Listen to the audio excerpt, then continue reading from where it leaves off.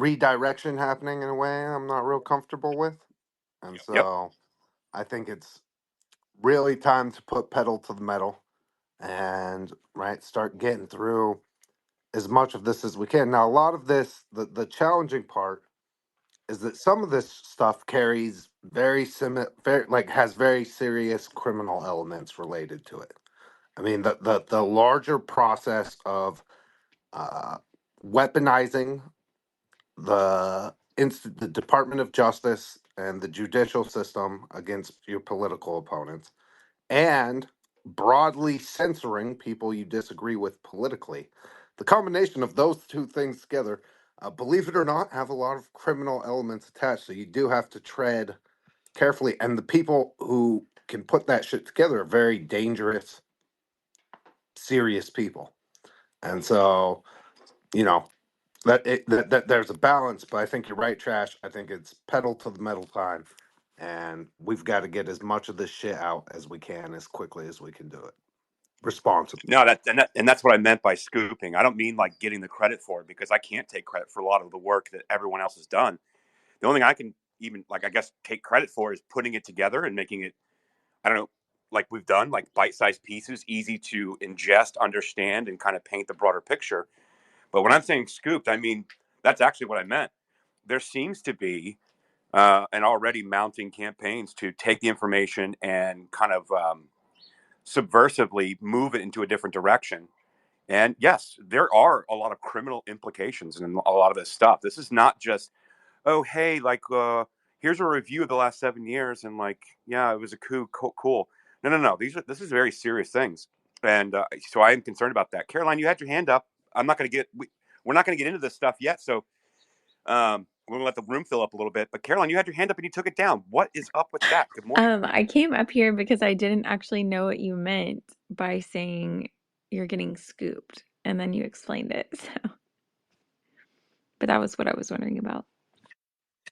Yeah, so like being scooped. This happened to Millie. So Millie, I'll give you an example of being scooped. So Millie, she had paid money and put a lot of time and effort into inserting somebody into the Sunrise Zoom calls, and a lot of these documents that came out of that, a lot of stuff that we've been talking about, came from that investigation. Keep in mind that was in 2020, and so obviously it was one of the most censored stories on social media, and this came out in the Twitter files, and essentially she's been like screaming into the void about all this stuff that we've been talking about over the last year and a half, almost 2 years, and no one was listening. And then all of a sudden, we were about to do a release on the Transition Integrity Project, and we saw like Steve Bannon and Raheem Kassam and many other people come out and start talking about it.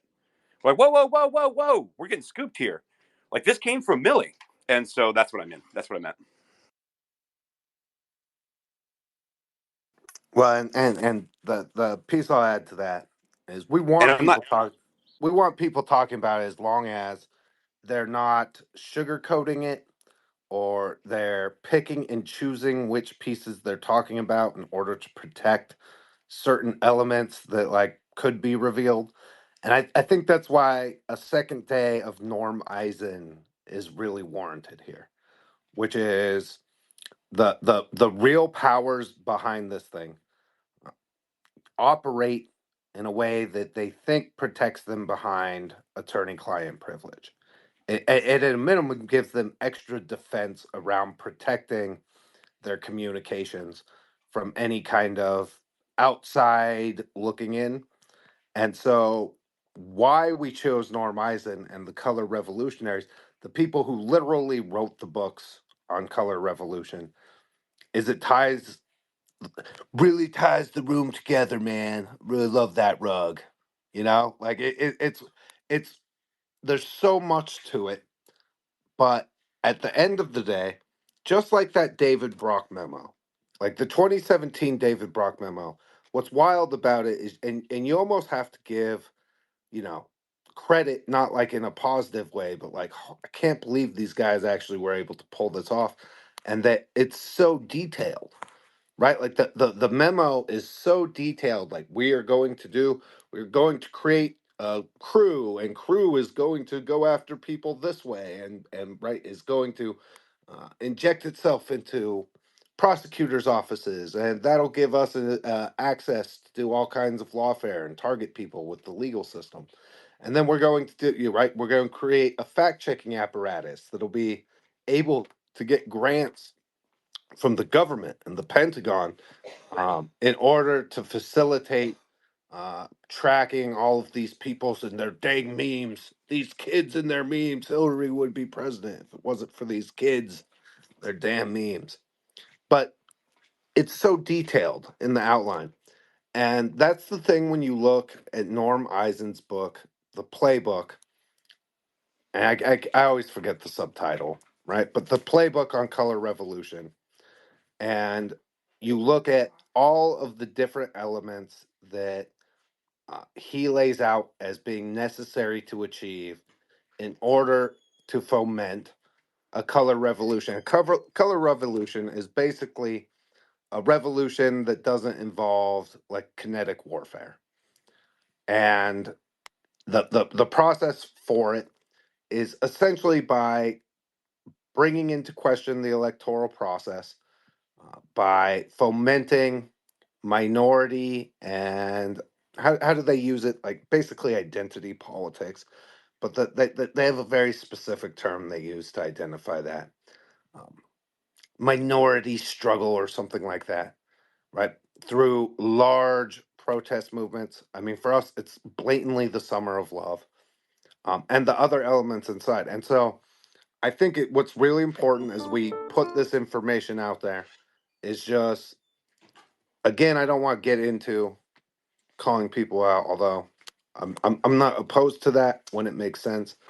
But I think the more productive use of our time is just to make sure that we present the entirety of the case the best we can and drive it home.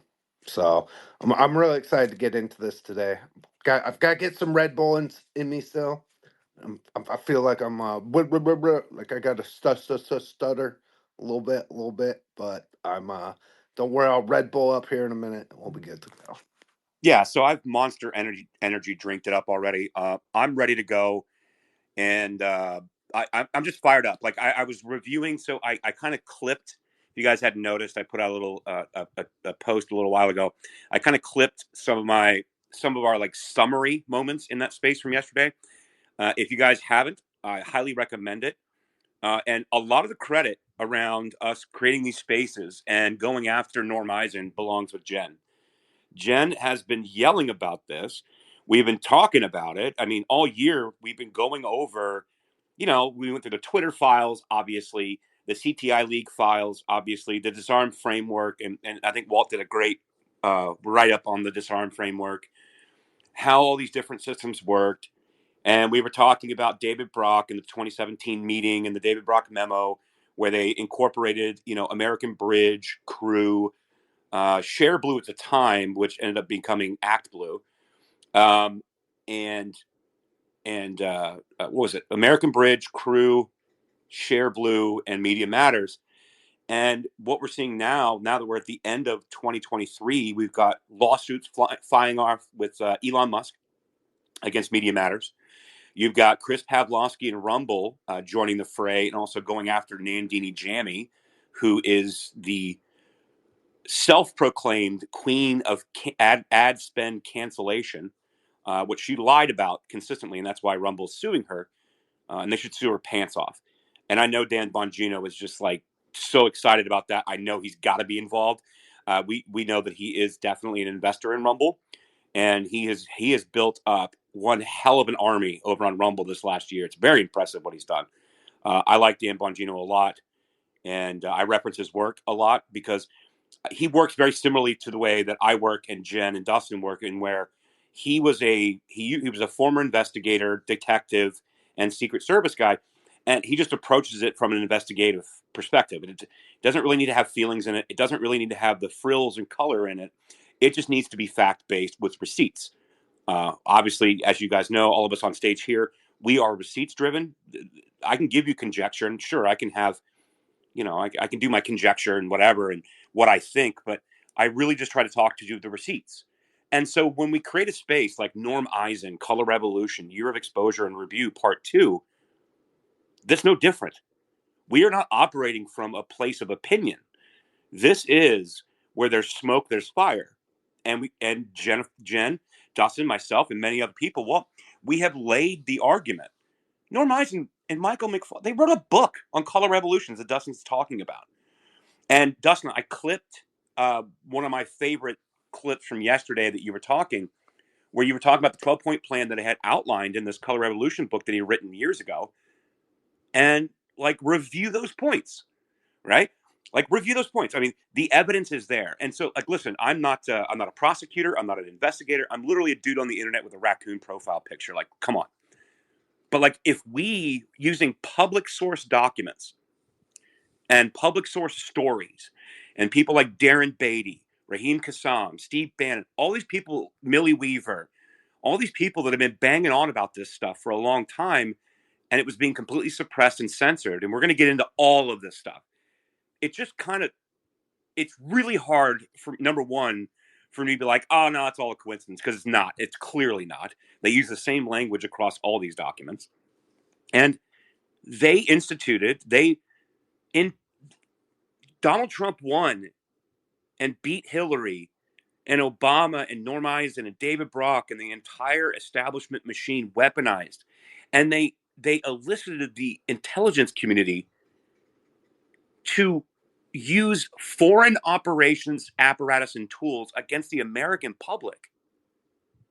Like, the gravity of this, and like what Dustin was talking about when we started, like, it's not about being scooped or being first. I don't really give a shit about all that. I just want to be right. Number one, I don't want to be first. I want to be right. But like, it's criminal. There is criminal stuff in here, and I want to be careful about this because I don't want to levy accusations, and I don't want to mislead people. But I definitely want to present the evidence and the case.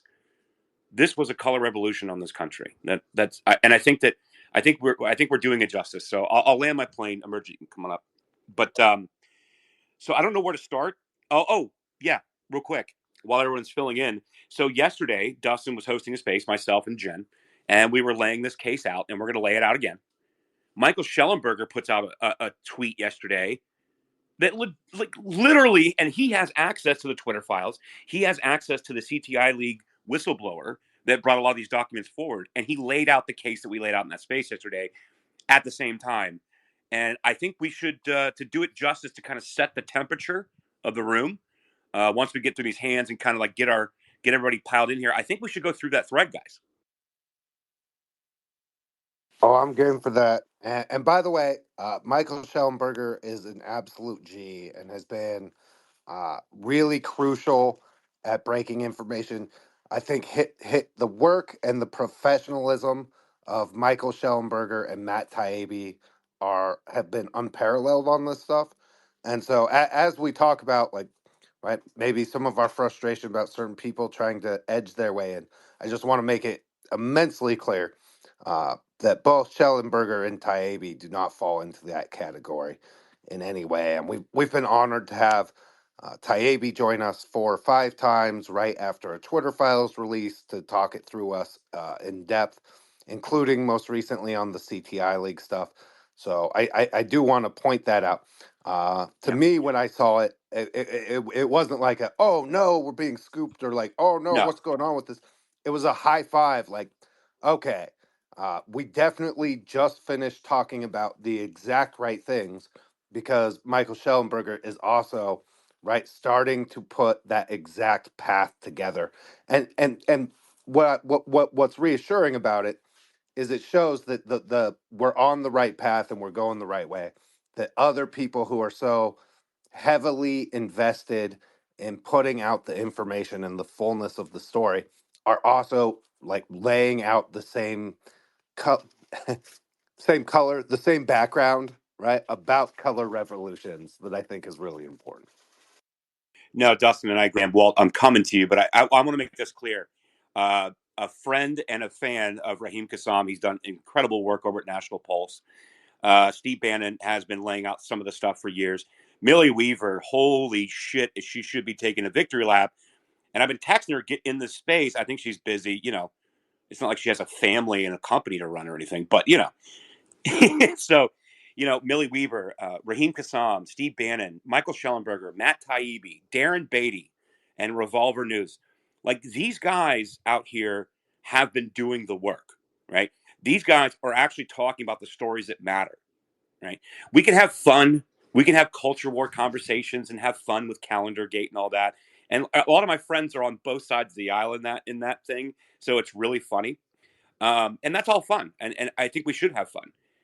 But if you really want to know who has been covering this stuff, who has been on the beat and on the pulse, no pun intended, Raheem, these guys have been doing it, and they've been doing it consistently and constantly. And they deserve our utmost admiration and respect, because we would not be able to essentially plow this path and show the American public what actually happened post Hillary losing, and how the last 7 years of our lives have been completely co-opted by a bunch of central planning communists, is what I'm going to call them, using uh, minority communities and LGBTQIA plus communities to basically subvert the will of the American people. And there is going to be a lot of people in the coming years that are going to feel completely disenfranchised. There's going to be parents and kids confused at what they did with their own kids because of what they did in the name of putting an LGBT flag at the U.S. embassy above the American flag. Like, I don't think people really understand how much they've been used, and they're going to be very disenfranchised. And I'm going to say this before we get into this: you you have to be. There's going to be a lot of people that are going to red pill, and they're going to red pill for the first time. And these are the same people that called you an idiot for not wearing a mask or getting a jab, and they're going to come out of the ether. I'm not going to be the one. I'm just not. I'm not going to be the one that's going to be mean. I'm going to be like, hey, glad you're here now. Let's take a look at this.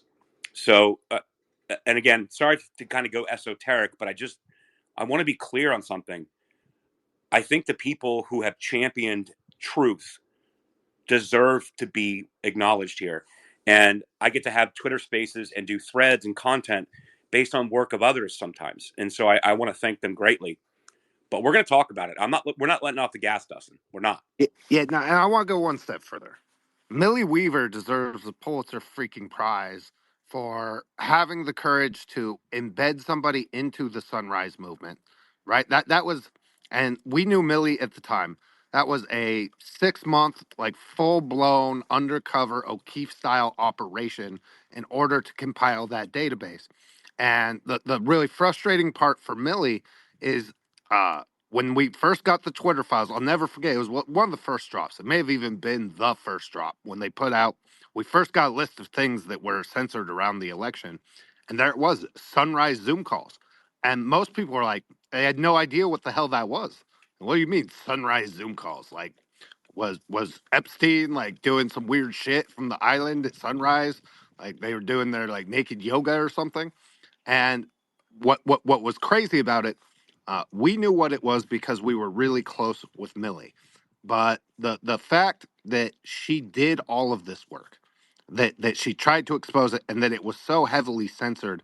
I mean, if we had real like journalist awards, I feel like that's the home run, right?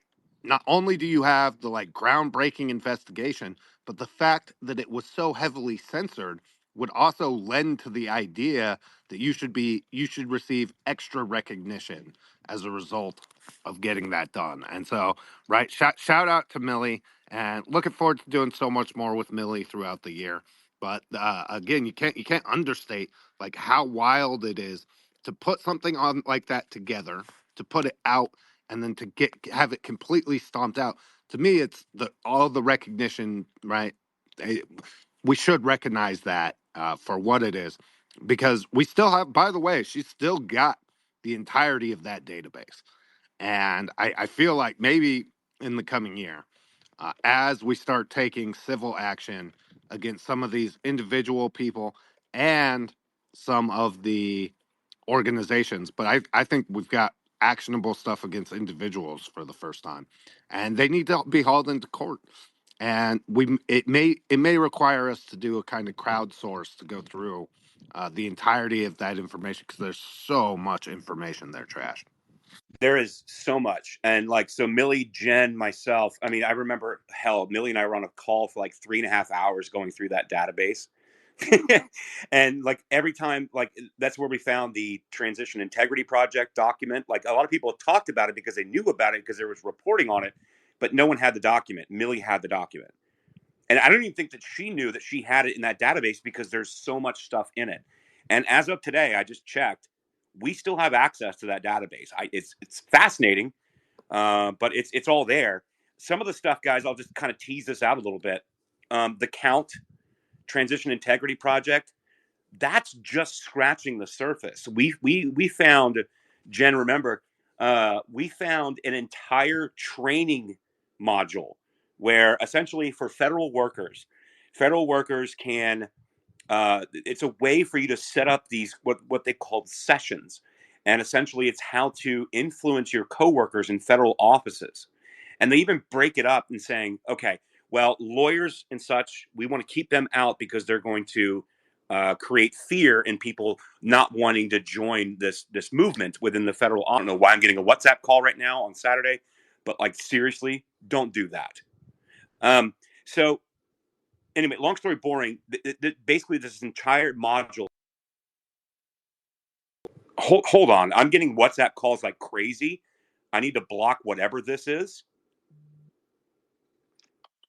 Dude, so Take a okay, so this shit is so insidious that sometimes I like when shit like this happens, I'm like, oh my god, they're literally sitting here fucking with us. Right? Because like this isn't just like, oh guys, like a bunch of angry people got together and did this and tried to stop Trump. No, they stopped him. They literally took over our government. They started a color revolution to install a senile idiot who is literally leading the world down a path of hell. So I don't know, Trash. Sometimes it makes me think. Let's kick it to Walt. What's up, Walt? Good morning. Good to see you. Morning, guys. Morning. And I just wanted to comment on what Trash said about us being scooped. I mean, some of it feels like that a little bit, especially because the EIP document that you guys covered in the space, literally 3 days later, they wrote it and actually used that same link in public documents talking about this. But to me, I think I agree that it's more important for this information to get out there and for people to actually see it before we worry about anything like that. I mean, the story is big enough that I mean, it'd be great if the people that really did the work like Millie really had all the documents like that all the way maybe 3 years ago. I mean, this is not new; she's had it for years. But it'd be nice if they would give them some credit at that. But at the same time, everyone needs to see this stuff. So if they have more reach and they can put that stuff out, I think it's more important for everyone to actually see the documents, get it to as many people as we can, get it in the hand of congressmen, because they need to see that all this stuff was planned from the very beginning. So the scoop is less important than it is to actually get this stuff actually dealt with. Because if we don't deal with it and the Congress doesn't know about it, no one hears about it because they continue to censor us and continue to shadow ban most of the people on this stage, then you know what? It doesn't matter. None of this, I mean, it needs to be seen by as many people as possible. So if that requires that, then fine. I mean, do whatever it wants. And I think the best way to deal with the scoop is just to say, sure, It was a joke. they're scooping this, but they're using our information. It's a joke. They're using our information it needs. Yeah. It was just a joke. No, Yeah, I know.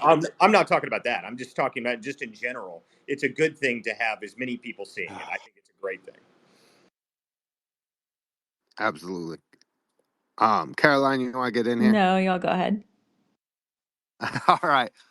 Listen, welcome everybody. Please retweet the space. It's going to be jam packed, full of information. We're going to start by going over Mike Schellenberger's thread on all of this information. And so, right, we're going to dive in there.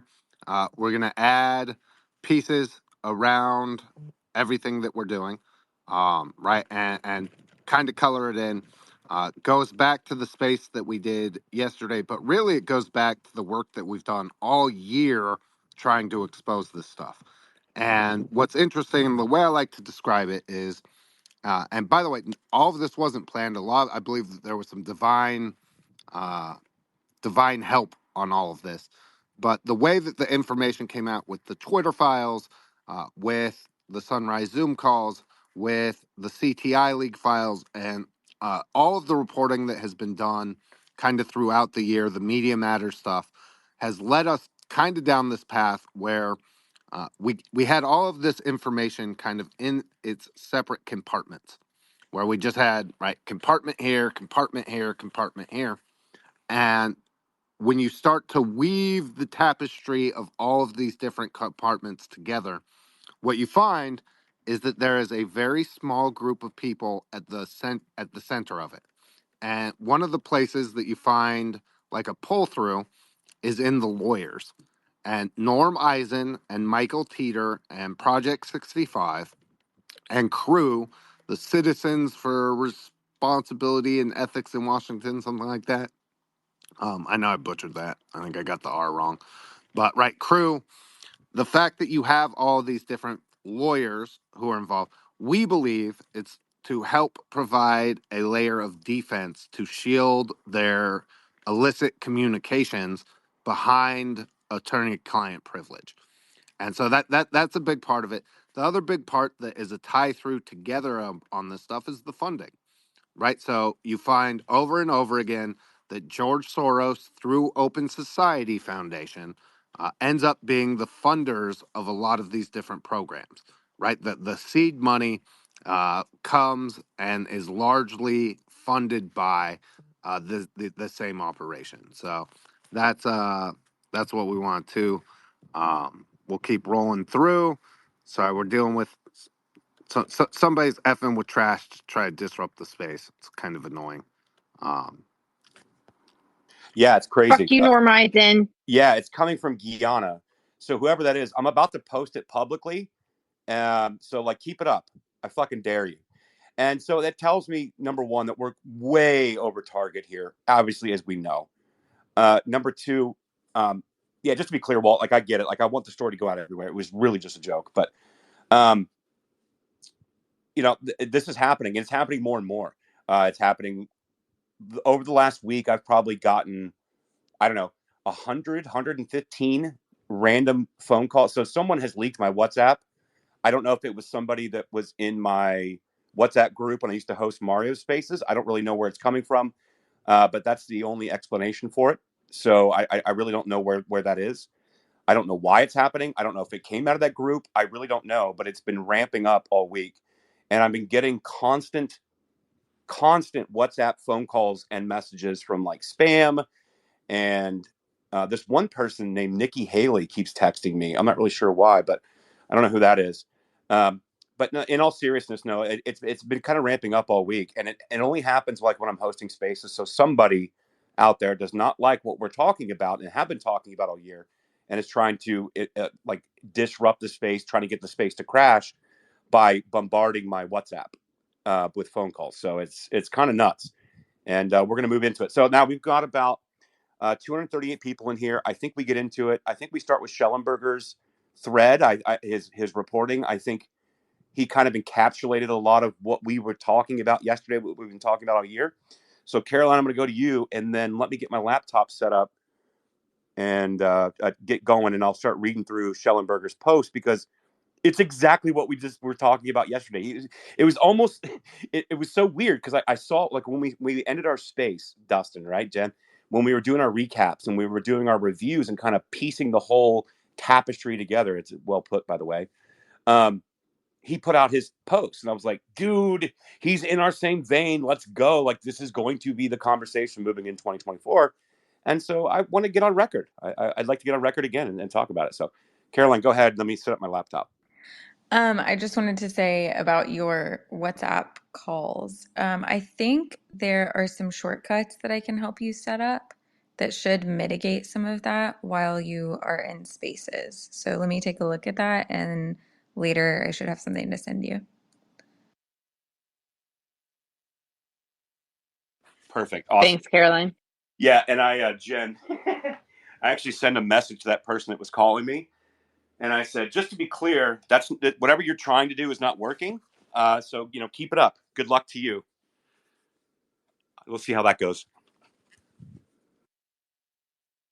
Honestly, it just shows how stupid they are. Right. It must be the blue hair. It must be the blue hair dye and the TRT drugs that they're taking. That Yeah, because obviously some guy in random Guyana right, needs to call Trash Discourse right now. Okay, I don't know how he got his number. Funny, haha. Well, if you guys remember, my employer was doxxed. I was doxxed back when I was covering the Michael Teeter stuff, pointing out that, hey, by the way, why is Ray Epps' attorney, Michael Teeter, the same Michael Teeter who's the executive director of the 65 Project, that was going after any attorney that was representing any election challenges in 2020 and January 6th defendants and Kerry Lake election challenges out here in Arizona. That same 65 Project trying to get people disbarred, including Jenna Ellis, that they came after her. That's who came after her, is representing Ray Epps in a lawsuit against Fox News. I'm sure it's nothing. I'm sure it's nothing. But, and at that time is when I got doxxed. And if you guys remember, all of my threads were phantom censored. So I could look at all my content, including that Michael Teeter thread, and I could see all of the content. But everything that I replied, like even if I replied to your tweet, it would be blocked. If all my threads, basically, so every reply in my threads were blocked and no one could read them. It happened at the same time. Maybe it's a coincidence that we've been talking about this again for the last 2 days, and I'm starting to get severely harassed through WhatsApp and through X and through everything else. So I find that interesting. But either way, you guys want to? I'm pulling up the thread right now. Oh, perfect. Emergent's got his hand up. We'll go to you, Emergent. I'm going to go through Schellenberger's thread, and we are going to give you guys the analysis that you never thought you'd hear. Emergent, go ahead. Yeah, I just wanted to chime in on the harassment stuff, and I can say that I've dealt with quite a bit of that, kind of off and on, but particularly recently. I exposed one of the Bellingcat contractors who was actually stupid enough to leave like his CIA background and all of his credentials and all the NGOs and think tanks he was working for. He was dumb enough to leave that in his LinkedIn bio. So I think in general, like any other thing, a lot of these people, you trace them and they trace back to NGOs, intel establishment. And I think like any other organization, this is not the dullest brothers version of the intel establishment anymore. A lot of these are dumb woke kids that are really quite stupid and really quite brain dead obvious in their tactics. And like the other day I was getting like to the point where and it was when I made that big Ukraine post in Tucker's comments, I was suddenly getting targeted. Everything I posted was getting mass reported, so it got flagged in the algorithm for like 2 or 3 days afterwards. And it's like they try all this really dumb stuff, but they give up pretty easily when it doesn't work and they see that it's not rattling you. Right. Yeah. They don't have much effort if it doesn't actually work. Like they want that instant gratification of, oh, see what I did? It worked. And they don't even want to put the energy into that. Like these people don't even want to work, like, so, let alone actually, try to affect anything at all. So pretty fascinating. And Bellingcat, my God, I can go on for hours about that. When I was, deep diving Ukraine war and all that bullshit. So I'm with you on that. And like NAFO and everything else. So, oh yeah, I mean, NAFO is just such. It's one of those things that, and there was even one that Kim.com posted. He was talking, and it was actually they posted a public link to an internal CIA and think tank brief, and they were actually talking about NAFO and the tactics they were using, and it really sounded like. It sounded like if a bunch of boomers and spreadsheet college nerds went to 4chan and started like, okay, what words are they using, guys? Let's put it on the spreadsheet. And it was like a bunch of people that don't get internet culture trying to overanalyze it and try to see it through their stupid woke lens. It was really kind of hilarious. And it kind of dawned on me like these people don't get it. They're really out of touch. And like I said, the vast majority, and I think, I've worked in and out of various DOD, DOE, done a little bit of OSINT work. And I think these days, those organizations are suffering just as badly as every other corporation because what do they have to choose from for talent? It's woke college kids with all this nonsense in their heads. And it's compromising their effectiveness just like everybody else. It is. All right, let me reset the room. I agree. I can go. We can have another space about that. I've actually done a lot of exposure on NAFO as well, but I don't want to get into it right now because, man, it's really, really tempting me. But so, guys, we started this space because we have been covering many of the things that is the culmination of what we're calling the color revolution. And I think Jennifer Lawrence deserves a lot of credit with this because she has been banging on all year. She's like, normizing, normizing. I'm like, I know, but like, let's cover this content so we can put the pieces together. It's like, nope, normizing, color revolution, orange revolution. I'm like, okay, I agree. But she's been absolutely spot on. And we held a space yesterday where we kind of tied all this together. And now that we have all the pieces through the reporting of Michael Schellenberger, Matt Taibbi, Galaxy Brain, which is Alex Gutentag, even Bari Weiss, who had early access to the Twitter files, Millie Weaver, my God, she needs a Pulitzer for what she actually did, versus the fake New York Times articles on the Russia PP tape hoax that people got Pulitzers for. Raheem Kassam, Darren Beatty, Steve Bannon. I mean, all these guys, they have been putting in the work, and it is the culmination. We're seeing the entire picture. And yesterday, while we held this space, and we're going to do part 2, where we're exposing Norm Eisen, and for the color revolutionist extraordinaire, as I like to call him, was directly in the center of all of this, coordinating all of this. The S.J. Terps of the CTI League, the Renee DiResta, Michael McFall, another color revolution extraordinaire, very famous for his work in Ukraine. All these people were part of what we believe to be a color revolution. I'm not wearing contacts. So, Jen, I'm going to come to you, and I'm going to go through this thread that Michael Schellenberger put out yesterday because I think it's going to reset us into the direction of that. Go ahead, Jen. Perfect. I just wanted to add, so the book that Norm Eisen wrote, that was before January 6th, the democracy one. He's since come out with a new book called, I think, Overcoming Trumpyism or something. How to like live in a post Donald Trump world or something. I don't know, but it's kind of ridiculous.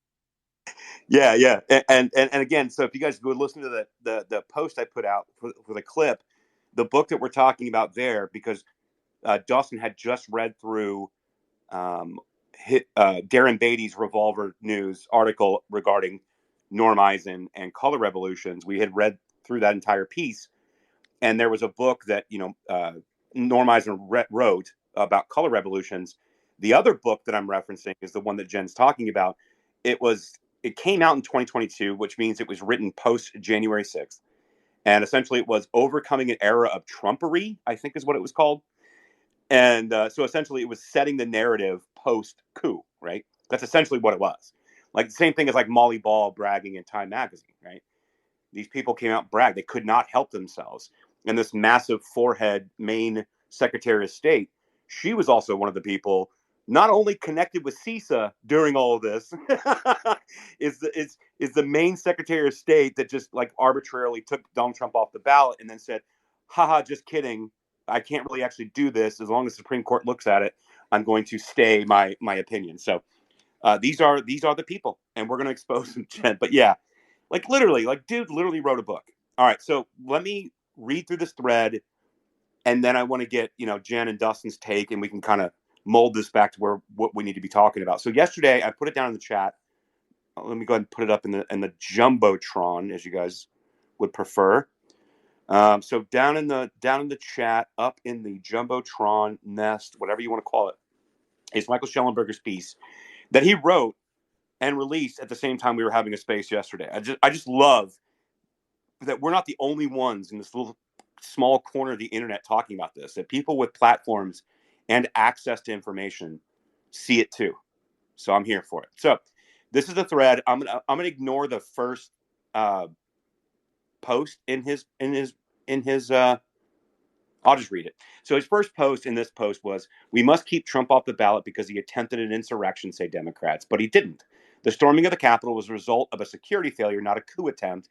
And now we know the U.S. government operatives and Soros money are behind the plot against democracy. And oh boy, do I have the receipts.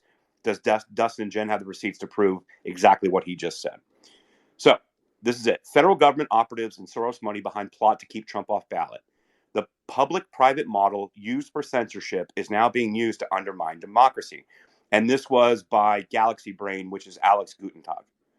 So Noah Bookbinder, advisor to the U.S. Department of Homeland Security, which is DHS, and president of Citizens for Responsibility and Ethics in Washington, CREW, which is behind the effort to keep Donald Trump off the ballot, President Joe Biden and Maine Secretary of State Shenna Bellows, George Soros, Maine's top election official, removed Trump from the state's 2024 primary ballot on Thursday, joining the Colorado Supreme Court in disqualifying Trump from running for president.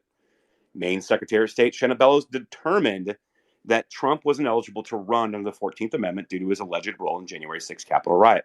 Quote, tonight's decision relied heavily on the precedents CREW's clients set, first in New Mexico in 2022, then again in Colorado last week, said Noah Bookbinder. Oh, by the way, I believe, and correct me if I'm wrong, but what they're referencing in New Mexico in 2022, they're talking about Couy Griffin, I believe, in this. So he They was, are. okay, all right. I just wanted to make sure that that's what they were talking about. That's Couy Griffin, who was removed from ballot to be elected an elected official. I believe, what was it, sheriff? Was that what he's running for? Dust, what was his position? Coy was actually removed from office. He was a sitting county commissioner. County commissioner. Yep. He was a county commissioner and part of me and Jen's January 6th group. Never went into the Capitol. Never made it inside, and was leading prayers on the steps of the Capitol. He's a very intensely Christian man and a good friend of ours. And he's been fighting this, by the way. We've got some updates, but I won't. I digress, as I think we've adopted saying.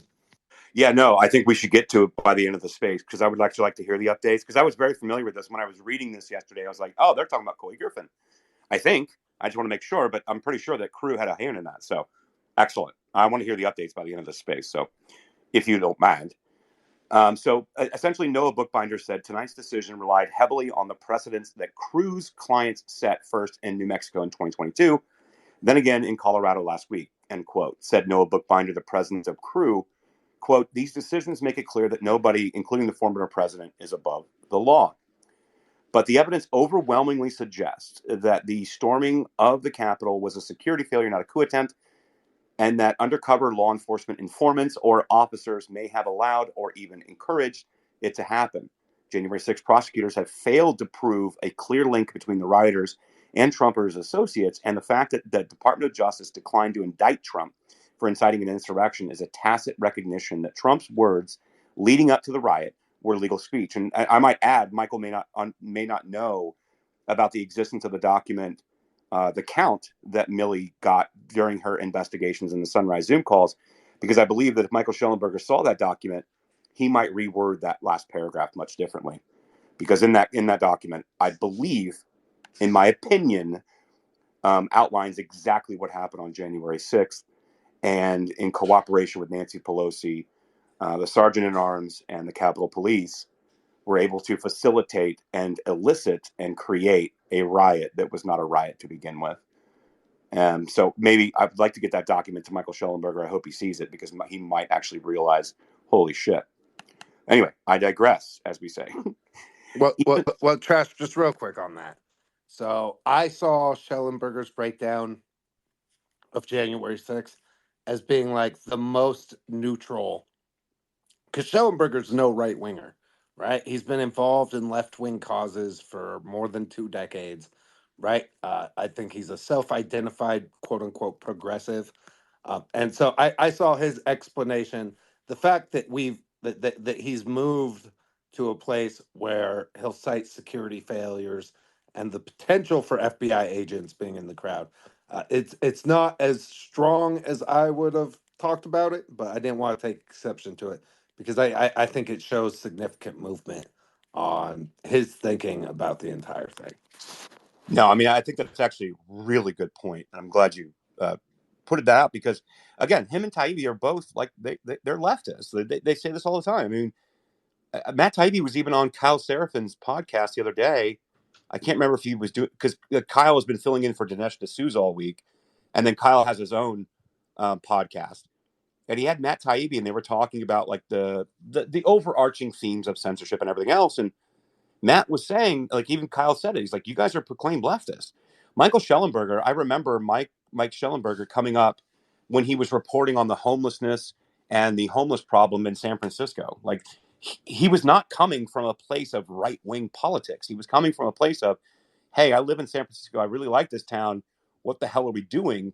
You know, we're giving out drugs, and there's drugs and poop all over the streets, and that's where Michael Schellenberger was coming from. Like, so you're right. I think seeing him even move to the point of maybe saying what he's saying here, I just really wish he could see Milley's document, the count, because I think it would move him even further. I guess is what I'm saying. He would understand a little bit more. But man, he's on it, and I'm okay. Real quick, sorry to interrupt and stall, but let me just say this. Matt Taibbi, I've talked to Matt personally. We had several spaces where he came in and talked to us about what they're working on. But he explained to me in one space when we were covering the Twitter files of how the Twitter files worked. And early on, when the Twitter files were going on, James Baker, who was a former FBI agent that was reviewing and allowing the release of any Twitter files information, was still working at Twitter at the time when Elon took it over when they started this thing. And he was vetting, deleting, removing a lot of the content before the Twitter files could be exposed. And how the Twitter files worked was they put in requests through the team of specific content that they were looking for. It wasn't that they had access to a fire hose of information and then they had to try to figure it out. They put in requests, specific requests and requests of information, and then they had to try to tell a story on the information that they received. This is how the Twitter files worked. And so with Michael Schellenberger and Matt Taibbi, I believe, had been working on this stuff long before they had access to the Twitter files, understood maybe just tacitly or a little bit of what was going on. And then they requested specific things so they could actually tell the story that would back up their thinking. And so I want to give credit to them because they were onto this stuff. They just didn't know who, what, where, and what the information was that they could put out and request. Does that make sense? I hope that makes sense. It makes sense to me, Trash. And I think like what we need to point out is going into this, right? Like the when as we were doing the bus tour, we were seeing all of the agitators. We were seeing like all of this stuff come out in the news. And we were all kind of being like, you know, like what is going on here? All these people are working together. And the pushback that we kept getting was, oh, what do you guys think? There's some grand scheme where they're all working together against you guys. Like, that's so crazy. Like, you guys seem nuts when in actuality it really was a grand scheme where they all were working together against us. And I think it's that disinformation that was pushed out that really shielded a lot of what they were doing. 100%. Oh, so one of the things that Savvy tells me I say too much on Spaces is 100%, but it is my transition because I agree with the information that was just said, but I'm trying to work on getting other transition statements where it acknowledges exactly what you just said, and then I can move to the content. So anyway, it's been pointed out to me I say 100% a lot, and I'm trying to work on that. But it's But you're correct. just a raccoon on the internet. It's Yeah, what do I okay. know? I dive in dumpsters for chicken wings. Like, what do you want from me? All right. So let me get back to this real quick. I just wanted to kind of lay some things about for people to understand who Michael Schellenberg and Matt Taibbi and Alex Gutentag and many of these other people are. These are people that are in the fight for truth that don't agree with us politically. And I'm here for it. Be my friend, please. I don't care if we agree politically. Do we agree on the truth? That's what's most important. That's what I was trying to convey here. So as we read through this, I just wanted you to have that in your mind so you understand. Even some Democrats and mainstream news commentators agree that Maine's decision has no merit, said CNN's senior legal analyst yesterday about Bellows' removal of Trump from the ballot. Quote, she based her ruling on a lot of documents, but also YouTube clips, news reports, and things that would never pass the bar in normal court. She's not a lawyer, by the way, end quote. In trying to keep Trump off the ballot, Democrats and progressive advocacy groups have said that they are protecting democracy. It's true that some of Trump's rhetoric is alarming to many liberal voters. For example, Trump recently said, after being asked if he would be a dictator, he said, yes, yes, yes, one day. We remember that. It was Sean Hannity. We remember that. He said, I'll just be a dictator for a day. I don't want to get into Project 2025 and what he actually means by that. It doesn't really matter. I don't care.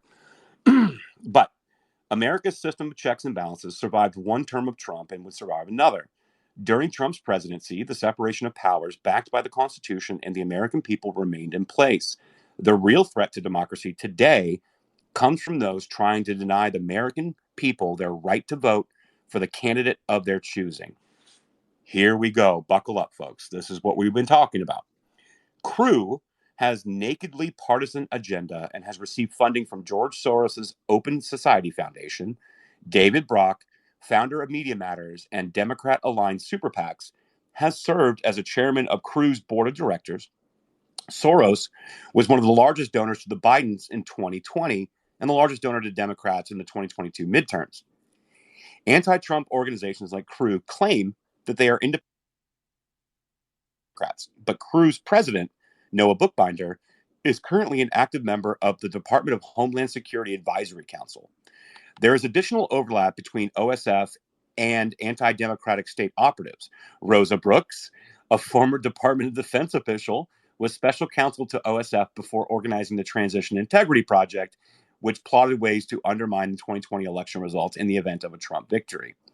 This strongly suggests that OSF's and Crew's assault on democracy is part of a larger pattern that has emerged from the public's reporting in which government agencies use nonprofits and, quote, public-private partnerships, end quote, to launder their censorship and anti-democracy activities through supposedly private entities. These private groups may appear to be operating independently, but they are a part of a coordinated effort backed by Soros, the intelligence community, and a network of long-term government bureaucracy, sometimes called, quote, the deep state. Through this effort, government officials and well-funded NGOs are attacking democracy in the name of saving it. Over the past year, Public has documented, Public is Schellenberger's group that he formed, post-Twitter files. Public has documented the close ties between non-governmental groups and federal security and intelligence agencies. Our investigations have revealed that these nonprofits and their government associates targeted conservatives, sought to interfere in the 2020 election, and called for censorship of true content about COVID-19, i.e. malinformation, information that's true, but they don't like how the public's going to perceive it and act upon it. We also discovered that the US and UK military contractors made a plan for cognitive security. I would like to edit Michael Schellenberger's reporting here. It was actually not cognitive security, it was cognitive infrastructure. And this was rolled out from CISA. And basically, Jen Easterly, who is the head of CISA, basically said that our thoughts and words are part of cognitive infrastructure, therefore are under the purview of national security. Did you have something to add, Walt, real quick, as I keep going? Yeah, I wanted to add to that. So when we started covering the disarm files, when we started looking into that stuff, I actually sat down with a group of cyber intel guys, and CogSeg kept coming up, and I didn't know what that was. So you said cognitive infrastructure, and I was curious what on earth cognitive security really was. And just for everybody out there listening, these cybersecurity guys that are, top of the game, really, really do really high technical work, essentially explain to me that the people that are in cybersecurity that do cognitive security are like the diversity hires. They're not good at technical stuff. They're really, really bad at understanding how to actually build and do technical security work. So they stick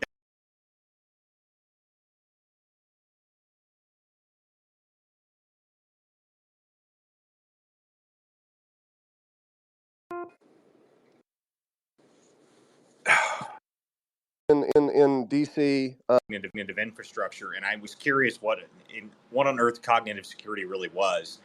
And just for everybody out there listening, these cybersecurity guys that are, top of the game, really, really do really high technical work, essentially explain to me that the people that are in cybersecurity that do cognitive security are like the diversity hires. They're not good at technical stuff. They're really, really bad at understanding how to actually build and do technical security work. So they stick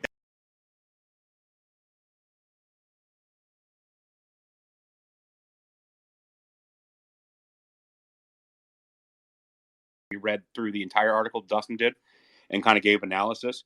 finally responded, but they of true content about COVID. It's also a direct put in the CogSec or cognitive infrastructure was because they were ideologically aligned and probably more logically would go along with the censoring of American speech of a narrative that they don't like. So Jen Easterly put out a brief about cognitive infrastructure. Tracy Beans, a friend of mine, she covered this on Uncovered DC, which basically cognitive infrastructure was essentially, this was put under the purview of national security. Therefore, CISA had an obligation to police and monitor speech and thoughts. This is kind of like the Minority Report thought police, essentially.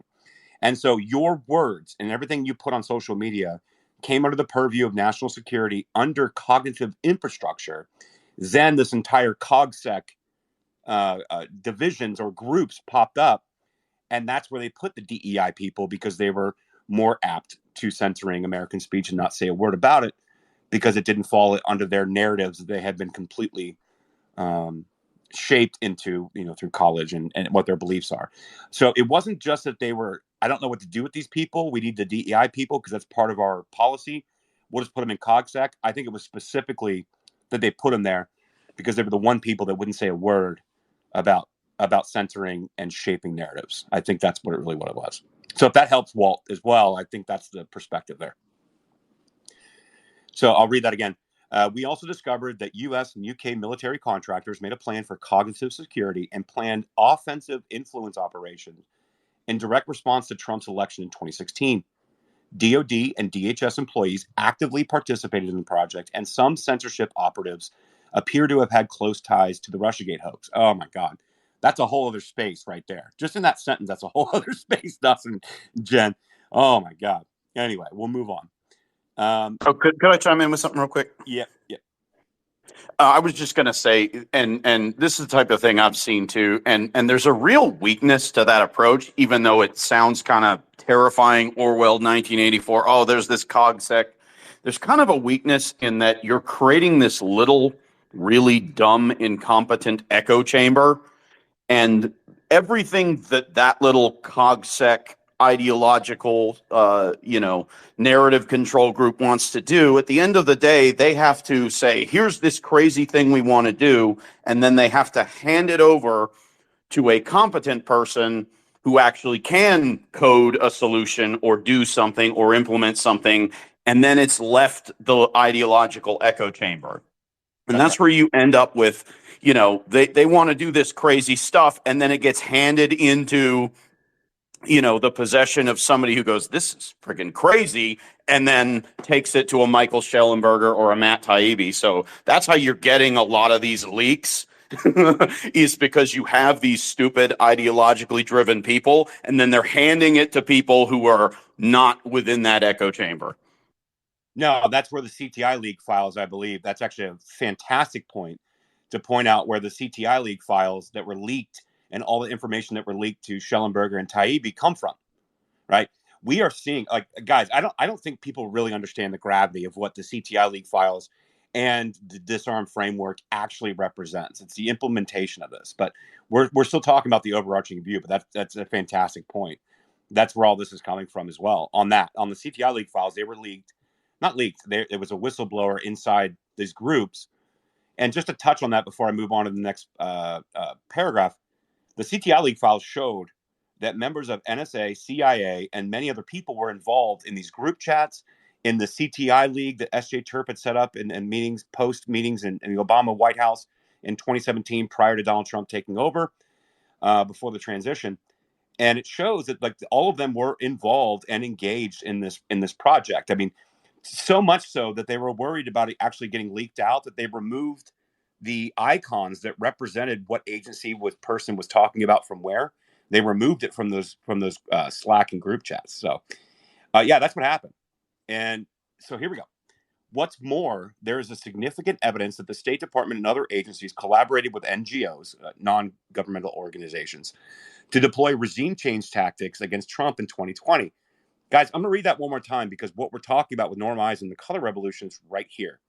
What's more, there is significant evidence that the State Department and other agencies collaborated with NGOs to deploy regime change tactics against Trump in 2020. That is so important to note.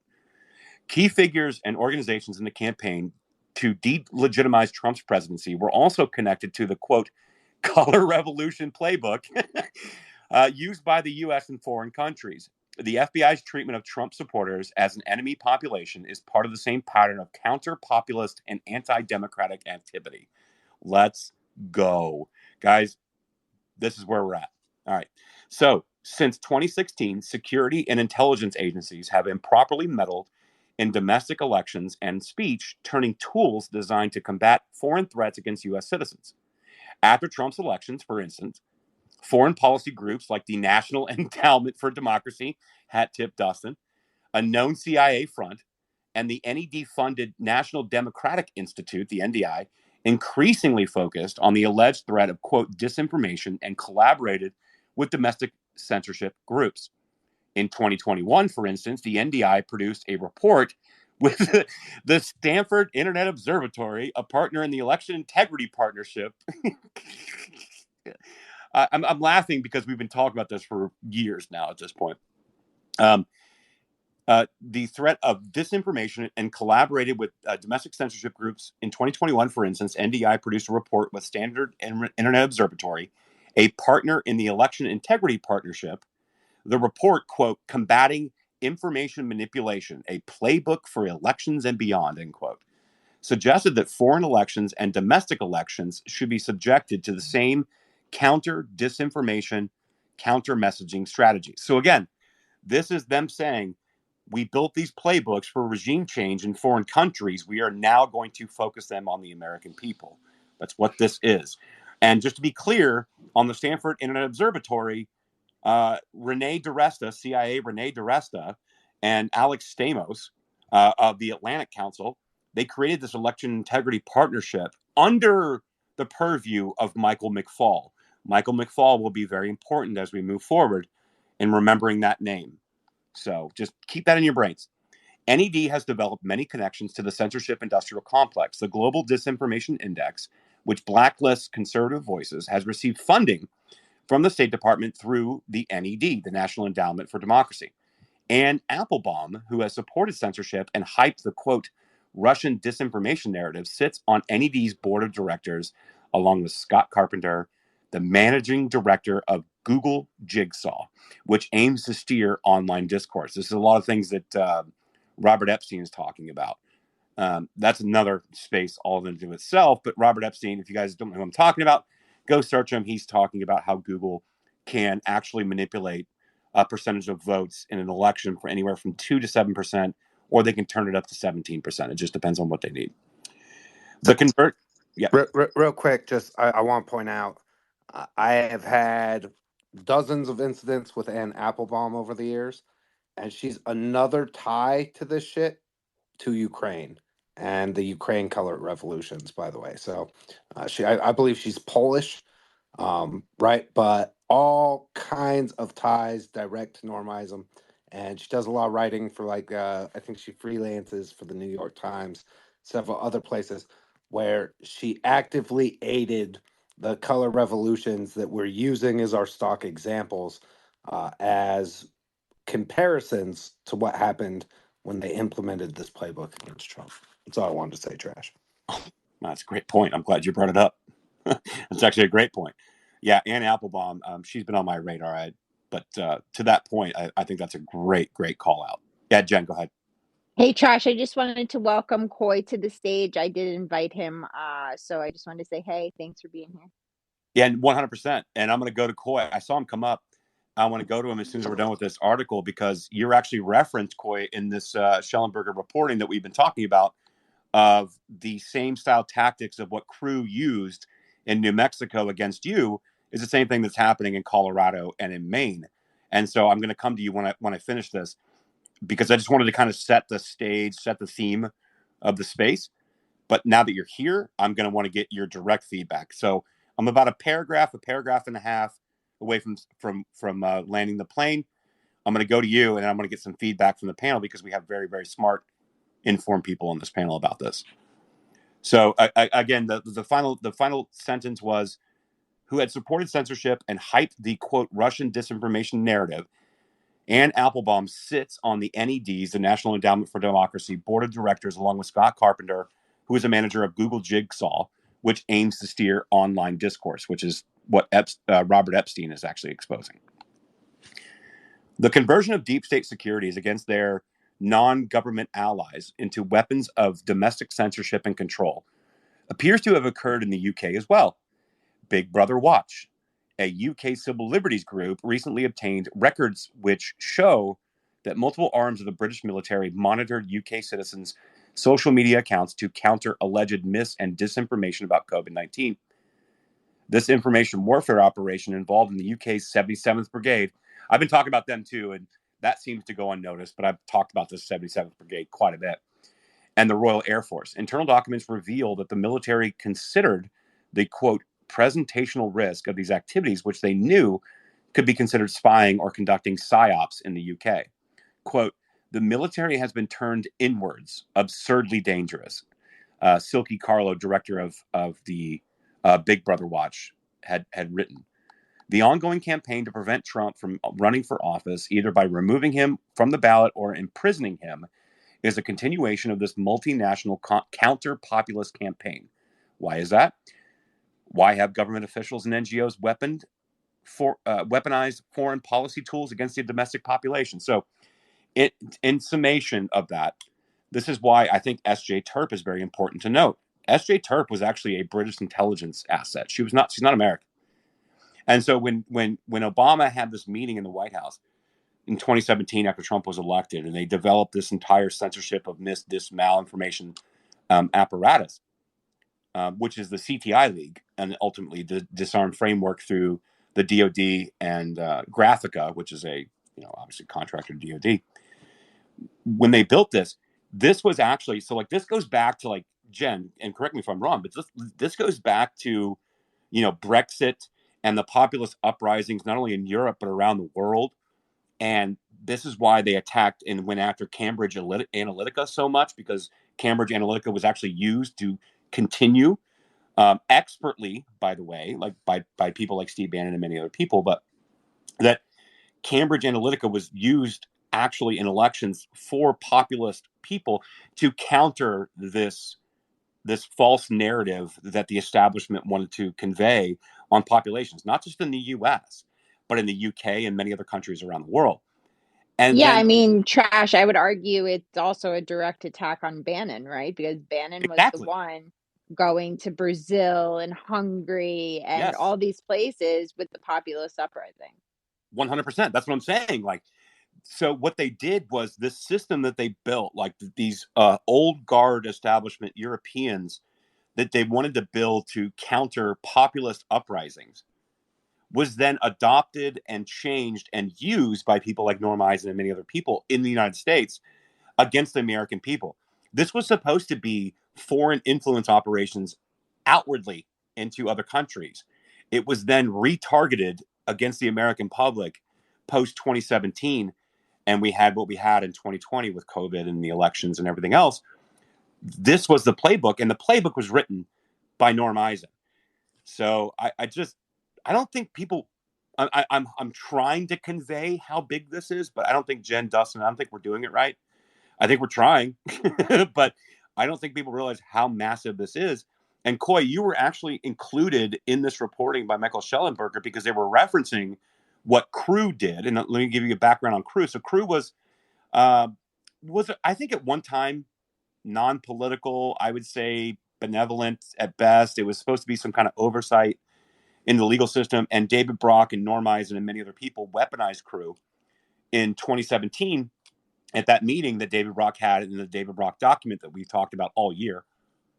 And then Crew was actually used against you with fake allegations regarding January 6th, and Crew fundraised and then weaponized.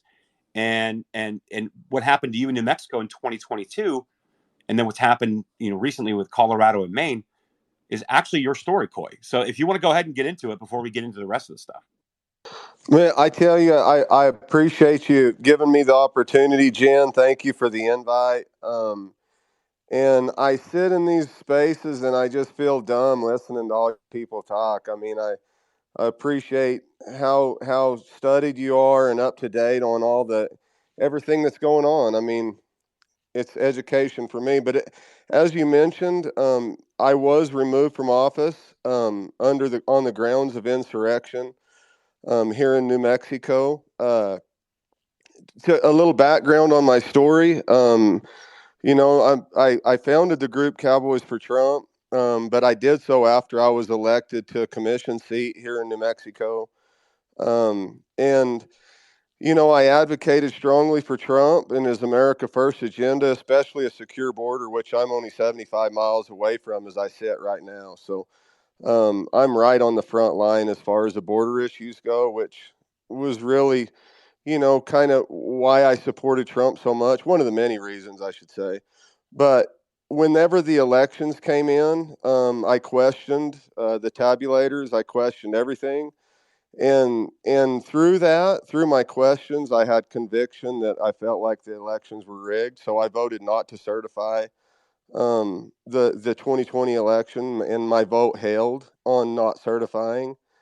And that's what drove me to Washington D.C. on January 6th, was to continue with that conviction, to honor my oath to office, and stand peacefully and patriotically with so many other Americans to protest the results of the election. Not only a Constitution given right, but a God given right. And so after that, after my participation in January 6th, I was convicted or I was charged with a misdemeanor trespass charge of knowingly entering restricted grounds. And I spent 3 weeks in the DC Gulag on a misdemeanor trespass charge in solitary confinement. They held me for 9 days without a shower. The first 9 days, I was restricted a phone call to anybody. They just stuffed me in a closet, and it was a difficult time, and I'm terrified that people are still in that place. But that's another topic. But to go back to my removal, so I spent the time in DC. I went through whenever I came back here to my county. This is a significant part of my story, is that they tried to recall me after January 6th. I came back, and all my adversaries inside of my county, inside of my district, they waged a very vicious recall campaign against me that was funded heavily with ad spots on the radio, newspapers, people standing on the side of the road with signs, petitions. They were going door to door. Long story short, they were only able to come up with 26%, and they couldn't even. Their recall failed. The people spoke. The recall failed, and I survived it. So since they couldn't remove me from office with the recall campaign, there were plaintiffs from outside of my county that filed a civil lawsuit against me on grounds of insurrection, and Crew is the one that represented them.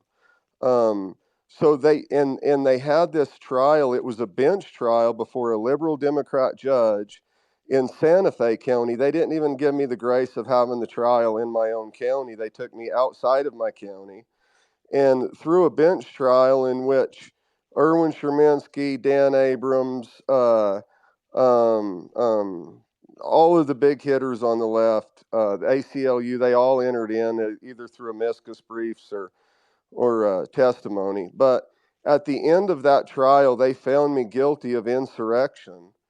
And through a state district judge's order, he removed me from office and barred me from ever holding office again on grounds that I violated my oath by participating in an election and directly cited Section 3 of the 14th Amendment. So, whenever a lot of people say no one has been charged with insurrection, um, it really stings me kind of deep, because I was removed from office from insurrection, but nobody knows. My story hasn't been really told by much on the bigger platforms.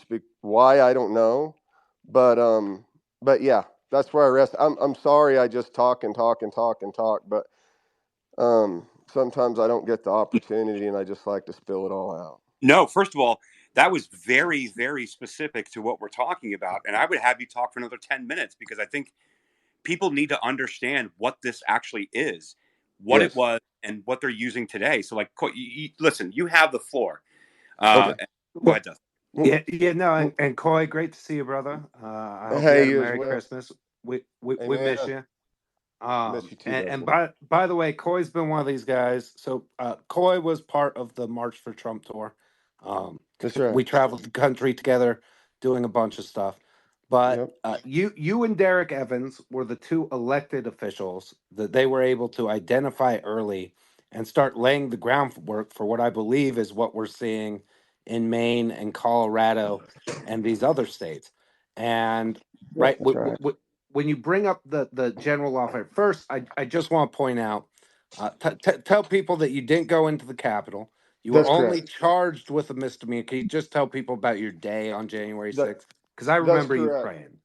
Yeah, I mean, I had no intention of even going to the Capitol on January 6th, Dustin. As you mentioned, we all just traveled on an America First platform up through the South. It was a great honor to speak on the stage, on the same stage as people like yourself and Jen and others, that spoke. And on the day of, I was just planning on going to the Ellipse, but if you remember, I wasn't even included. I didn't even get to go inside. I mean, I kind of lost touch with everybody before we got there, and so I just stood in the crowd outside the Ellipse, listened to the speech, and then I got a text from Gary Chapman, a good friend of mine, telling me that I needed to go to the Capitol and pray with people, and so that was why I went to the Capitol. I had no intention of going, but through that text, I walked down to the Capitol. I stood on the west side peacefully and patriotically. I didn't feel like I did anything wrong on that day.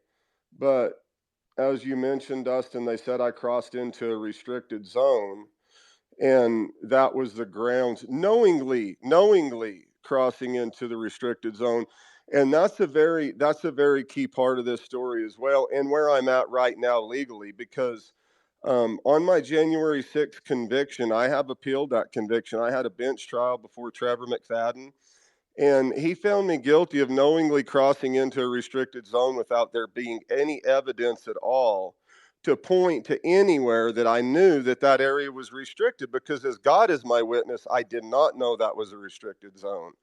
So the government failed on that phase, and we pointed to that through our appeal. Lisa Wright from the DC Court Appellate Attorneys, um, bang up job on her briefs, pointed specifically to the fact that the government failed to follow U.S. code in restricting that zone in regards to signage and the right size barriers and all the code the government is held to. So I'm really looking for a good win on that front. I have two major legal actions right now as I sit. That J6 appeal, the one I'm talking about, I believe that whenever it's about a month out probably. It was argued. I was present in D.C. when it was orally argued about 2.5, 3 weeks ago. Now they said it was going to be 6 to 8 weeks to come back. The appellate bench is a panel. It's three judges on the bench, but through the discourse, the back and forth between my attorney and the bench, I really do think that this is going to be remanded back to McFadden, and the bench is going to ask McFadden to produce the evidence of his conviction. And that's going to be the time when it's time to get the popcorn out and see what McFadden does, because he was wrong in his conviction, and if he has his feet held to the fire by the appellate court, which is what the appellate bench is for, it's our recourse when we feel like we were unjustly convicted. And so that's what I'm looking for there. Now, on the removal side, through what I was first talking about on the Section 3 of the 14th Amendment, um, that is right now currently under appeal. And for the legal minds out there, it's a very interesting course of action that this has taken, because I was removed from office. The county sheriff removed me in my county. They stood at the door of my office while I cleaned my desk out. And so they threw me out of my office. When they did that, I appealed to the New Mexico Supreme Court. Well, my appeal to the New Mexico Supreme Court was finally responded, but they didn't render an opinion. They only said, yes, we stand by the district court's decision, without an opinion attached, which created an avenue for me to go to the United States Supreme Court, because I didn't get my opinion. So I went to the U.S. Supreme Court, And I had Peter Tickton, great attorney from Florida, Tickton Law. I met him down at Mar-a-Lago, where we had dinner a couple nights. He's known the president since he was 15 years old. And I mean, he's represented Trump in different cases. He's a marvelous guy. Him and Trump lived together Boy, when they were. that's who so I know Peter really well. He went to New York Military Academy with Trump. Yeah, I've him and known Trump. Peter for over a decade, and that's who I worked for on President That's Trump's legal awesome. team following the J6 committee. That's Hey, Coy, awesome. do Well, you mind you if I chime in with a quick question here? absolutely, absolutely. Yeah, I just wanted to ask what was the timeline of this? How soon? And I apologize if you said this earlier. I was just trying to make sure. No. How soon after J6 did you hear about this? How long did the trial or the proceedings take? Could you just give us a quick timeline of that? The Section 3, the removal, is your Yes. question? Yes. Well, as I mentioned, after J6, there was a recall effort that was waged against me that was probably about a 6-month ordeal. So I would say the crew action was shortly after that. I don't know, inside the year, probably, maybe. I don't know. But whenever I was attacked with this, since this is a civil action, you're on your own. And so I put feelers out, man. I mean, I sent messages to Cash Patel, Sidney Powell, who's represented me before in the 10th Circuit and lost miserably, unfortunately. Sidney, I reached out to Sidney in defending the Republic. I reached out to everybody that I knew that I felt like could help me with my legal defense in this. And every line that I cast had nothing on it. Nobody would respond to me. Nobody. And so I went through this removal thing as a pro se defendant. I mean, I didn't have the money to hire an attorney. And I thought, well, I know some smart guys that know the law. And I feel like we did a damn good job through the trial. I think we were much better represented as pro se defendant as I would have been with counsel, bar certified. That is.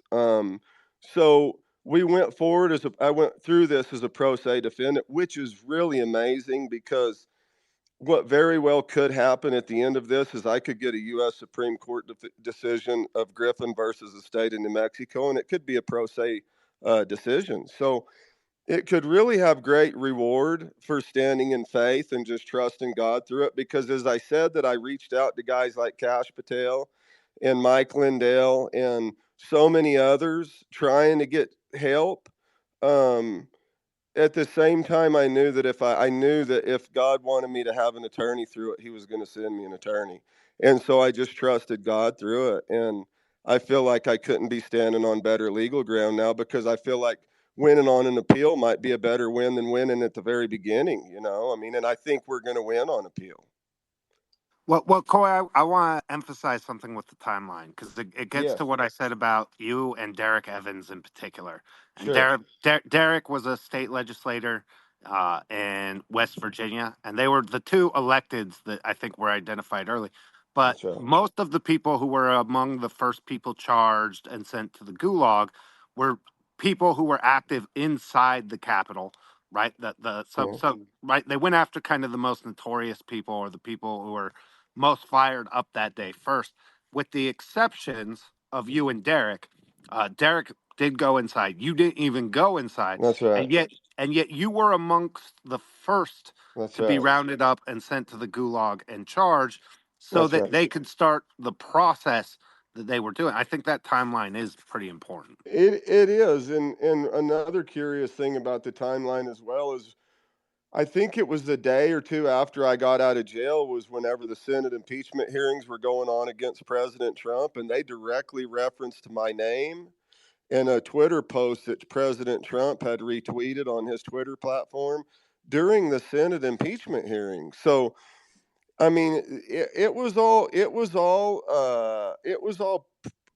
pre. There was a lot of traps that were set, I believe, and a lot of ships that didn't come in for these Marxist, communist, low-life scumbags. I think that they really thought that they were going to be able to put me and Trump in bed together and really be able to mar President Trump through the traps that they thought they were going to lead me in. But unfortunately for the left, they're losers. They're losers. They lose all the time, and their tricks always come to light. And it's becoming more and more evident all the time. I mean, we're going to win, and we're going to win big. And if we're going to have an election or not, is still predetermined. I mean, is still undetermined, I should say. Um, I don't know what's going to happen between now and election time, but I know one thing: we're going to win. I do know that. Well, not only that, Coy, right? It's not only we're going to win. I'm actually going to be able to go and actually hold a hand out and say, "Come shake my hand. You've yelled at me, called me a bigot, racist, homophobe, Yeah, whatever, for the last 7 years." When I'm not, because you yeah, were fooled, because you were essentially psyoped into believing what you believe, that's and you right. believe that I was your enemy. That's And right. when that happens, and when this comes to light, and all of Yeah, this stuff is unpacked and unfolded, I'm going to come back and I'm going to say, "Hey, here's a table. Let's sit down, have some tea, have some coffee. Now, where do we agree and where do yeah, we not agree? Let's focus on what we don't agree, and we'll solve some problems." That's what's going to happen, Coy. possibly, possibly. I don't know. I almost feel like we're gonna have to come to a place where we agree to disagree and we get a divorce. I mean, I really do think that we're gonna start having to build our communities from the ground up, rurally, possibly. I mean, I think I'm a rural-minded guy. I like the country. I like the rural population. I like the ag community. I think we're going to have to take it back on the local level through the office of our county sheriffs, our county commissioners. It needs to be an organized effort where we begin to deem laws as to be unconstitutional on the local level and defy any enforcement of those laws through the county sheriff, who is the highest jurisdictional officer in the area, and no warrants can be carried out without the county sheriff allowing them to. So I don't know if we're going to be able to win over the big populated areas anytime soon. I think we need to start thinking local, and Well, I mean, if we live next door to each other, there's a lot more security in that than me living here and you living in downtown Philly. well, no, but my point is that the overarching 30,000 foot view is, once that parallel existence, civilization, economy is completely built out, Yeah, it then becomes attractive to people that are, I don't know, yeah, swayable, I guess. sure, Therefore, it does move to that system. So, like right now, possibly, we're existing in an environment of parallel economies. Right? We have X. We have our local groups that we have. We have these grassroots organizations. We have all these things that are running in parallel to what the establishment is. So right yeah, now, yes, we are running in two different worlds. But I think the same way that these people that signed on to these things, signed on to these lies, existed in the ecosphere of these lies, are then influenceable to realize, okay, the pendulum's swinging back. I sure, actually see where I need to be focused over here. So sure, as a parallel, non-cohesive existence environment is built, at the end of the day, the populace that participated in what we're calling a color revolution, a coup, sure, will then move to what's now popular. So it's changing the culture. And Andrew Breitbart, rest in sure, peace. My God, rest in peace. Politics is downstream from culture. He wasn't wrong. He's 100% right. And it's yeah, going to be exposing. I'm sure there's going to be criminal things that need to happen. And we're going sure, to get into that in this space as yeah, well. yeah, But the argument I'm making, Coy, yeah, is that we are going to make that parallel existence that we're all trying to foster and live in yeah, cool again. And then it'll shift back, and these people won't yeah. have any power. Amen. And that's a very deep thought, and it's probably spot on. I wouldn't argue with any of it.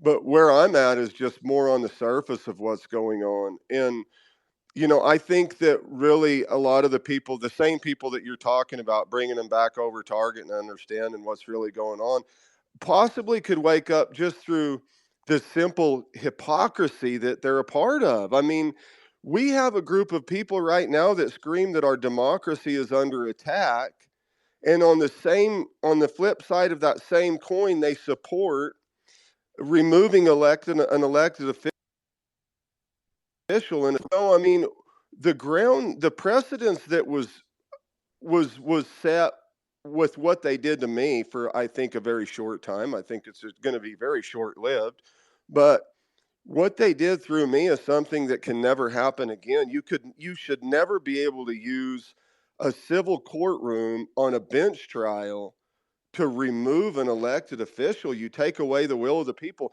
At the end of my deal, I hope that every constituent of mine in District 2 can file a class action lawsuit against the state of New Mexico and make the state pay them because their will was taken away whenever I was removed from office, the will of the people. What your listeners need to know too is when they removed me from office, that allowed the Democrat governor of New Mexico to hand select who she wanted to replace me.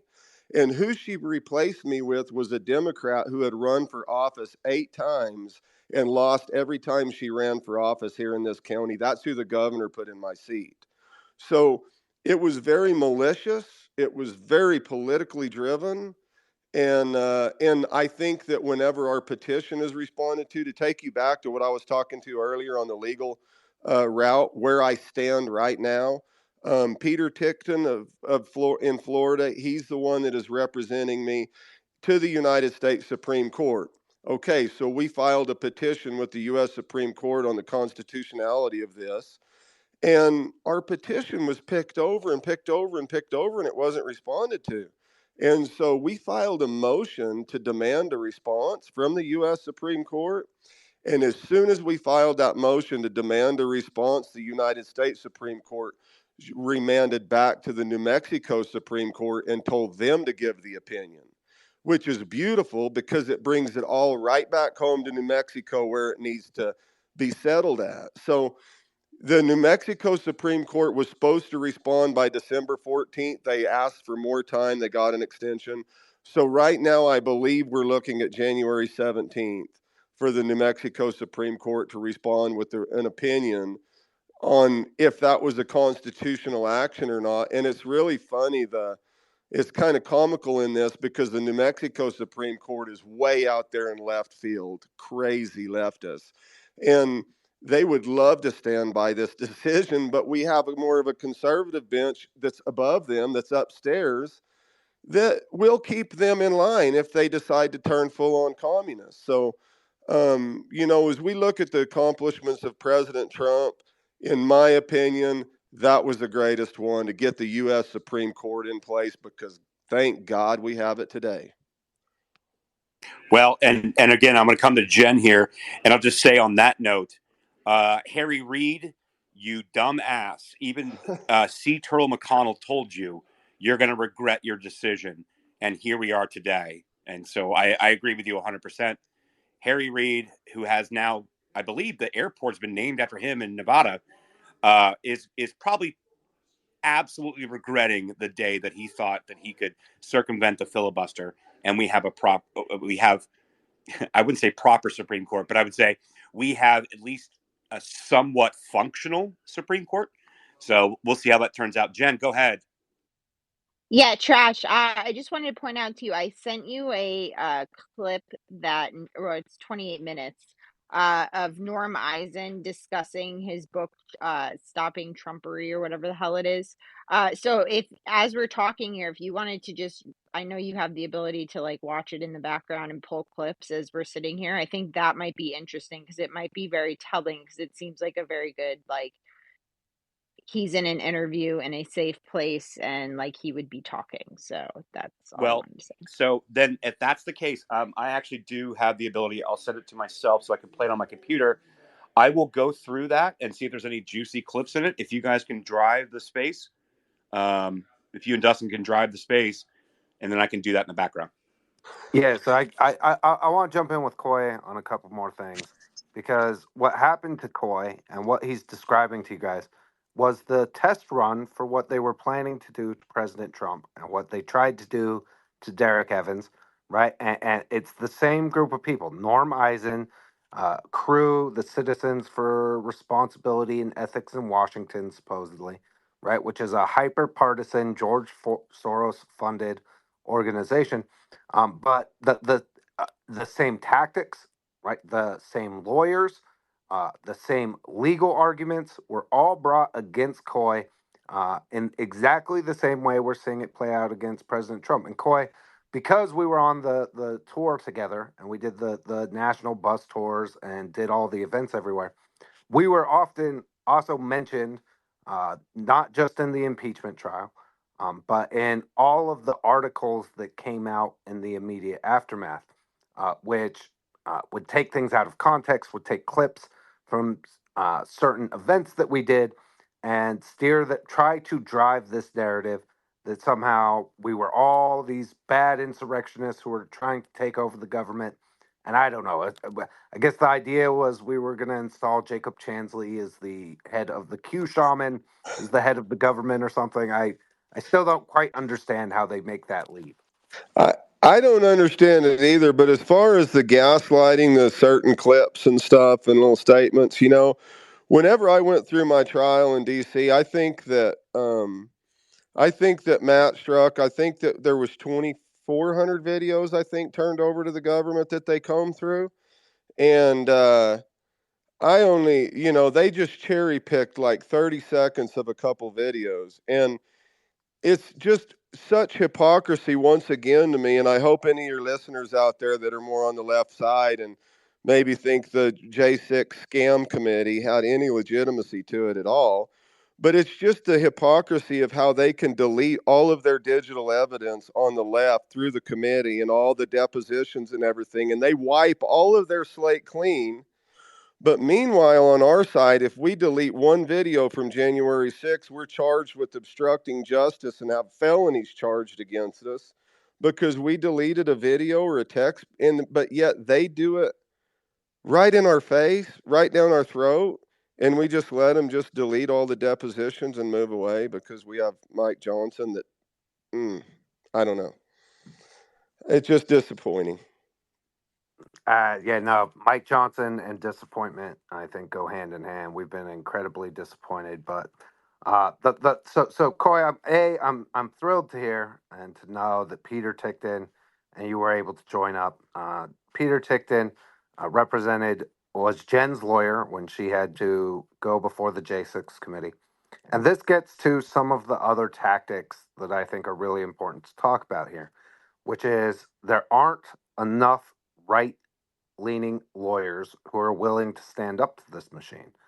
And because, as we've outlined in the David Brock memo and the Project 65 stuff, part of their tactics is to target and try to disbar and go after their ability to practice law for anyone who represents Trump, anyone who represented any of the J6ers, anybody who brought any kind of election challenges, right?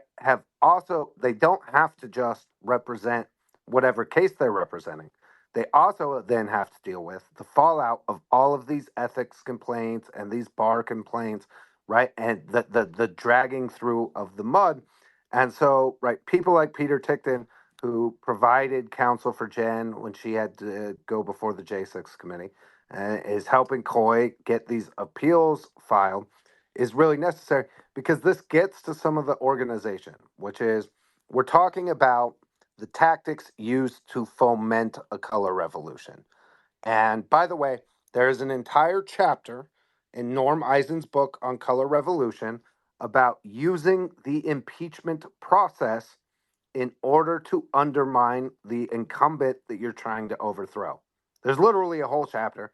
And we know that he wrote 10 articles of impeachment against President Trump before the call with Zelensky ever even happened, right? And so the part of the tactic they say it's like there are almost always these processes inside governments that allow for things like impeachment or allow for removal from ballot or right other electoral things that prevent people from uh, uh, competing democratically, as they put it, and they weaponize. There's literally a chapter on how you weaponize that in order to undercut people.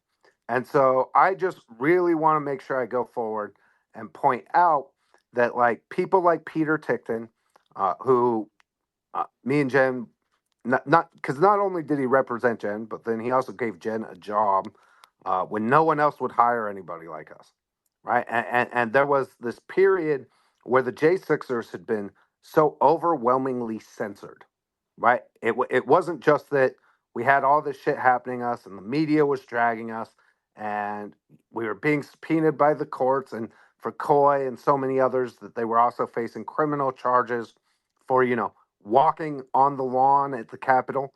Uh, not only did we have all that, but who would hire you at that point, right? Oh, Well, the debanking. So I wanted to give Peter the proper credit that he deserves for having the courage to stand up and represent people like us. I don't think you could. I don't think words do justice. To be honest with you, because he is just he's in a class. Peter Ticton's in a class by himself. And he's probably to the point in his life and his career that he's willing to stand in the gap. And because, as you said, Dustin, I mean, it's hard for us to get attorneys because when we get counsel, they come under the same fire that we're under. And in lawfare, who's going to get destroyed the most? Probably an attorney. So, yeah, I'm very grateful to Peter Tickton and all he's done, and Cameron Moore too. Cameron's the one that put me in touch with Peter, and so I've always got to include Cameron in thanking him as well for putting me in touch with Peter. Well, absolutely cool story about Peter. Did you know that he was the real life lawyer that the movie Philadelphia was based on? So I didn't know. No, yeah, no. yeah, no, he won the seminal case over AIDS back in the day that the movie Philadelphia is based on. Pretty interesting, like tied together with Peter. He's hard in a lot of ways. He isn't somebody you would naturally consider like a hard right winger, right? No. He's advocated for a bunch of causes where he just saw injustice happening, and uh, 100%. Peter's not some right wing extremist by any means, I mean, we've had some conversation. And he's like, Coy, did you really say this? And I'm like, let me put it into context, Peter, please. But he's Poor Peter. wonderful. Poor He's Peter. He's great. had He's such heart attacks ever since he got wrapped up with all of us. Like, he's like, guys, no, I guys. know it. But you know what? There's one thing about Peter is he has a vicious loyalty to President Trump. And that all Mm-hmm. comes from their days at New York Military Academy, where Yeah. Trump was a higher ranking officer than Peter. And he stood up for Peter a lot. And Peter's never forgotten that. And that's something that he speaks very eloquently about, is how he's ready to stand up for Trump. So he might not, be on paper like aligning with all of this, but it comes from his Sure. relationship and how President Trump stood up for him Yeah. when they were all at New York Military Academy Sure. together. And Peter sees this as, something he needs to do. Well, and he's extremely excited about everything. When you consider what's been taking place with me legally with Section 3 of the 14th Amendment and what's currently taking place with Trump and a lot of this stuff that's kind of coming in line, Peter's very excited. He thinks we're going to. He tells me I don't want to get you as excited as I am, Coy, but I think we're going to have some good news here, and that's the most important place to win is in the courts right now. I mean, we need some good legal wins to set some strong precedents and keep charging forward. But this deal with taking Trump off of the ballot, I've always kind of in the bottom of my gut, I don't think we're going to have elections as we've always known elections in 2024.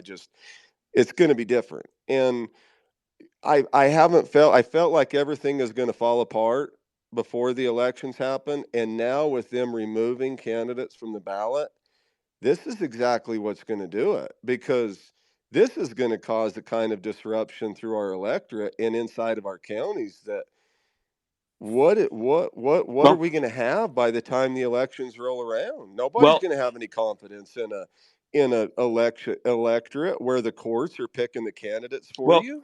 yeah. So Coy, maybe an update. Obviously, I I nerd out on everything about everything. Sure. People always make fun of me, like they call me a Fed because I'm like we're all like walking intelligence communities basically. And so if you review the decisions that were done in Colorado and in Maine, they left provisions in those decisions saying if this is appealed at all, then Trump remains on the ballot and nothing changes. And so, like in Colorado and Maine, what the Secretary of State did, she left herself a back door that it they're not actually removing him from the ballot as long as they challenge it. That was like the provision. And what it actually is, Coy, is a fundraising effort. I mean, yeah, it's a little bit propaganda, but they know that's not really working because every time he's indicted or removed, his poll numbers go up. And so, what it is simply just a fundraising mechanism for Crew specifically, and because they have been sending out, they've been sending out like text messages and emails and posts on social media saying, now that we've removed successfully Trump from the ballot in Colorado, will you support our efforts moving forward?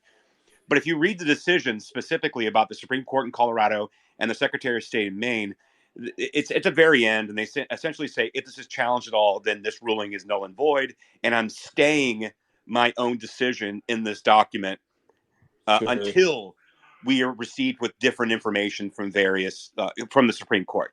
And And so it very well could be fundraising, but at the it same is. time, it could be a shot over the legal waters too, because that's what they do. That's what the governor of New Well, Mexico did the other day on taking away our right to open carry based on a health pandemic because there was so many shootings in New Mexico. Of course, she got shot down on the constitutionality of it, but it's a challenge to the system, and it's all about strategy. And they come forward with these attempts. They might not be successful at removing Trump from the ballot, but they learn a lot through the process. And then the next time they come differently. And it's strategy, it's lawfare, it's warfare, I mean, yeah. And what the end result of it is, I don't know. I think it all boils down to what the American people are willing to put up with at the end of the day. I had a quick thought to interject there. I think it's kind of like, I mean, you look what's this Secretary of State in Maine? I mean, you look at somebody like her, and she just comes across as somebody that's just like a kiss ass, suck up type of person that's worked her way up through the establishment by just being I'll do whatever, my bosses say. And I think they look at these types of things as they can pick somebody like that and throw them out there and have them do some unprecedented thing, in exchange for some kind of favor or pat on the head or whatever it is that person wants. And they just kind of sit back and look at, well, how does it play out? What worked, what didn't?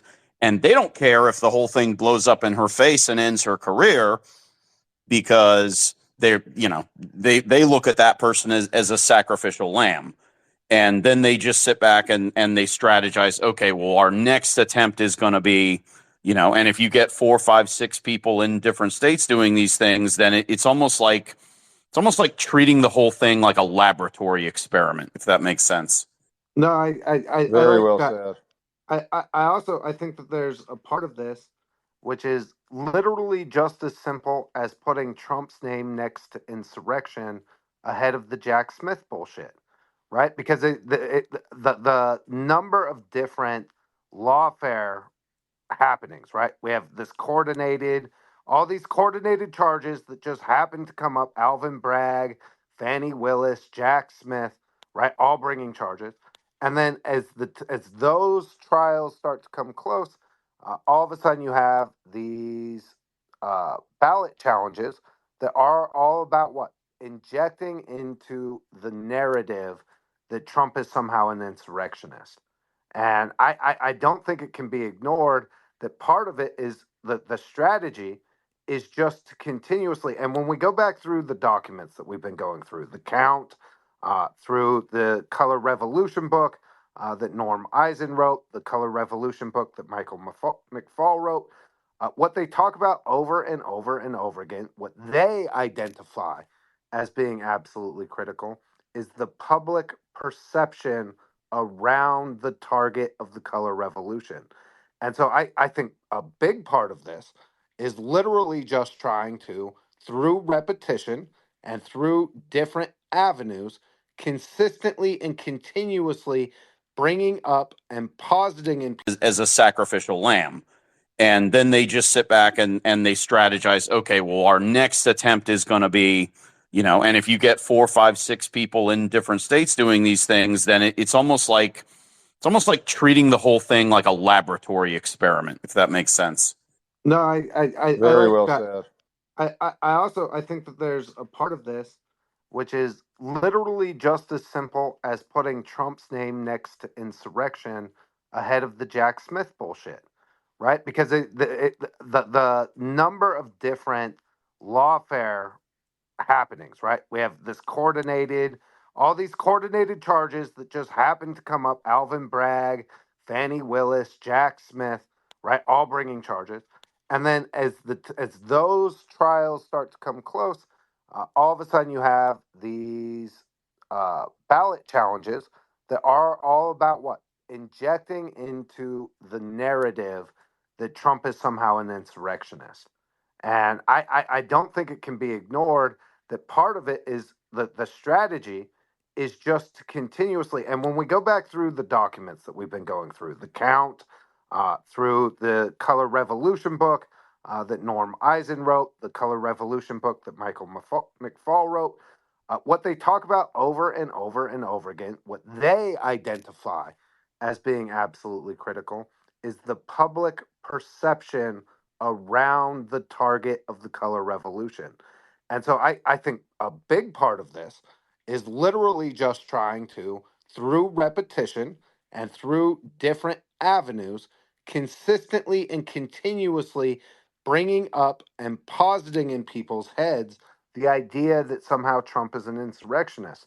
And right, what concerns me is that oftentimes when we discuss these things, we don't go back to the base level argument of no, all of this is horseshit because it's all based on the idea that there was an insurrection on January 6th and President Trump was in charge of it, which is just nonsense, patriotic and peacefully, right? And all of the highly produced, heavily edited nonsense that was produced by the J6 committee. The idea that Eric Swalwell was allowed to be the star witness in the Colorado fact finding hearings is just, it's so ridiculous on its face based on everything we know that they flat out lied about, the evidence that they modified with Jen's tweet in the second impeachment trial, right, where they changed her picture, they changed the meaning of her words, they added a blue check mark, and they changed the timestamps. And we have numerous examples of that happening over and over again. But I think you're right, Emerge. They don't care about Shanna Bellows or whatever, right? But she knows that being a good soldier on the left means that even if her public reputation is destroyed, there's a seat for her at the Open Society Foundation, or she'll be encouraged to participate. I mean, they have such a wide array of different infrastructure that they can easily just plop her into somewhere and she'll be taken care of. And I think that they've set that up in a way that's really terrifying because we don't really have that as much on the right. As Coy's pointed out, as we pointed out over and over again, when they come after us, there's a tendency on the right to be like, oh, yes, let's put people at distance, or even go further and be like, oh, I'm going to throw this person under the bus because we had an argument many years ago. And it's a completely different mindset. The left circles the wagons, the right tries to spare themselves from being caught up in whatever the damage being done. So I think it's a good point. Walt, go ahead, get in here. Yeah, I just wanted to add slightly. I mean, you already covered a lot of the bit about perception, but it's really obvious if you look at the way that these rulings are written. I mean, they bury it at the bottom that it's going to be stayed. That's the point. It's all about that perception. And specifically in the Maine case, these people. So Maine actually hadn't filed. There's a website that shows the status of every single. There's 50. All 50 states have a challenge to Trump being on the ballot in their state. By the way, there's a website that shows the current status. I'll put that in in the nest for people to see that shows the current status of trying to get Trump removed from all of them. Maine was the only state that actually hadn't filed. And the moment the Colorado ruling came out, there's a clause in their election code that says final judgment clause based on wrongful acts. So that allowed them to remove Trump from the ballot. So they were just waiting for the Colorado ruling. So this was all coordinated, obviously. They've been waiting for it. They release it. Okay, there it is. Now we can remove Trump from the ballot. And it doesn't matter if they hide it in their own ruling that they're going to put him right back on. The perception's been created. That's what you were alluding to, Dustin. That's all I wanted to add. Yeah, no, and to Trash's point on this, right? My frustration is that what we see, nothing changed in the Colorado case. If you had read Walt's article or you'd listened to Trash in Spaces in the immediate aftermath, who, actually took the time to read the entirety of the decisions, you knew that there was going to be, like, all it took to trigger the name being put back on the ballot for the primary race was any kind of challenge anywhere, right? And so it's wild to me because now we got not just the initial story, then we have, oh, Trump's name is being put back on the ballot, and then, oh, Maine's going to remove him from the ballot, and it has the same like trigger inside of it. And so the frustrating thing for me is that they've gotten almost 4 entire news cycles out of these decisions. And each of those, right, is kind of designed to get us to accept the idea that the court should be picking and choosing whose name gets to be on the ballot. And outside of the basic credentials, you have to be 35, you have to be living in the United States for 14 continuous years, and you have to be a natural born citizen. By the way, we haven't had the natural born citizen discussion because that's another fascinating one. Laura Loomer has been blasting on Ribnata. Is that her name? Nimrata. Nimrata, yes. It's kind of a funny Oh, we name. really need someone named Nimrod up in here. Really? Okay. Yes, let's go. All right, Trash. All right. Let's start. You want to dive back into it? Yeah. So, guys, while you guys have been talking, and Coy, thank you so much for coming up because you gave the actual real time example of the lawfare and how it was used against you and what these color revolutionaries decided to do. And this is what they did. And so Coy Griffin, and it's crazy because when I was reading Schellenberger's post from yesterday, I read New Mexico. I'm like, oh, that's Coy Griffin. And so Jen, shout out to Jen bringing Coy in to actually show you in real time what the efforts of these color revolutionaries were able to accomplish. And it's absolutely a travesty. It is an attack on the American people. But let me just say this before we get back into the deep and the dark and nasty that this whole thing is. This is why I'm white pilled. Caroline's still up on space, so she knows. I am like the serial white pillar, right? I go into these spaces and we have these conversations and I break down what's going on with like Missouri v. Biden, or I break down like David Brock and Media Matters, and I break all this stuff down, and it gets you into a dark place. And so, Jen and Dawson, they lived through it. There's no reason they should not be black pilled to death today. But they also, but it shows that they also understand the battlefield. And like Caroline said a long time ago, we were in a space, and Caroline said, she said, she said, I would much rather know the cancer and where it's located so I can cut it out versus just ignoring it because it's too dark and too deep. And it speaks to, I would think, the patriotism that Jen and Dustin have expressed over the years. I mean, like, they're not new to Twitter.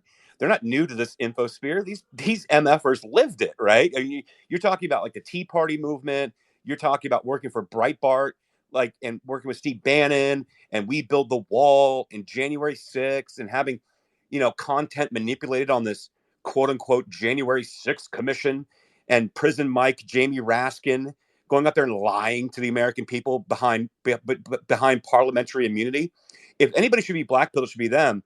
And when I first met Dustin this year, maybe it was even last year at this point, um, he very much was in a darker place than we are today. And people like want to try to like discredit Jen and Dustin by pulling up old interviews post January 6th and saying, "Well, they're not really Trump supporters. Look at this." And like, bro, any of us would have said the same damn thing, right?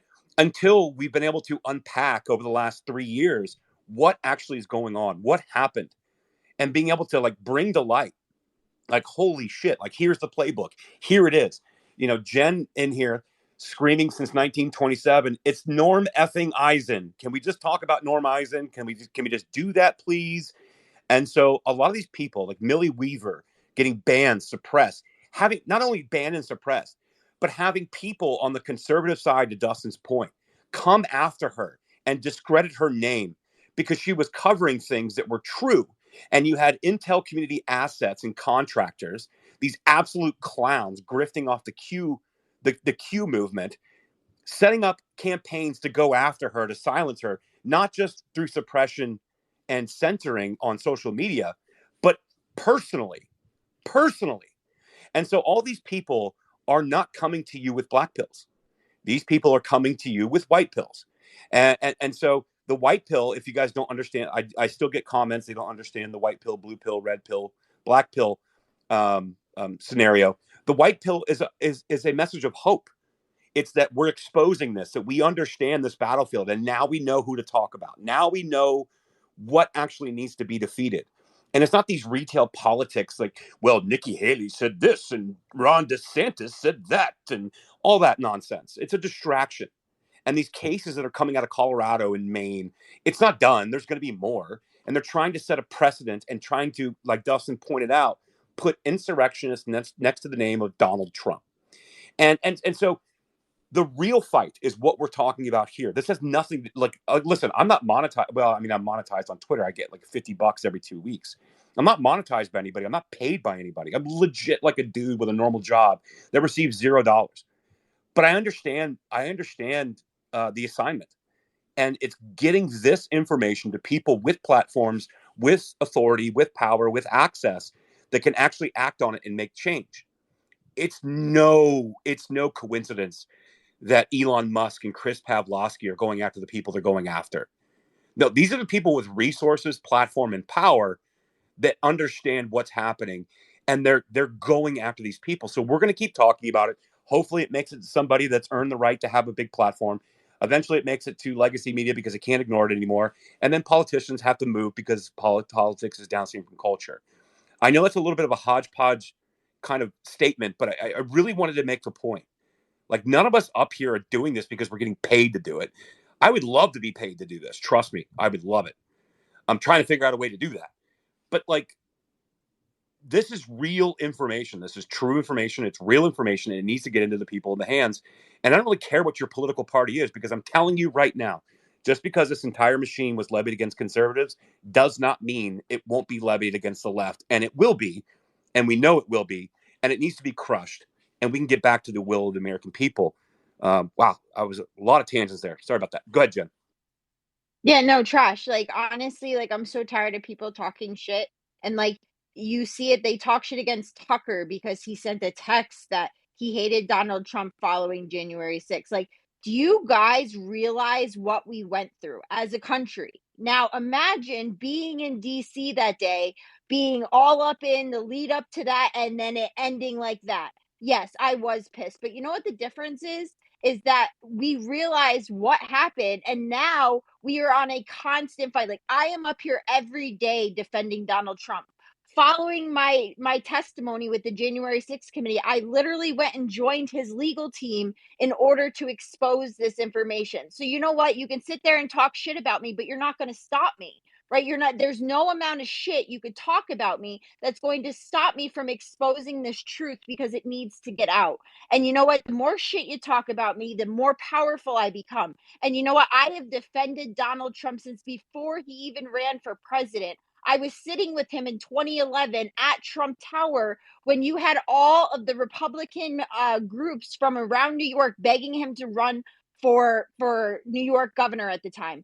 Or when I sat in my New York Military Academy admissions interview, and the first person I see when they pull up the video you have to watch is Donald Trump encouraging me on a path that has absolutely changed my life. So you know what? Go out and talk shit about me. God knows the truth and Donald Trump knows the truth.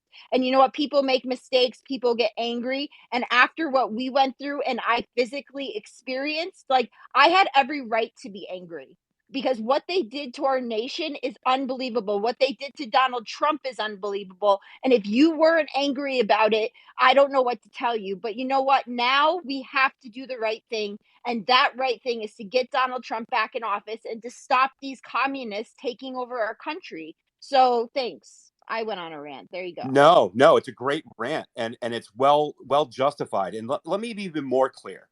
You guys wonder why I really don't like these fake Nikki Haley or DeSantis influencers, and I'll tell you why. Because if anybody understood this truth of what we've been talking about for well over a year, where we've broken down exactly what they did and what they created against the American people, and they're like, well, no, I'm for the other guy, then you're not on our team.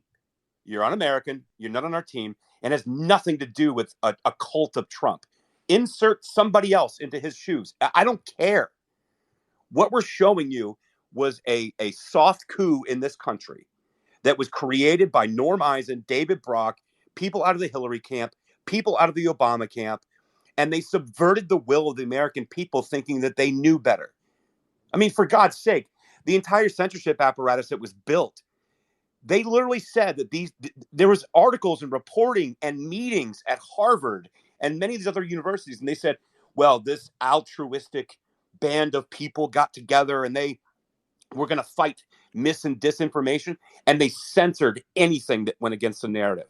So I don't really care whether insert anybody's name. It just happens to be Donald Trump because he was the guy that was saying, you know what, I'll forego my wealth and I will fight for the American people in the interest of the American people. And that was the avatar. Trump was the avatar. And so if you want to accuse me of being in the cult of Trump, which is so stupid, so midwit, and so unintelligent, then remove Trump's name from it. I'm in the cult of truth. And if enough people are not going to be telling the truth, then you deserve to be outed. You're either stupid or complicit. It's one of the two, and it's neither one that I'm interested in engaging with. And the reason we talk about these things and we break down David Brock and we break down the memos and Norm Eisen and the color dude authored a book about color revolutions, and Michael McFaul, all the dealings that they did in Ukraine. Michael McFaul helping start the Stanford Internet Observatory, which with CIA Renee DiResta and Alex Stamos, creating censorship apparatuses for malinformation, meaning information that's true, we just don't like how the public may respond to it, so we need to censor that. And 50,000 posts and accounts per day through the Global Engagement Center using CISA, the cybersecurity agency underneath the Department of Homeland Security, taxpayer dollars in conjunction with NGOs were censoring American speech when they were telling the truth. And so this nonsense, I'm not going to hear it from these people. If you don't educate yourself on this, if you don't understand what we're talking about here, go back and listen to the spaces. Go back and look at our receipts. Go back and look at Darren Beatty's reporting. Go back and look at Millie Weaver's Sunrise Zoom call reporting back in 2020. Go look at all of that. And if you still come to the same conclusion you're at now, you're complicit, and I'm not interested in sharing a country with you. This is not Civil War talk. The war will be fought if we take back the information. So, That's where the so war. no, well said, Trash. I want to build out here, right? And I want to steer us back to the color revolution stuff because the color revolutions that they outline, right, the playbooks that they talk about don't end at the moment you remove whoever the incumbent that you're trying to overthrow is. In fact, the playbook extends to the how what you do in order to preserve your power the moment that you're able to get access to it. And it involves exactly what we're living through now: criminalizing your political opposition, stirring up uh, uh, accusations and indictments around corruption issues, uh, attacking through the media, right, and censoring the political opposition and any of the narratives that would run counter. And to give you guys some like real world examples that you can compare what's happened since Joe Biden was installed in the White House. If you look at Bolsonaro and the installation of Lula, I believe that may be the closest, most recent like example where you get Lula installed. There's questions about the ballots. There's questions about the election. There's widespread protests, and immediately the reaction of the government is to label Bolsonaro a criminal, a corrupt criminal, and go after all kinds of things that happened during his administration and pin it directly on him. And we're seeing the exact same thing with Trump. So I think to get back to like the color revolutionary stuff that's important to talk about here is the color revolution doesn't end the moment they seize power.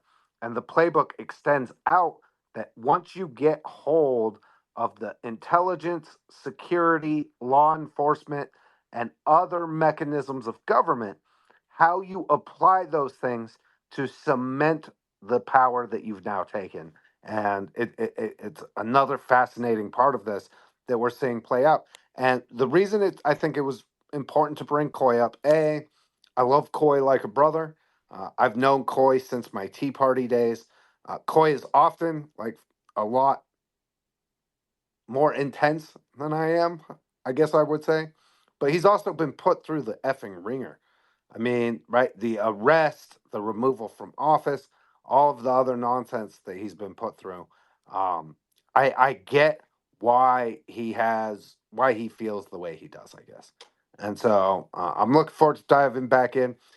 We have the Norm Eisen. We're covering Norm Eisen, and we're covering. Man, I just keep screwing that up. Trash, it's driving me crazy. I can't use the word color, and now all of a sudden I want to use it like 9 times a sentence. I don't know what's going on. Anyway, we're cut. All right, I give up. Go ahead, Trash. Yeah, so we're covering basically how Norm Eisen had written the playbook, this book called, about color revolutions, obviously heavily inspired by Gene Sharp, who wrote Color Revolution, blueprints. Darren Beatty under Revolver News had actually reported on this, and no one saw it, and no one really understood it because he was covering it, kind of post a lot of the stuff happening, but a lot of the pictures weren't clear. A lot of the picture in what this color revolution that we're describing is the censorship apparatus that's only now being discovered right now through Missouri v. Biden, Hines v. Stamos, and the Twitter files. So like we're only like a year and a half into the exposure of the entire apparatus that was used to shape and craft the narrative and how Americans thought. So we're gonna get back into that. Sorry guys, I got a little pissed off just a minute ago. Sorry about that. Sorry, my pizza came here. I ordered a pizza. Um, so yeah, let's get into it. So like, where do we start? Right? We went through Schellenberger's reporting, and I thought he did a good summary on it, and I think that we can build that out. So like Jen Dust, like where do we start to kick this back off? I really really got pissed off about 10 minutes ago and went on my rant. My apologies, guys. It's just really frustrating, and you try to keep your eye on the ball, and there's so many distractions and so many things that everyone else wants to talk about versus talking about what needs to be talked about. Yeah, Jen, go ahead. Trash, do you want to play any of that Norm Eisen interview? Oh, yes, I do. I've got one queued up. I haven't listened to the whole thing because I kept jumping back into space when I should have been listening. But I caught a part on that interview that I think is going to be fascinating. So give me like 5 minutes or 3 minutes and I'll get that set up. All right, so let's do this. Let's open up the conversation. I saw Jack wanted to jump in. If you guys want to jump in, we'll kick it around and open it up just a little bit and move it around. Also, shout out to our friend Pepe's grandma, Bad Kitty. She is dropping heat again today as far as like all the different exposés that she's been doing really since the beginning of this thing. So, shout out to her. We got to get her. You know what I really want to do, Trash? I feel like we need to get Millie and Darren Beatty and Bad Kitty all together in a space to handle this stuff, you know? I think that's the big one, right? Which is we've laid it all out. Let's get all the people, Taibbi and Schellenberger. If we could get everybody who's like a subject matter expert together for one mega space where we really just bop, bop, bop, bop, bop, bop, bop. I think that's where we really nail it. Oh So my gosh, I've been waiting for a mega I space agree. forever. I'm I think collectively between all of our connections, I think that we can make that happen. I had talked to Bad Kitty yesterday. She was just busy. She could not come into the space. I'm 1 degree separated from Darren Beatty that I think I can leverage. Matt Taibbi will probably join, especially if you tag him, but I'm also connected with him on Substack, so I can message him. I think collectively between all of us, we can actually make that happen. We should probably actually plot that out, set a future date, bring all the receipts, and I think that we take 2 or 3 hours and we lay it all out. I'm here for the planning. I love it. Sorry. By the way, I have some other crazy shit that I'm coordinating on the background that is directly related to this about how these things are being implemented right now. And anyway, sorry, I've got a sudden inundation of messages. Let's go, Jack, Mike, and then good gals. So what we could also do is we could go over the thread I made. I actually made this silly mistake. I got a name wrong on one of the organizations, which was was just pretty bad on my part, but I've since fixed it.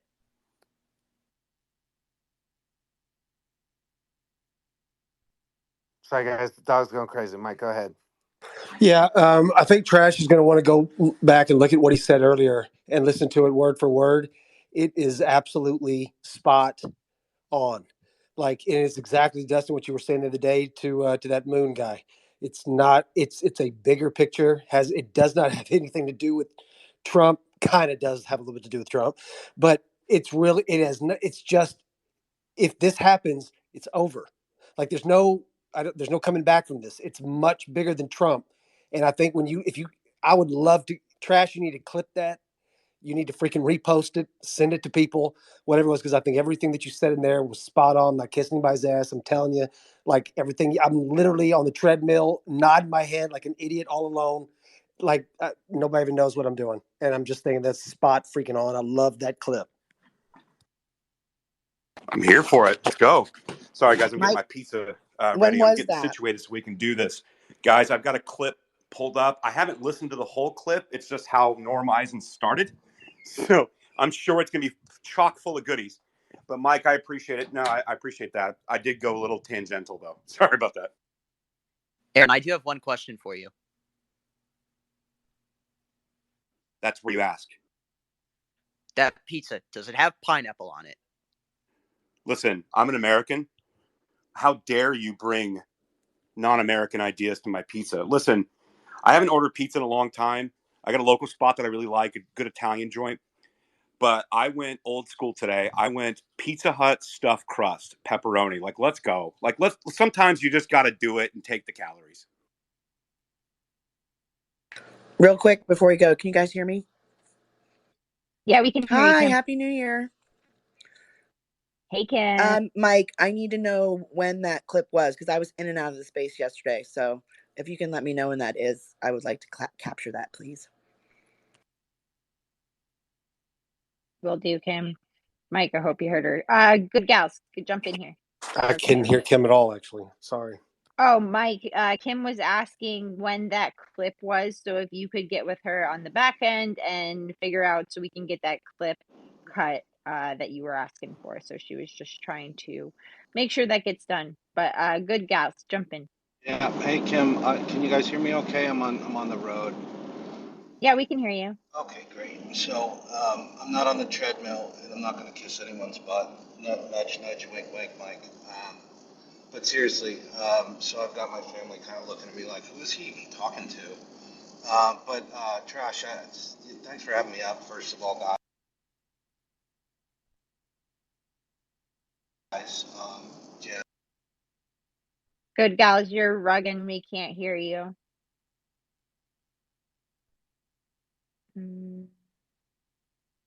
I think we lost him. Yeah, no, I can't hear him either. It's not just you. He rugged out. What you got?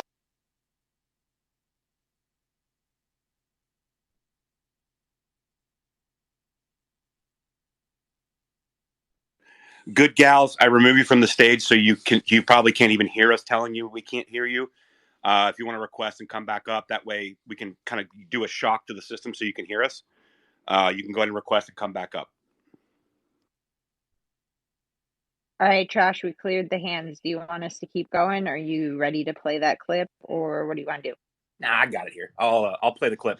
Like I said, I haven't listened to the whole thing, but from the pieces that I listened to of this thing, it is completely just absolute MSNBC propaganda. But this clip where he started talking seemed interesting. So honestly, if it's a stupid clip, then and hate me for it. But I don't think it's going to be. Let's take a listen. And by the way, this is Norm Eisen discussing his book Overcoming Trumpery, a conversation with Norm Eisen. That's what this is from.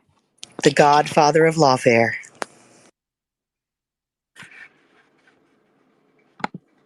This is wrapped in the pursuit of his personal and political interests, not the public interest.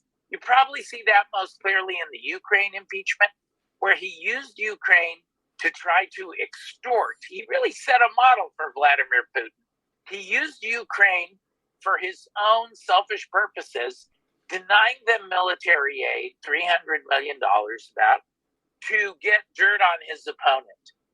All of these things I list drove division crazy in the United States, fissures in the body politic, and Trump thrived on that, feeding his base, exacerbating division. And then it came to a grand crescendo with the attack on democracy itself. The most outrageous example is the failed coup. So that is the story of the Trump administration. It is the story of Trumpery. Unfortunately, it's not a story that has ended. And as we write in the book, Overcoming Trumpery, not only may Trump seek to return, if he's alive, he's surely going to run for president, but across the country in Senate races, Congress, governor, down ballot races, dozens of his acolytes are running for office, and they're doing all these 7 things. On book launch day, I published on CNN Opinion an analysis of the Dr. Oz and Herschel Walker campaigns in Pennsylvania and Georgia, respectively. They're doing all the same things they've learned. And that may be a greater danger than next generation of Trumpery, a greater danger than Trump himself. One of the things that sets the far right apart from the left to some degree, and others better than I have written about this and observed it, is that they have an ability to institutionalize their impulses. And in the case of Trumpery, you don't just have imitators out there, and DeSantis falls into that camp, and Greg Abbott and so forth, but the principles of the Republican Party, and I use the word principles in air quotes, seem to be founded around these 7 Trumpian sins that you enumerate. They lie. They seek to quash the rule of law. They sidestep ethics reforms, et cetera, et cetera. And so I think it's notable that the book is not about Trump. This is not TDS happening here. It's about a pattern that's transforming American politics. Would you agree with that? I do. I get that, totally get that the people who say it's Trump derangement syndrome. Politico Playbook was kind enough to feature the book in the morning playbook, and they wrote, Norm Eisen has a new book out about what else? Trumpery. Because, the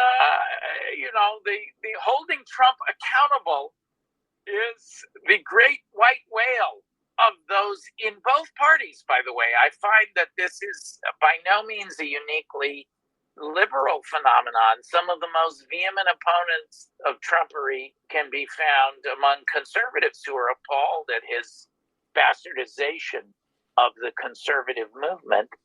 We're so frustrated. I mean, look, just this week there's news of he's conditionally gotten off the hook on these contempt payments in New York. Alvin Bragg, the Manhattan DA, had proof beyond a reasonable doubt, and he let him go. And so people look at the two impeachments. By the way, that's Norm Eisen speaking. Yeah, this is the This is the criminal mastermind located inside a mountain with Jeff Bezos's dick shuttle.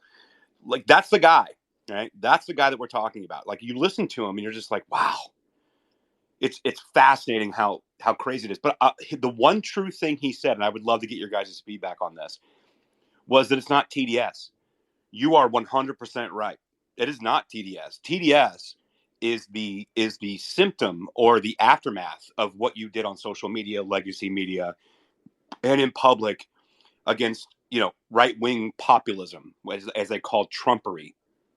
And it's quite telling when you actually listen to Norm Eisen talk, and then you consider everything that we've been exposing over the last year of who these people are. Jen, Dust, I'd like to get your feedback on that clip. I thought it was a pretty good clip. He sounds like a weenie. L7 even. I'm not. So, again, what's wild to me is that these people believe that they operate without there ever being even a chance that they'll be held accountable in any way. And so the arrogance of and criticism. And the thing is, we have clips of Norm Eisen. Jim, maybe you want to talk about this, but around the impeachments in particular, which is Norm Eisen would be a regular on CNN and be pushing out like this crazy shit where he would be bragging about writing the laws that then could be brought against Trump. We know that some of his immediate like lawyer associates, I believe Joseph Sellers, helped write the FARA regulations and have made their practices all about like providing people with FARA counsel and defense. So there's just it's such a small, inbred, incestuous, like little group of nasty MFers. It just comes across. And the idea, you're right, it's not just TDS. It's absolutely being corrupted by power. Because I think we have to remember that it didn't just happen here. They have war gamed it out and run tests not just on Coy Griffin, but in other countries, going all the way back to at least the Orange Revolution in Ukraine in 2004. That's the other part about like that we can't understate how all these people, all roads lead back and forth from Ukraine. I mean, even the Sam Bankman-Fried shit, like there's this weird combination of like these people have used Ukraine kind of the way that the rich used to use the Cayman Islands. Like all of they run all their scandalous shit through Ukraine in a way that's I think really interesting. But I think I'm tangenting off just a little bit. Well, and Dust, yeah, I agree with you. Also, Shayla Slade down in the chat actually pointed out, I meant to point this out because I heard it, I caught it, and there was just like a little subtle sentence that Norm Eisen said. He said, "Well, and Trump will no doubtly run in 2024 if he's alive," and then kept on. And I caught that, right, because we've been seeing all these like the Atlantic and New York Times and all these things like basically putting out. I'm not going to use dog whistle, but putting out the message that Trump could be assassinated, right? And it's all these goofballs, you know, planting the idea that they should try to take Trump out for the 2024 election cycle. And even Norm Eisen, I'm gonna go find it. He actually mentions it, and I'm gonna play it in context as well. But Jen, what did you think about listening to Rat Bastard Eisen? I mean, he's definitely a little rat, right? And he's like, what was the last thing you ended on? Like, it was so funny. Like, and he won. Like, they are mind blown, right? That the truth is actually working, right? And it even says it in the Bible, which clearly these people know nothing about, right? Like, the truth shall set you free. And it's that they think that they've spun this web of lies and packed the courts and bought off the courts and bought off Congress people and senators, that they had the apparatuses in place in order to enforce the steal of the 2020 election, and taking out the element of the truth, and they are definitely going after Trump. And it's actually like I think I mentioned this yesterday. Like, if you used to talk about like assassination and a politician, like that was frowned upon and you shouldn't be doing that. Yet the left has no problem with openly talking about it, which honestly is an actual dog whistle, right? There are crazy people out there who are listening to this, who are like, yeah, I mean, maybe, yeah, I guess, right? Like the Lee Harvey Oswalds and like all this other shit. And you look back at the Kennedy assassination and come to find out it was the CIA and our own government who murdered President Kennedy. And these are the same people who, I mean, not the same physical people, right? But the same people with the same mindset that are currently running the CIA, the FBI, and are in control of the government, because they really did pull off a color revolution and a coup in this country, and then blamed it on the opposing party, used lawfare and prison in order to silence them so they couldn't speak out and tell the truth of what actually happened.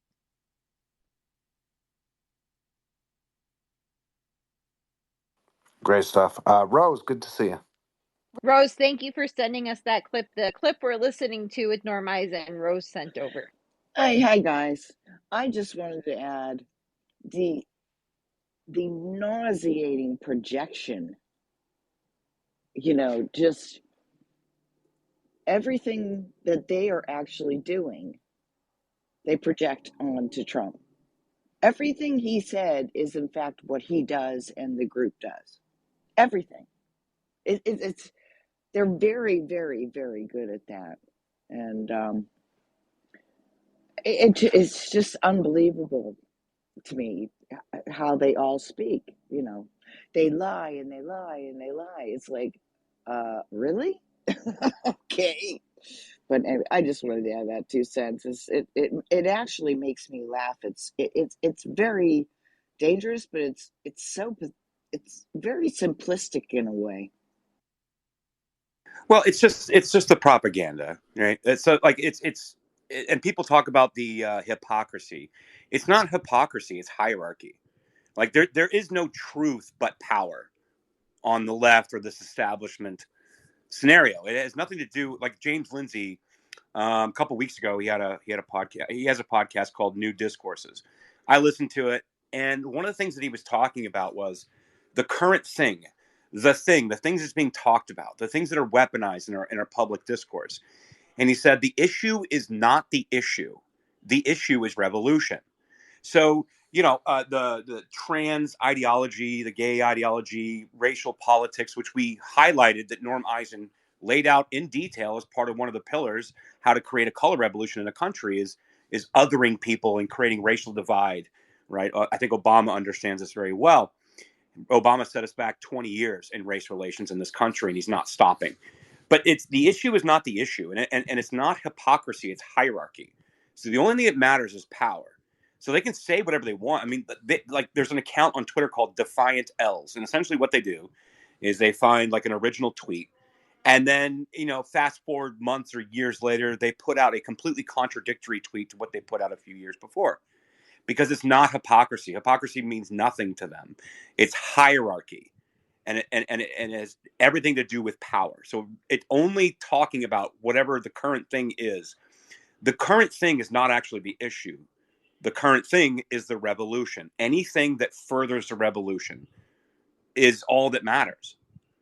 And so I'll pull back a little bit and kind of get back to Norm Eisen. And I just want to say, like, listen, why we're having this space today is because of all the things that we've been exposing over the last several years, and then more specifically on X, the last year and a half, is that all of these different pieces that were built up by these midwit ideologues that only believe in the revolution and control of the American people and subverting the Constitution and the will of the American people for their own gains and power, influence, and money, is all of these pieces that come together. Essentially what it was you had the playbook who Gene Sharp had outlined years prior. Darren Beatty expertly pointed it out in his Revolver reporting regarding color revolutions and Norm Eisen. We went over that yesterday in a space. Dustin read most of the article, and I highly recommend you guys going back and listening to it. And then what subsequently happened after Hillary was supposed to be elected and lost is when they kicked this thing off. This is when they kicked off the censorship industrial complex. This is when they kicked off legacy media, Media Matters, and any social media shaping of the narrative, crafting of the narrative, like the SJ Terps of the world, Disarm Framework, and the CTI League files. All of this was created because Donald Trump was not supposed to be elected. Hillary Clinton was. And they were supposed to complete the revolution and the power grab by the establishment. And one of the things that Norm Eisen's talking about here in this clip that I just played is that he keeps referencing as Donald Trump as being the white whale, and that both sides agree that he is a danger to our democracy. And Trumpery, which is the populist uprising in this country, is directly related to Donald Trump. And we must not only crush Donald Trump, but we have to crush the Kerry Lakes of the world, J.D. Vance, Joe Kent, uh, J.R. Majewski, and a lot of these other America First people that were running on what, as he described, as Trumpery. And he's saying that Donald Trump essentially is the corruption of the RNC, and he's the white whale that must be defeated. I'm going to pull that clip back up, that section back up, and I'll play it again so you guys understand. But they all believed that they were losing power, that right populism must be crushed. And then they set a narrative of, we are doing this for the betterment of, quote unquote, our democracy, and that we have altruistic motives, that we want to crush mis and disinformation, malinformation, which is information that's true, but it's counter to their narrative. So Kim, yeah, jump in here and I'll find that clip and I'll play it again to kind of land my point here. Too many boosters, I'm convinced. You mentioned something about elves. What was the name of that Twitter handle that you had said? Because in the Disarm files, as we've been sorting through them, they talk about elves. And I'm not real sure what that is. Do you know? I have no idea what you're talking about. I didn't mention elves. Oh, I thought you said some Twitter handle like discontented elves or something like that. No, No. he said defiant elves. Elves is like an internet Elves. term for taking a loss. Oh. I thought you But said Kim elves. is right. They did have a whole sector in there called like the elves or something ridiculous, which was one of the apparatuses they used to attack people that have Trumpery. I'll have to go back and find it, but I misunderstood. No worries, Kim. Yeah, I'm going to cue this clip up and I'll kind of land my point here. But if you guys want to take over for a second so I can find it. Sounds good, Trash. No worries. Mike Mac, thank you so much for putting that all that stuff together from the space yesterday. It's really, really helpful to have little write-ups on spaces like that, because I think like some of the information is really overwhelming in the moment. Well, listening to you guys talk, because y'all are experts, it drives a lot of us crazy because we're not experts like that. We want to be, but it's just going to take some time. And for me personally, listening to what kind of Trash dictate that thing and just kind of going through it, compiling, trying to take notes, writing it down seems to help me personally a lot. And so I just thought that maybe I would see if I couldn't sharpen it up a little bit. But once I saw it written down, then everything that he's saying makes a lot more sense. Everything that y'all were talking about just seems to kind of find its place, and I get to each his own though. Maybe it's reading it out loud for some people, but me writing it down really I'm understanding so much more about what y'all are talking about today and where it's going forward, just based on taking a little time and trying to go over really what y'all are saying. And so, but it's all the stuff y'all have uncovered. That's the key to it all. Like, I mean, this is going to come down because of y'all.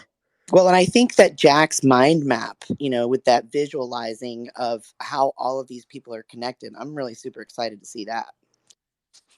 Absolutely. So one of the things that we were talking about yesterday, Jen, Dust, we were talking about maybe doing a documentary, maybe doing like kind of like a Glenn Beck style whiteboard of how this all actually works.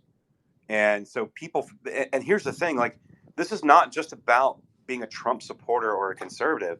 Think about all the people in the medical freedom movement.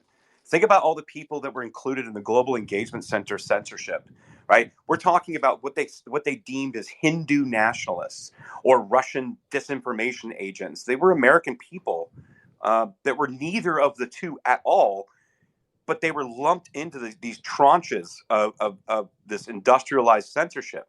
But again, the censorship piece is only kind of the glue that holds together and that shaped and created the narrative that this was the freest and fairest election of all time, that the perception has to be supplanted in the American people post coup.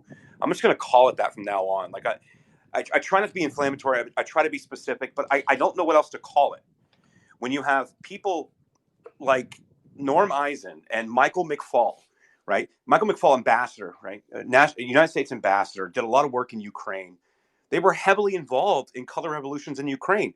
Not only like 2003, 2004, 2005, but also the Euromaidan protests. And do you know what's really interesting? Is these people that are protesting a populist message, I'm starting to see Maidan flags now, currently in 2023. And we're talking about Euromaidan protests that were post 2014 and the essential coup that happened in Ukraine, which is why we're spending money in Ukraine to begin with. This playbook that had been used by intelligence agents, ambassadors, sitting Congress people, and people that were operators that have been using in other countries to create coups, we have shown and we've walked through bit by bit how once Hillary lost, that it was turned on the American people, which I'm not saying that I favored us doing regime change around the world. I'm an anti-war guy. I 1,000% absolutely are against any kind of regime change anywhere. It doesn't matter. It's not for us to decide. But they use these tools and this expertise against the American people. And Norm Eisen is at the center of all of it because, Dustin, just like you pointed out in that clip yesterday, what we were talking about, just like you pointed out, Jen, the reason they use lawyers is that so that none of these records could ever actually be produced because of attorney-client privilege. And I believe firmly what they did to President Trump and Michael Cohen and breaking and piercing the veil of attorney-client privilege can be used moving forward in this specific scenario. They've set the precedent because they're too stupid and they're too hubris and they're full of hubris to understand we were going to expose this. We were going to pull the veil back on this. People were going to learn of what these people did. David Brock, Michael Teeter, Norm Eisen, all of these people, the tactics that they used, the machines that they had built to create regime change and propaganda and shaping the narratives in other countries was weaponized against the American people. And then when we said, hey, we see you doing this, yep, get rid of them, get them out. They're done. And that's why we need to talk about this. So I think we can move back into that. I don't think I need to play this clip anymore. I think we made the point. But like Dustin, Jen, like how do we reset this? Do we go back maybe to Darren Beatty's reporting on color revolutions with Norm Eisen and kind of go from there maybe? That might be the place to take it. I mean, I ordered it. I don't have it, but I ordered a physical copy of Eisen's book. I hate to give him the sale, but I honestly I think that's the answer, which is and maybe we need to dive into the other pieces of Beatty's reporting trash, and focus in little on Michael McCall, and right that's it's much simpler, right? And it lays out, and I think we should go over again the uh,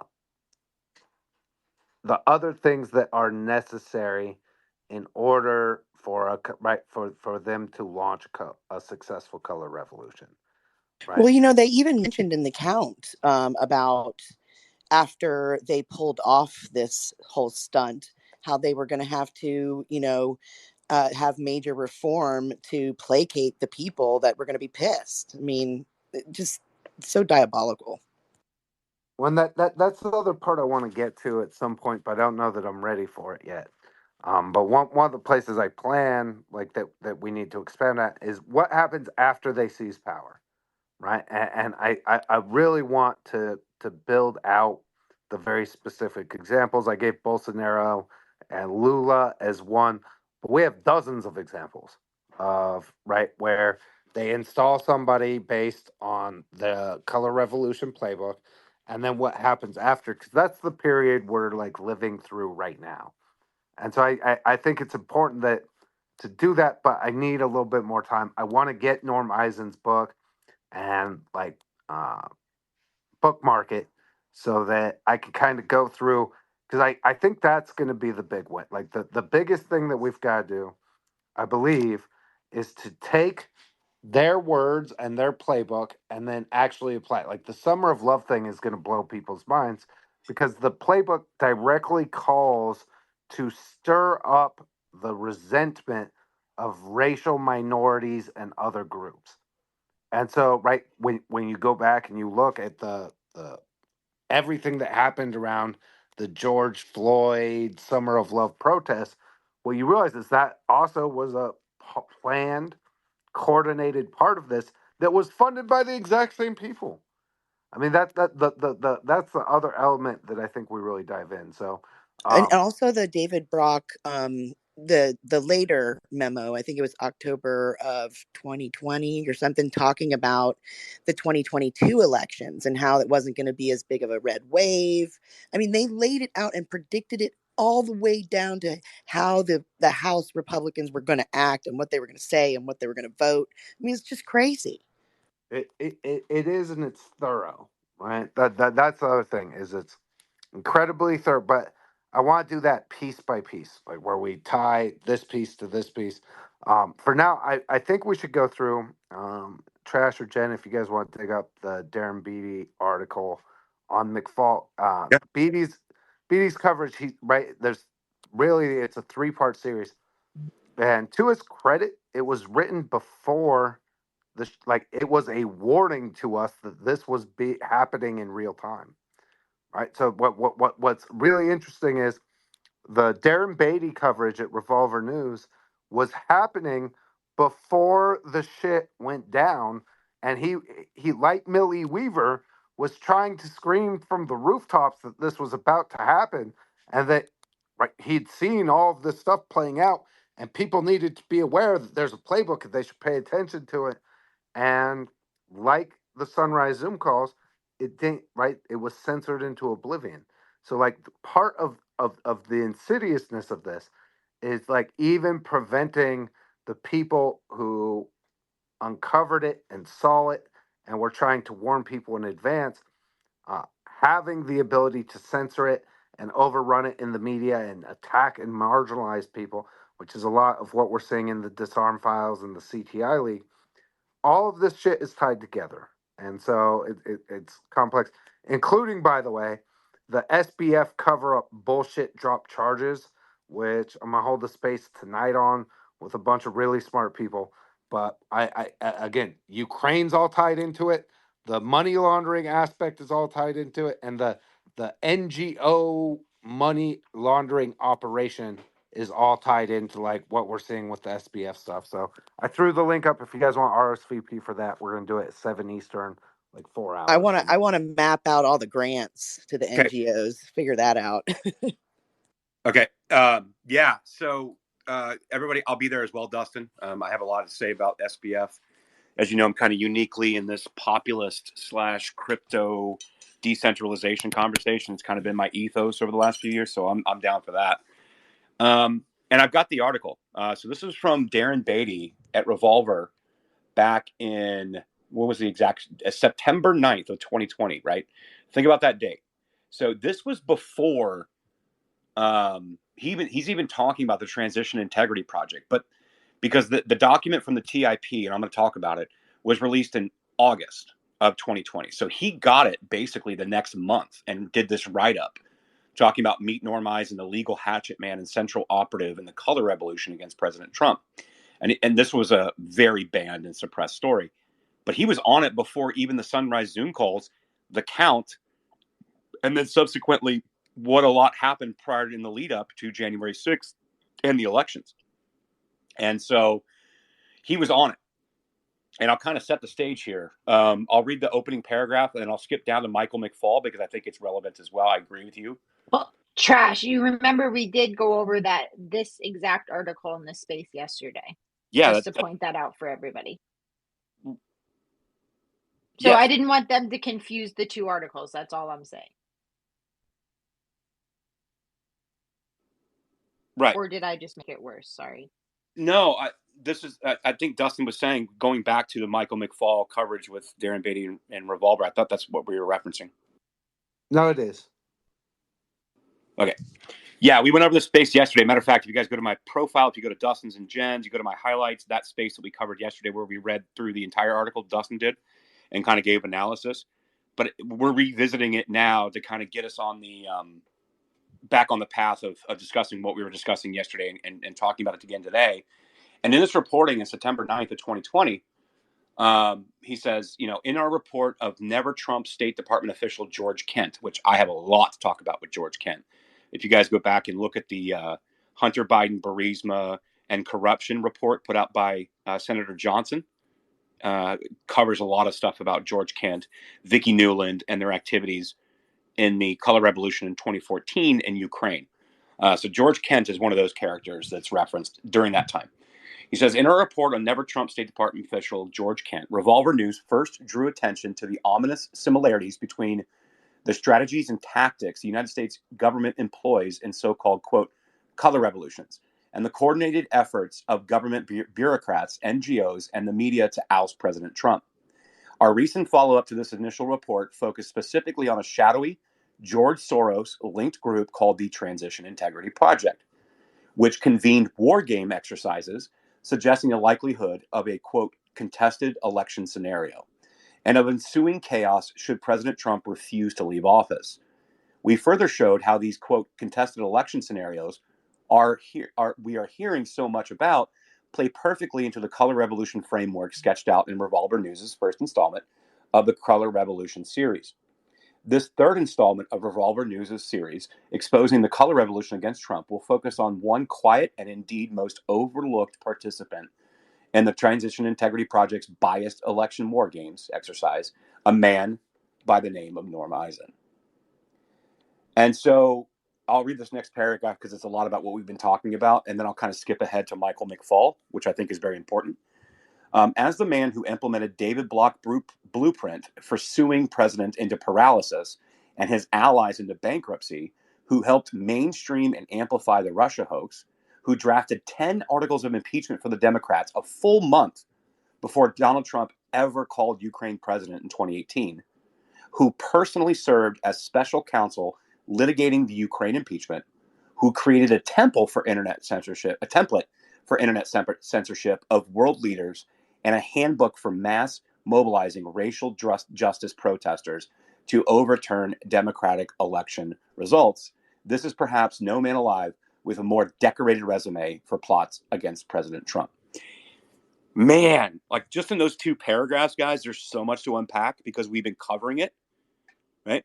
So like they're talking about the Transition Integrity Partnership Project, which was essentially, it was born out of Rosa Brooks, who is an Obama official, and Nils Gilman, who is at the Gregorian Institute in LA think tank.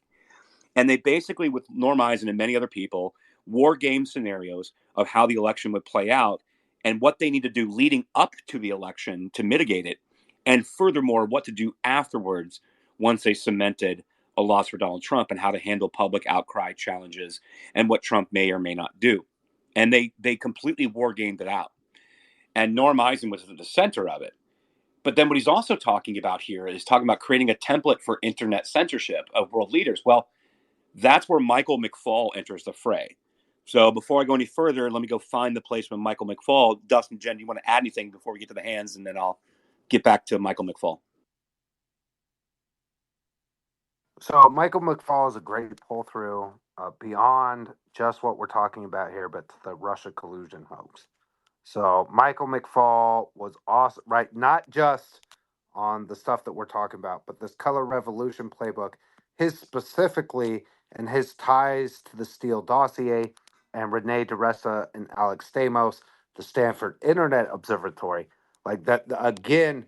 Why I think it's so important, is that he basically is the sponsor of and the tie to some of the, not the censorship industrial complex, and the academic grants that went out from the government, often while he was a member of Congress, right? That there is an extra element of McFall being as central of a figure to this as Norm Eisen, and he likely deserves his own like special attention on this specifically. So while Trash digs that up, I'll kick it to Chris and then Godfroy, and then we'll get back to it. And let's be quick on the hands, because I don't want to go too far out of context, because I'm really about to land the point here. All right, yeah, I'll be quick. First of all, thanks for the mic, but no, I agree with Trash on that. This thing needs to be mealed out in a in some kind of way that the public is able to digest it. And you know, it also needs to be torn apart so that we almost have to give people a dictionary that allows them to see all these terms that are used, like you know, when somebody says the most secure election of all times, well, you know, that means the exact opposite of that, because it's obvious and why it's obvious. But if you look at probably the best example, or one of the best examples of how this is done, would be the Epoch Times Russiagate mapping of all the characters that were involved in putting all that together. And it was, Those were fun spaces. yeah, we did a space on that, but it was a couple of, I think 3 spaces I think it took, but it was a huge timeline of how all this stuff came together. And you know, it may take 6 or 7 different timelines in order to tie it together, but it needs to be almost visual for people, you know, like Mike says, in order for these for normal human beings other than us who have a cursory understanding of what it is without going into detail of how this stuff pulls together. I mean, you just take one little thing that nobody even thinks about, is you look at just Fox News, and 3 shows come off of Fox News, and you think about the impact of those 3 shows that came off of Fox News in the context of what we're talking about now. And Fox, the complexion of Fox News changes dramatically. Yeah, and Chris, to your point, I'm actually about to get to the language part here when it comes to Michael McFaul and the language that they use. So I think that's a good point to point out. So, Trash, why don't you just continue, okay, and everybody else who's on stage, like, just keep your hands up. Once Trash finishes, let's just let him get through this information like Trash likes to do. So limited the interruptions, and then we'll get to everybody's hands after. But I think it's important for Trash to get through this information. Yeah, and I think what Chris was pointing out is kind of like this. So, like, just like the term "quote unquote" peaceful protester, which, as we pointed out in our George Kent essay, is used as a term of craft in the color revolution context, so is the term democracy itself. So the U.S. government launches color revolutions against foreign targets, irrespective of whether they actually enjoy the support of the people or were elected democratically. In the case of Trump, whatever one says about him, he is perhaps the most, quote, democratically elected president in America's history. Indeed, In 2016, Trump ran against the coordinated opposition of the establishments of both parties, the military-industrial complex, the corporate media, Hollywood, and really every single powerful institution in the country. He won, however, because he was able to garner sufficient support of the people, his true and decisive power base as a populist. Precisely because of the ultra-democratic, quote, populist character of Trump's victory, the operatives attempting to undermine him have focused specifically on attacking the democratic legitimacy of the victory.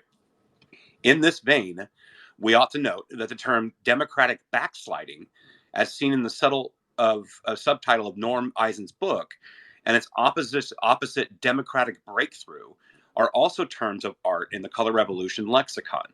We leave the full exploration of the term democratic is used deceptively in the color revolution context and in names of decidedly anti-democratic populist institutions as an exercise to the interested reader.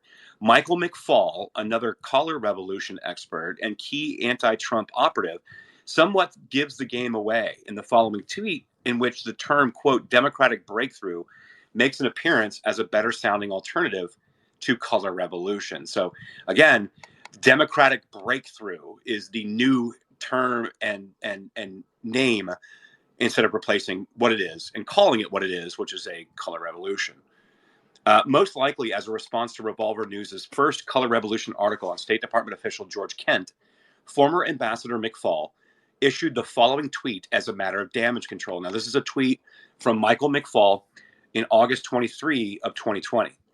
Autocrats have demonized the phrase color revolutions, and revolution generally has a negative connotation for many. Instead, I use the term democratic breakthroughs. And just to note, Michael McFaul, along with Norm Eisen, they're very, very schooled on color revolutions, and he's trying to be an apologetic and make the case that color revolutions has a negative connotation. It's completely okay that we do regime change in various different countries, and this is the same justification and mental gymnastics that they used to complete what they did starting after Hillary was not elected. And what on earth then might color revolution expert and Obama's former ambassador to Russia, Michael McFaul, who has been a key player agitating for Trump's impeachment, mean by democratic breakthrough? Being a rather simple man from a simple background, McFaul perhaps gave too much of this answer away in the following explanation, which is now deleted. This is from Michael McFaul in September of 2020. He says, Trump has lost the intelligence community. He's lost the State Department. He's lost the military. How can he continue to serve as our commander in chief? With this now deleted tweet, we get a clearer picture of the power bases that must be satisfied for a democratic breakthrough, i.e., color revolution, to occur. And conveniently enough, not one of them is subject to direct democratic control.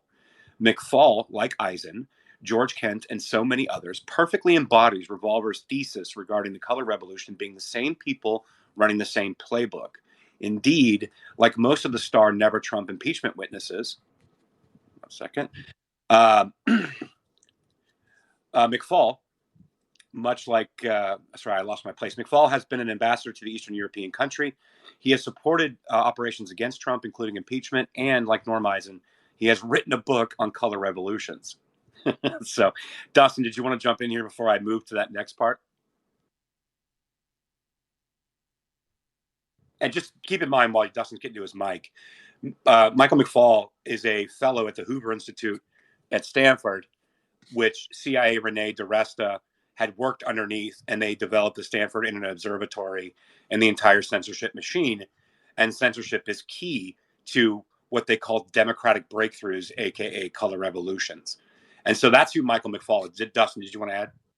No, the only thing I'll add is when McFaul really started getting on my radar was around the Russian collusion hoax, but the guy is central to all of it, and so this again I can't emphasize enough uh, that we have to recognize their ability to play the long game and implement these multi-year plans first to discredit Trump's first term through the Steele dossier and the Russia hoax, and now through what we're seeing with the second color revolution, which was to remove him, and what we're seeing with Maine and Colorado and other places.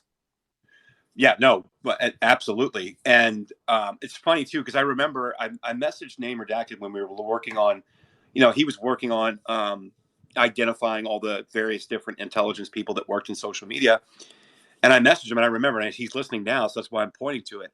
I had messaged him months ago, and I said, "Hey, we really need to be looking into Michael McFaul. This guy is central. Thanks for the 100 name. I saw it because you remember I was talking about this guy months ago, and I was like, hey, this guy seems to be at the center of all of this. And now that what we're seeing, what's happening today, and while we've basically been able to break down, thanks to Jen's tenacity of making sure that we talk about Norm Eisen, it's become crystal clear when you look at this reporting by Darren Beatty at Revolver that we're going over from 2020 in September of 2020 of how important Michael McFaul was. The thing was, I never saw this reporting. This is new. This reporting is new to me as of yesterday. I never got to see it, but I knew through the other work that we were doing of how central Michael McFaul was. And so I think that, Dustin, you're absolutely correct. And matter of fact, I think this is where the space really blows up again, because I'm going to go through probably my favorite portion of the clip from you yesterday that I think that people are really going to understand what this is. I'm going to read it all. And you guys tell me this wasn't a color revolution. Here we go. So first off, it's absolutely imperative to look at every single one of the conditions for a color revolution that McFaul identifies. It is simply impossible not to be overcome with the ominous parallels to our current situation. Specifically, however, note condition 1, which refers to having a target leader who is not fully authoritarian but semi-autocratic. This coincides perfectly well with Eisen's concession that the populist leaders he's so concerned about might be, quote, illiberal, but enjoy, quote, popular support and have come to power via relatively democratic electoral processes. That's from their book, by the way. Consulting the above passage from Consulting the above passage from Michael McFaul's book, we note that McFaul has been perhaps the most explicit about the conditions which facilitate a color revolution. We invite the reader to supply the contemporary analog to each point as kind of an exercise. So let's do that, shall we? Shall we have a little exercise here on the space? And you guys tell me what you hear. So again, from Michael McFaul's book, step 1, a semi-autocratic regime rather than fully autocratic, which they're basically showing as Trump, because the vice presidency and many of the other people in his cabinet were kind of irrelevant to what Trump wanted to do as the chief executive of this country. So semi-autocratic regime rather than fully autocratic. Number 2, an unpopular incumbent. Note blanket negative coverage of Trump, fake polls. So an unpopular incumbent, right? This is step 2 of a color revolution. You have to have an unpopular incumbent. So MSNBC, CNN, the Joy Reids of the world, and all the Jen Psaki's, all these people out there, basically, Trump's a racist, he's a bigot, he's a homophobe, phobophobe, transphobe, xenophobe, blah, blah, blah phobe, and all this negative coverage and negative implementation on the minds of American people to believe that he's unpopular when he, in fact, is the opposite. He had the largest rallies that I've ever seen of any presidential candidate. We had a convoy in Arizona that stretched like 70 miles, right? All the Well, stuff that was, yeah. Trash, don't forget that while everybody else got one scoop of ice cream, Donald Trump got 2. Dictator ice cream man. All right. Number 3, a united and organized opposition, media, intel community, Hollywood community groups, etc. So step 3 of a color revolution requires a united and organized opposition. Well, isn't that interesting? Why don't you guys go take a look at Millie Weaver's Sunrise Zoom call, and where basically horizontally leftist agitator organizations like Shut Down DC, BLM, Antifa, and many of these other groups horizontally aligned and were organized in opposition. You had people like David Brock, who had the 2017 memo, who basically organized Crew, which is what we've been talking about with Norm Eisen and the weaponized lawfare. You had American Bridge, which is an Oppo research firm. You had Share Blue, which ended up being Act Blue, so the funding mechanism of it. And of course, you had Media Matters, which was completely all in on fact-checking, fake fact-checking, and controlled narratives in legacy media and social media via Media Matters. So step 3 would be a united and organized opposition. Step 4, an ability to quickly drive home the point that voting results were falsified. So, interestingly enough, Russia, Hillary Clinton not conceding, or she shouldn't concede because these elections are false.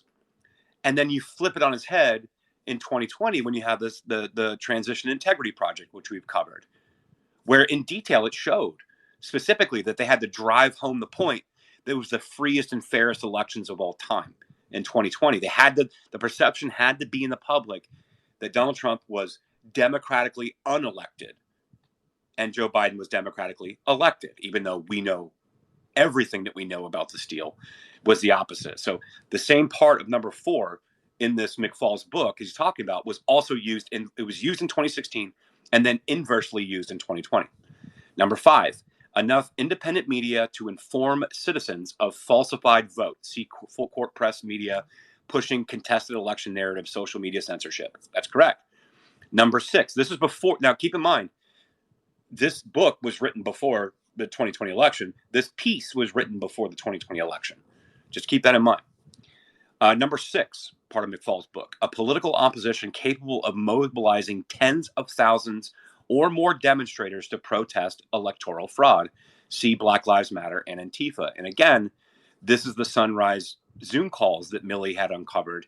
This is the document called The Count that we reviewed, I think last week or the week before, where it details an organization mobilizing tens of thousands of people and demonstrators to not only protest, we talked the Summer of Love, we saw January 6th, and it showed specifically in that document on page 35 at the bottom that they had to mobilize and prevent Congress from meeting, i.e., being able to discuss the independent slate of the alternate slate of electors from these states that were saying that this vote's wrong. This is who our choice is. And it was to basically protest inside the Capitol, by the way. That is the language in this document. Inside the Capitol to prevent Congress from meeting, including Sergeant of Arms, removing Republicans from the House. I'll just read this one more time for you guys on page 35 of this Count document, which is really fascinating because the document was released on October 14th of 2020. The reporting on this from Darren Beatty is September of 2020.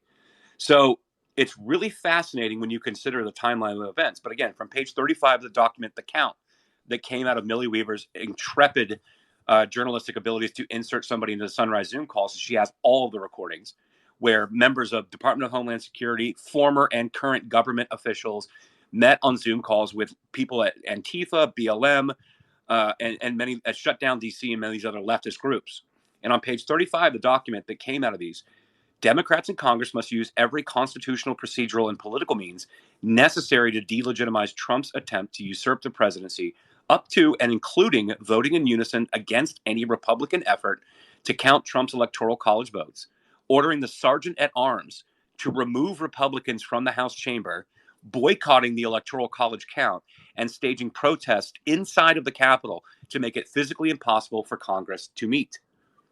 Boy, with that document being released in October of 2020, that's pretty crazy considering that all these people met at these Sunrise Zoom calls and planned this out. And the Transition Integrity Project that they're talking about here was originally war gamed essentially all of the outcomes of the 2020 election. And then they created organization, protest, and documents and procedure, including, and not limited to, the Count, this document, the Transition Integrity Project document. This didn't just go to a bunch of leftist groups. This went to governors. This went to the district attorneys. This went to Congress people that are on the left. They knew what this was. There's a reason I firmly believe, and I can't make it so it's only an opinion, but I firmly believe of what Nancy Pelosi and Muriel Bowser did in D.C. as a result of these 3 documents, the Transition Integrity Project, the Count, and the VPP, which Bad Kitty had put out yesterday regarding the National Guard. I firmly believe that they had built this entire plan. And Alexandra Pelosi was there to film a documentary as essentially another victory lap, not including the Molly Ball Time magazine piece, not including Norm Eisen's book, and moving on from an era of Trumpery. But I believe that her documentary was supposed to serve as the quote unquote evidence to set the narrative into the public that Republicans were insurrectionists and Donald Trump incited an insurrection, and people like Coy Griffin, Donald Trump, and everybody should be removed from ballots that were anywhere near this when they set this up the entire time. And that is the evidence of a color revolution that Michael McFaul is talking about that is directly involved with Norm Eisen. These people were at the center of all of these things. And so I just wanted to point that out. Maybe I'll wait for comment from Dustin or Jen before I move on, because I think I pretty much just dropped the mic there, so I'll let that go for a minute. Yeah, no. Again, the completeness of the evidence here is mind-boggling, and what I like about the Michael McFall stuff, I don't like it, but I like that we have access to it. Is it's these very specific conditions necessary to implement a color revolution, and how we can see them coordinating to make those conditions a reality, right? And so what stands out to me is one piece of this, right, is that number one, uh, you have to have a semi-autocratic leader, right? Now think about semi-autocratic. Like, it's kind of a dumb term, like so much of their nonsense. But the idea, Trump's a dictator. Oh my God, he's a dictator. Well, he's not doing dictator things, but he thinks about them. He thinks about them. He's a semi-autocrat, right? He's definitely thinking about all this stuff. And what I love is sometimes Trump will just straight troll them, right? And we're seeing that now with the he said he's going to be a dictator. Oh God, if only. Like, I would love to see Trump use the military to round these fucking people up, personally.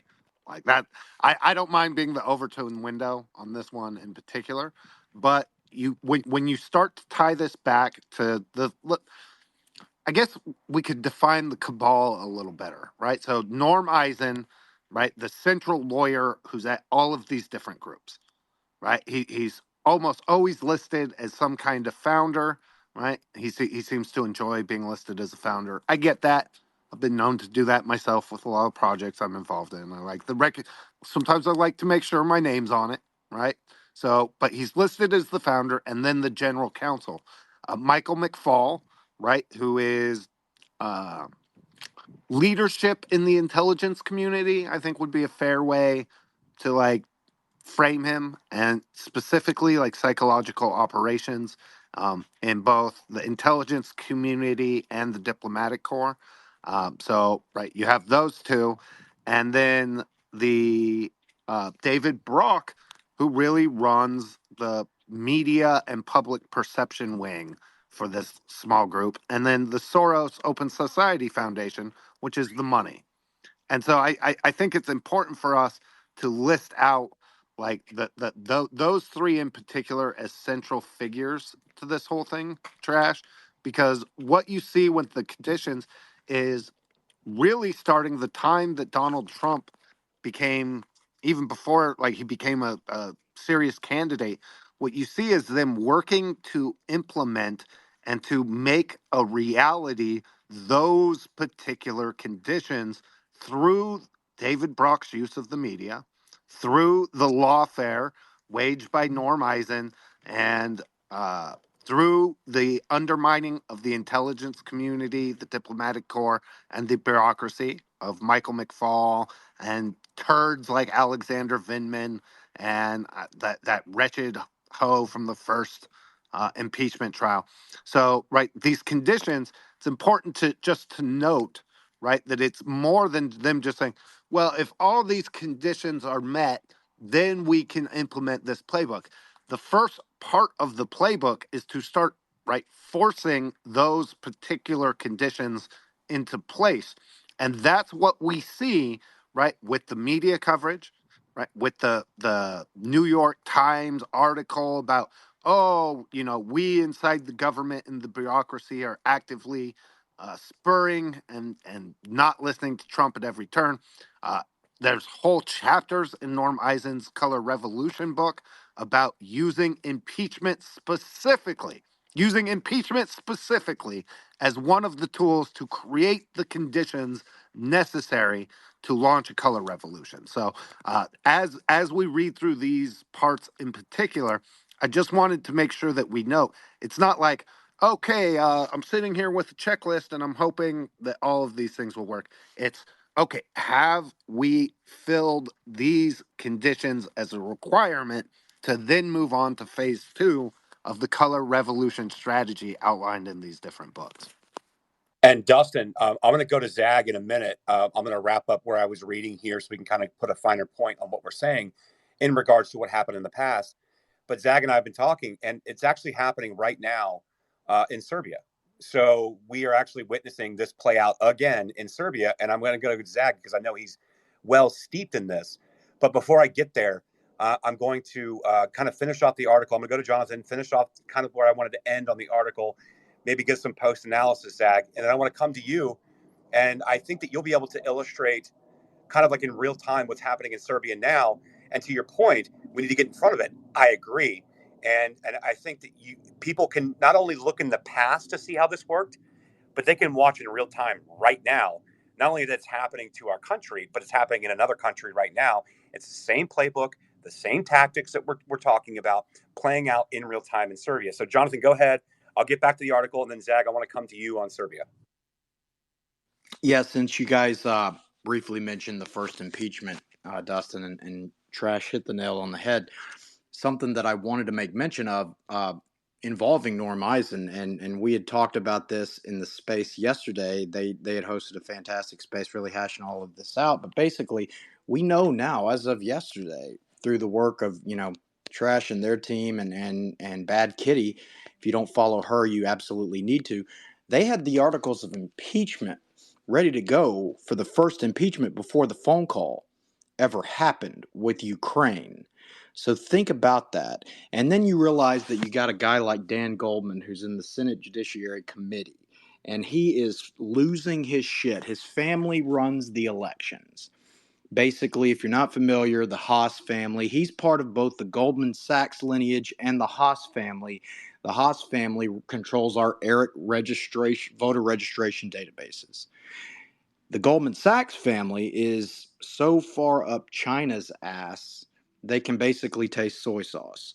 It's unbelievable. And you've got this guy who is focusing on leading the first prosecution impeachment and then being advisory counsel on the second impeachment. And his butt buddy behind the scenes is none other than Norm Eisen. Yeah, no, and I pointed that out a couple times before about that. Norm Eisen had drafted 10 articles of impeachment before the call ever happened. And then you look at some of the um, ways in which the call was set up, right? And we go back and we pick that apart.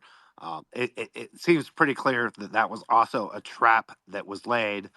Well, Um, Dust, can I just add one thing? The only other person on that call when it finally took place was Anna McAndrew, who was running election integrity and legal for Facebook as the censorship industrial complex was taking hold. And the DFR group out of the Atlantic Council, they signed their agreement as soon as Anna McAndrew went and worked for Facebook. And she was the only other person on that call with Poroshenko. And then going into all of this through the Barack Obama administration, she exclusively worked on Ukraine and Russia issues for the United Nations and then for Biden's, what he was doing in Ukraine. Well, yeah, no, and we're talking about I think separate calls, right? The first impeachment was based on Trump's call to Zelensky and him denying, but the lead up to that in the Poroshenko call, and it's funny because you brought up Anna McAndrew, and what's funny is I've been thinking as we've been doing this for the last couple of weeks where we've been deep diving on Norm Eisen, because if you guys aren't aware, throughout the year, we would be talking about different pieces of this. And Jen, over and over and over and over again, will be like, Norm Eisen, Norm Eisen, Norm Eisen, Norm Eisen. Like, do not ignore Norm Eisen and his role in this. The fact that he's the general counsel for all of these different apparatuses, right? And then our theory that it's done very strategically in order to shield the most nefarious parts of their communications between the organizations behind attorney client privilege. But I've been thinking, you know who else? Like, I have a feeling we're going to see, right? Jen get redemption on or show that she was right on track with is Anna McAndrew, the election czar, the censorship czar at Facebook during a lot of this stuff. And we've done a couple exposés to uncover she's somebody who doesn't seek the spotlight like a lot of other people. She really is one of the people who operates in the shadows. But she also there's also ties. I believe. Correct me if I'm wrong on this, or we know they were there around the same time. But Anna McAndrew and Jack Smith were at The Hague at the same time together. And so, right, as part of like the young Hague globalist people. And I think that's their technical name. If I'm being real with you guys, I'm pretty sure that's exactly no.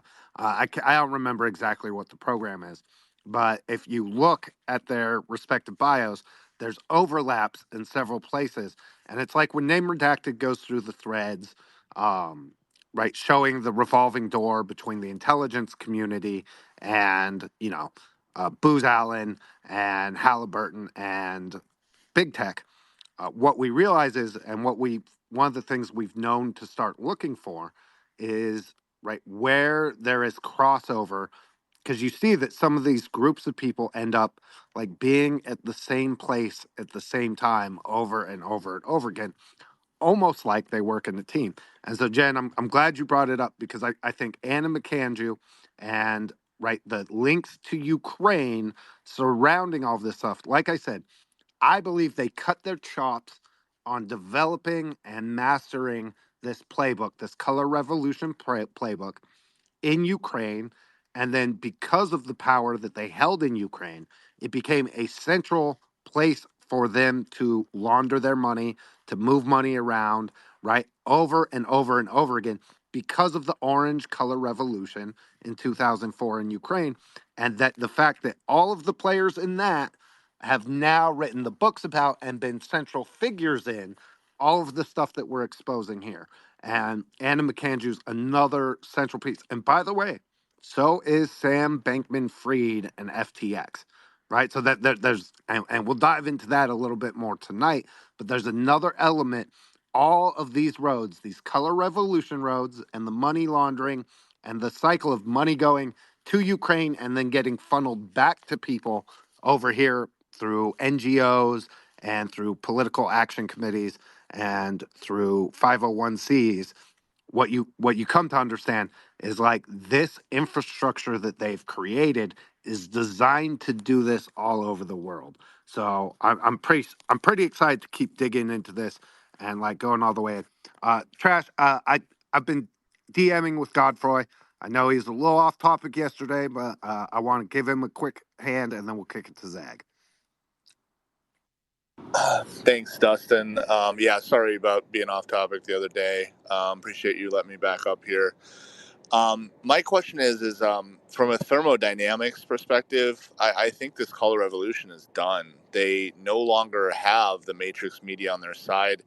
I work in the media. I was a producer for a number of years, and these numbers they're a bloodbath. They're horrific. What's happening to Disney alone, what's happening to CNN, ABC, CBS, these are not even financially sustainable. Look, we've always knew that the Matrix media was a cult talking to New York, San Francisco, and LA anyway. But now I think that the bill is coming due from a mathematical perspective. The media can't afford to carry on TDS anymore, Trump derangement syndrome. They can't afford to shill for BLM, like financially, they can't afford it. And then the money laundering operation that was funding these color revolutions, BLM is being shut down systematically from a financial perspective. The Ukraine money laundering system is being shut down by Russia and by Senate or congressional inquiries. They can't operate so openly in the Ukraine anymore. And finally, this FTX takedown was a massive death blow to these people. So they don't have the mobilization and the resources anymore to carry out any more color revolutions, which is, I think, why you're seeing these Secretary of States behaving so desperately. I think that's their last play. They have no plays left. Would you guys agree that they're in a state of panic now because their systems of operation are shut down? Yeah, so I definitely want to get to that at the conclusion of this. I really just wanted to drive the point home. You're not off topic. You're not wrong. I agree with you 1,000%. But I want to get to like the post driving the point home analysis for everyone to really understand how this picture works and then what we foresee in 2024. That's why I call myself the serial white pillar, because I'm seeing the cancer and I know where to cut it out. So I agree with you, and I'm going to get to that, and I want to answer that question, and I want to see what the rest of the panel thinks as well, seems like we had some disagreement, but I agree with you. Let me drive this point home. And then again, we're painting the picture of what happened in 2016 through 2020, what we're seeing, what we're living through today, and how it's being implemented again in Serbia, which is why I'm going to kick it to Zach. But before I do, let me finish up the last piece of what I wanted to read. So it really brings this point home. Serbia then becomes prescient. Then I'll get the analysis of you guys and we can have an open debate. But let me just finish this up, and I got it. So in the article, I want to finish this up on point number 4. Point number 4, if you guys know, it was a 6-point deal in Michael McFaul's book. Point number 4 was an ability to quickly drive home the point that voting results were falsified. So 2 things. They were either on the Transition Integrity Project, I believe the war game number 3, Trump won. So what they were going to implement if Trump won in War Game 3 on the Transition Integrity Project was an all-out assault, essentially, of what we saw through his presidency and basically convincing the public that the election results were falsified. But because they were able to get enough ballots through these harvesting and law changes throughout these swing states, Joe Biden was installed as the president. So therefore, flip it on its face and then convince the public that it was the freest and fairest election of all time. There was no fraud. There's no widespread fraud. There's no proof. You have no proof. This election was free and the fairest of all times as ever in existence known to man. You can't look here. You can't talk here. We're going to sue everybody that's saying something, including 65 Project, going after attorneys. So part of the plan was, in like Michael McFaul's outline and Norm Eisen's outline, was they have to drive home the point that the results were falsified. So you can create a kind of like a Euromaidan type situation that happened in Ukraine. If Trump won, since he lost, then it's the inverse. You have to message completely that it was the free. Okay, I'll move on. But this is an excerpt from Norm Eisen's book on color revolutions, and arguably, I would say that I agree. And he says, and they say that Eisen has an interesting thing to say about the role of contested election scenario in the Orange Revolution, arguably the most important color revolution of them all. And this is an excerpt from his book. G. Ukraine's Orange Revolution, a case study of external support to civil resistance movements. Ukraine's nonviolent Orange Revolution of 2004 helped to bring the democratically elected Viktor Yushchenko to power after widespread election fraud had resulted in the victory of Prime Minister Viktor Yanukovych. External actors, including USAID, just say CIA. We don't need to say USAID, whatever. USAID, the Westminster Foundation, the National Endowment for Democracy, which we were talking about earlier, and the Alfred Mosher Foundation have been supporting Ukraine's civil society for several years prior to the election. Ongoing efforts, including running seminars on civil society activism and democratic principles. One of the leading organizers of the Orange Revolution, Pora, meaning, quote, it's time, received grants from the German Marshall Fund, Freedom House, the Canadian International Development Agency, and others, helping them to spread awareness about their movement and develop their own organizational capacity. Pora had received assistance from other groups that had triumphed over repressive regimes. The Otpor leader, Alexander Merrick, ran seminars for Ukrainian activists in Serbia, while Slovak organizations who had defeated Vladimir Mečiar helped Pora to strategize. That's from Norm Eisen's book. And then I'll just finish here. Finally, let's look at one last passage from Norm Eisen's Color Revolution Democracy Playbook and cross-reference it with Michael McFaul's conditions for a color revolution, as well as the situation playing out right now before our very eyes. And from this book as well, it shows basically it's kind of an excerpt from it, and I'm going to kind of get into this because we did not get into this yesterday. I think it's very important today when we make a bridge to Serbia. And it's saying in summary, so you form networks, you create a unified democratic opposition where possible, or consider using referenda as an alternative. We talked about at great length Sunrise Zoom calls, horizontally aligning, adjoining leftist organizations. That's a unified democratic opposition. The lamestream media, legacy media, social media, all the activists, all of the talking heads, and all the mouthpieces. Unified democratic opposition. This is the David Brock meetings. This is the meetings in the Obama White House regarding the censorship apparatus that they were going to build. Okay, moving on. Increase election monitoring capacity and be prepared to use electoral abuse evidence as a basis for reform advocacy. Next, engage new voters by presenting a vision for the future. Remember, the message matters. and then forcefully contest each individual illiberal act of non-democratic actors. Opposition leaders may also choose to pursue more extreme institutional measures available to them, i.e., impeachment processes, votes of no confidence, and recall referenda, and or deploy extra institutional tools, protest, strikes, boycotts, and I would add censorship into that, extra institutional tools, right? And so you can kind of go through this. You can kind of read it now. But basically saying, by now, color revolution agenda against Trump should be plain as day. Regime change professionals like Michael McFaul, Norm Eisen, George Kent, and others who have refined their craft conducting color revolutions overseas have taken it upon themselves to use the same tools, the same tactics, quite literally the same playbook to overthrow President Trump. Yet again, same people, same playbook, same names. I won't go into the rest of the piece, but I'll say that we conclude the study of the key color revolution figure, Norm Eisen, by exploring his particularly proactive and indeed central role in affecting one of the color revolution's components mentioned in the Eisen playbook, impeachment. And so, yeah, Dust, go ahead and drop the mic for me. No, listen. So this, what's important to realize is what Trash is reading from there is reporting from Darren Beatty at Revolver News before the 2020 election, right? So he was trying to sound the alarm bells that this was going on.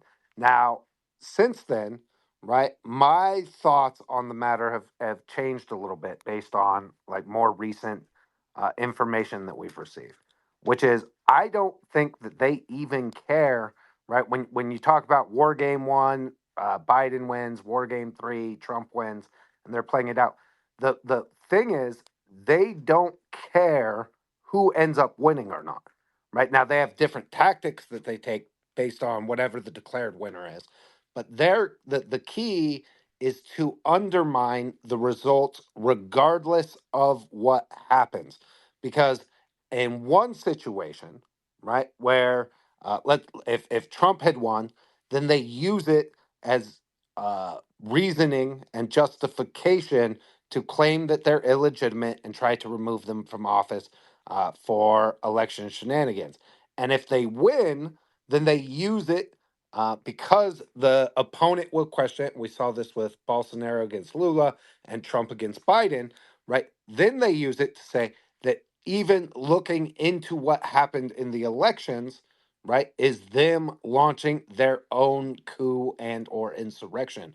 And so, right, the reason that it's so central that regardless that they raise these doubts about the elections and the electoral process ahead of time is that they're banking on and relying on the fact that they have the intelligence community, they have the media apparatus, and they have foreign global pressure points that can be applied regardless in order to take advantage of the confusion post election. And so that's one of the things that when I first went through this stuff, I didn't really wrap my head around like exactly why you would sow all this confusion if you thought your candidate was going to win. And what I've realized now, looking at other test cases and other evidence that we've been able to find, what you realize is, and what you come to realize is that all they have to do is create the confusion, and then they have several different playbooks and tangents that the playbook will take as a result of what actually happens or what is declared post election in a way that I think is really interesting. Yeah, I just want to point out, like, we were never going to win, guys. In this scenario, like, we had zero chance of ever winning the 2020 election. And I think that's something that everybody needs to realize is that all of these things that they put in place, all of the news articles that they did, every single thing they did was a calculated move in order to fortify how they were going to steal the election in 2020, target all of us, make us domestic terrorists that we cannot participate in society. But they knew how this was all going to play out. And that's how they had all of their people in the right places at the right time, talking the same narrative, because this really was a coup.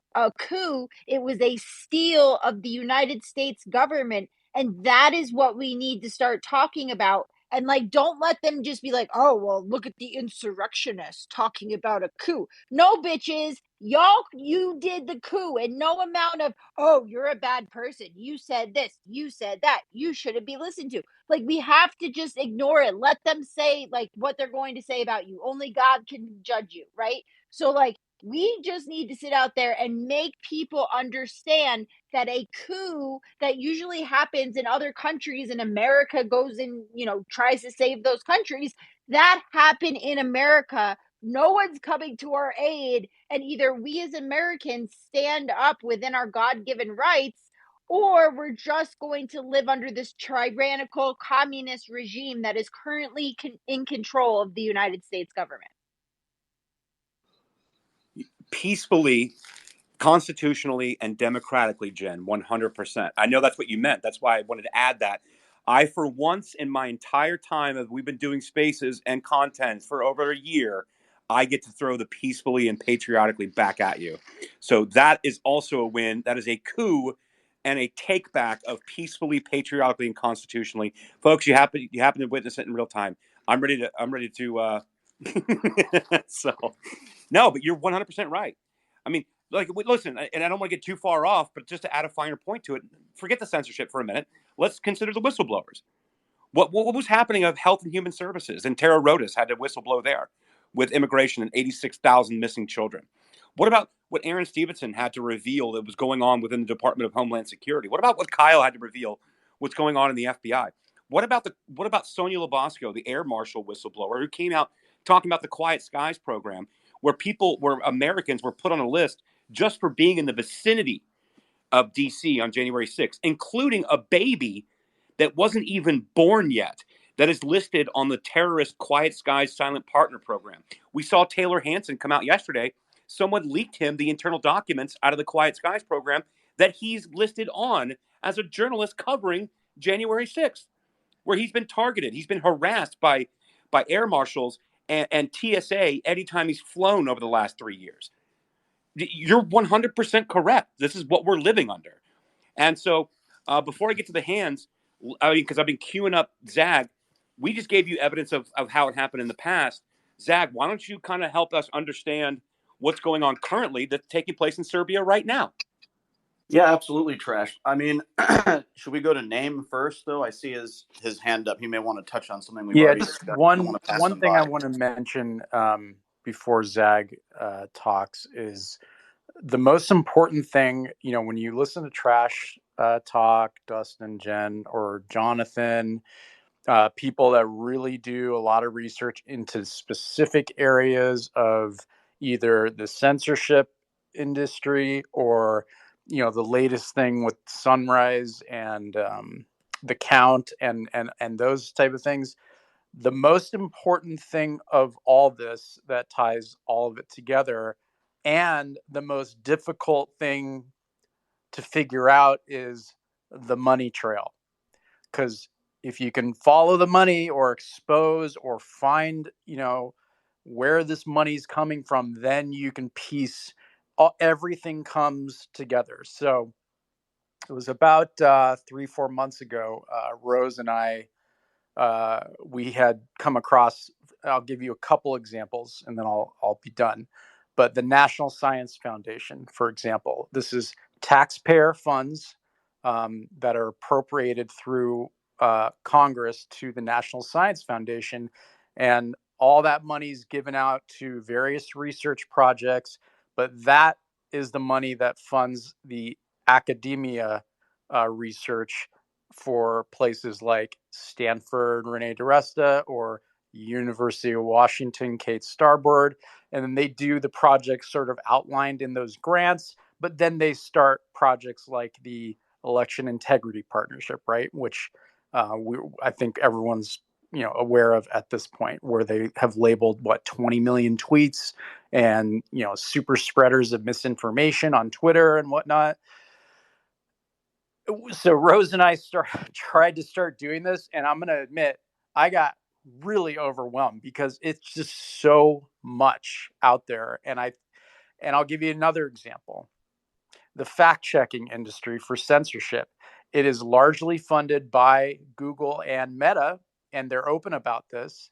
But then there's this company called Pointer. Okay, Pointer is sort of the head of the fact checking industry, and they're the ones that sort of give blue checks to fact checkers as legitimate or not. And then money is now, by the way, I was able to find it's on their website, Pointer's tax returns, because it is a nonprofit, and you could see money coming from media outlets. So Facebook and or Meta and Google directly donate money to Pointer, okay, and then you'll see money from I think George Soros's foundation is on there. You'll see Washington Post. I mean, all the who's who of sort of these contributions and money flow is on that are giving money directly to Pointer. And then Pointer will have these special grants throughout the year to all these various fact checkers for projects like, in the past, COVID or Ukraine, whatever it may be. And this is globally.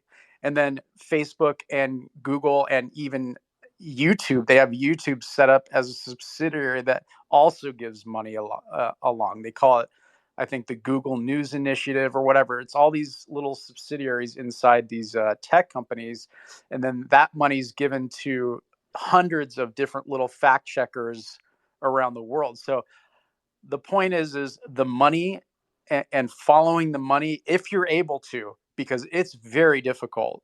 That's how you can uncover and then also connect these situations like the censorship industry and the issue that Trash and Millie, Dustin, you guys are talking about. It is all connected, and Well, it's all the money is coming from the same places to fund all this. and that would be the one thing, and I added it yesterday in the space, but the one thing I would add to Darren Beatty's reporting, right, is it's the same names, the same people, the same playbook, and the same money, right? And he did add the money part of it, but as we've been able to track a lot of this, and the frustrating part is a lot of it is, most of it is government funded. Like these Exactly. grants then get dispersed out, right? And this is why we fought so hard against Global Engagement Center and other stuff. But Zach, That's another good example, Dustin, is the Inspector General for the State Department did an audit of the Global Engagement Center because it is relatively new. And in their audit, Matt Taibbi had it in one of his Twitter files, and it was something I had reposted too. The page of so our taxpayer funds go to the Global Engagement Center through the NDAA, and it was like a couple $100 million when it first started, something like that. But then they get all that money, and then they dole it out too. And that whole page of where they gave the money out is redacted. And multiple congressmen and I believe the weaponization committee they're going after, and God, I think it's Stephen Miller's company. They've sued to get that page unredacted, and there has not been any success in getting that. well, So we don't know. yeah, no, and right, well, I think we do know, which I is mean, yeah, we do. Yeah. right, and when we talk about these NGO stand-ups that are basically just intelligence community fronts, the National Endowment for Democracy is one, USAID is another. We see them over and over and over operating, and not just in this country, right? The important thing to note here is that this is a playbook that we projected outwards, right, knowingly to disrupt other countries and to install leaders for whatever reasons that the intelligence community decided they wanted to install these leaders. And now it's being pointed back at us, but it's ongoing. So, Zag, let's get to Serbia. I'm dying to hear it. Yeah, guys. I mean, Serbia has long been a friend and partner with Russia, and Vucic, the guy in power, is a member of the Serbian Progressive Party, and they won in this presidential election a little over 60% of the popular vote. And a lot of European minders said it was a clean and fair election, and people seem to have moved on.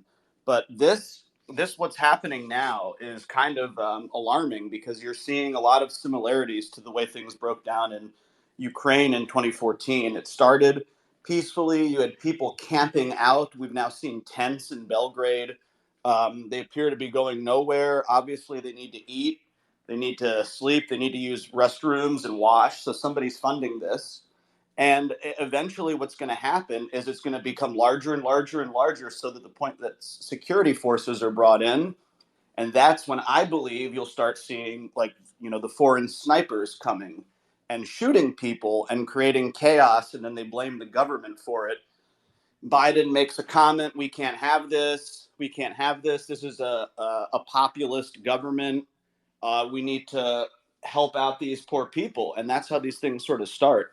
And if the Serbs weren't aligned with Russia but weren't that friendly with the EU, none of this would happen. This is all, again, based off of Russia. And I think we need to really get to the bottom of exposing who's funding these, the NGOs involved, the people, what kind of U.S. citizens have been traveling over there. They need to be exposed and outed as agents, because these NGOs cause a lot of problems. Look at the Institute for the Study of War, run by the Nuland Kagan rag. I mean, they're basically the number one outlet for Ukraine war maps. I mean, a Western NGO is responsible for telling people how things are going on the battlefield. This is completely, you can't trust this. You just can't trust them. And I really do think there's going to be violence in Serbia before there's calm. And what you guys have been talking about today is a perfect example of how they transitioned their domestic policies, like what they did to Trump, elsewhere, and they export that abroad. We don't like the results of the election. So what? We'll change the results. We don't care. I mean, it's a strong arming of democracy. It's a totalitarian democratic state that they're trying to pull. And I think they would have done it much sooner had Trump not been elected. I mean, they have plans for this everywhere. If you read some of the Rand Corporation's material, they script all of this. In 2019, they wrote a long expose about how to weaken Russia. And this um, uh, undermining of Serbia was one of the points.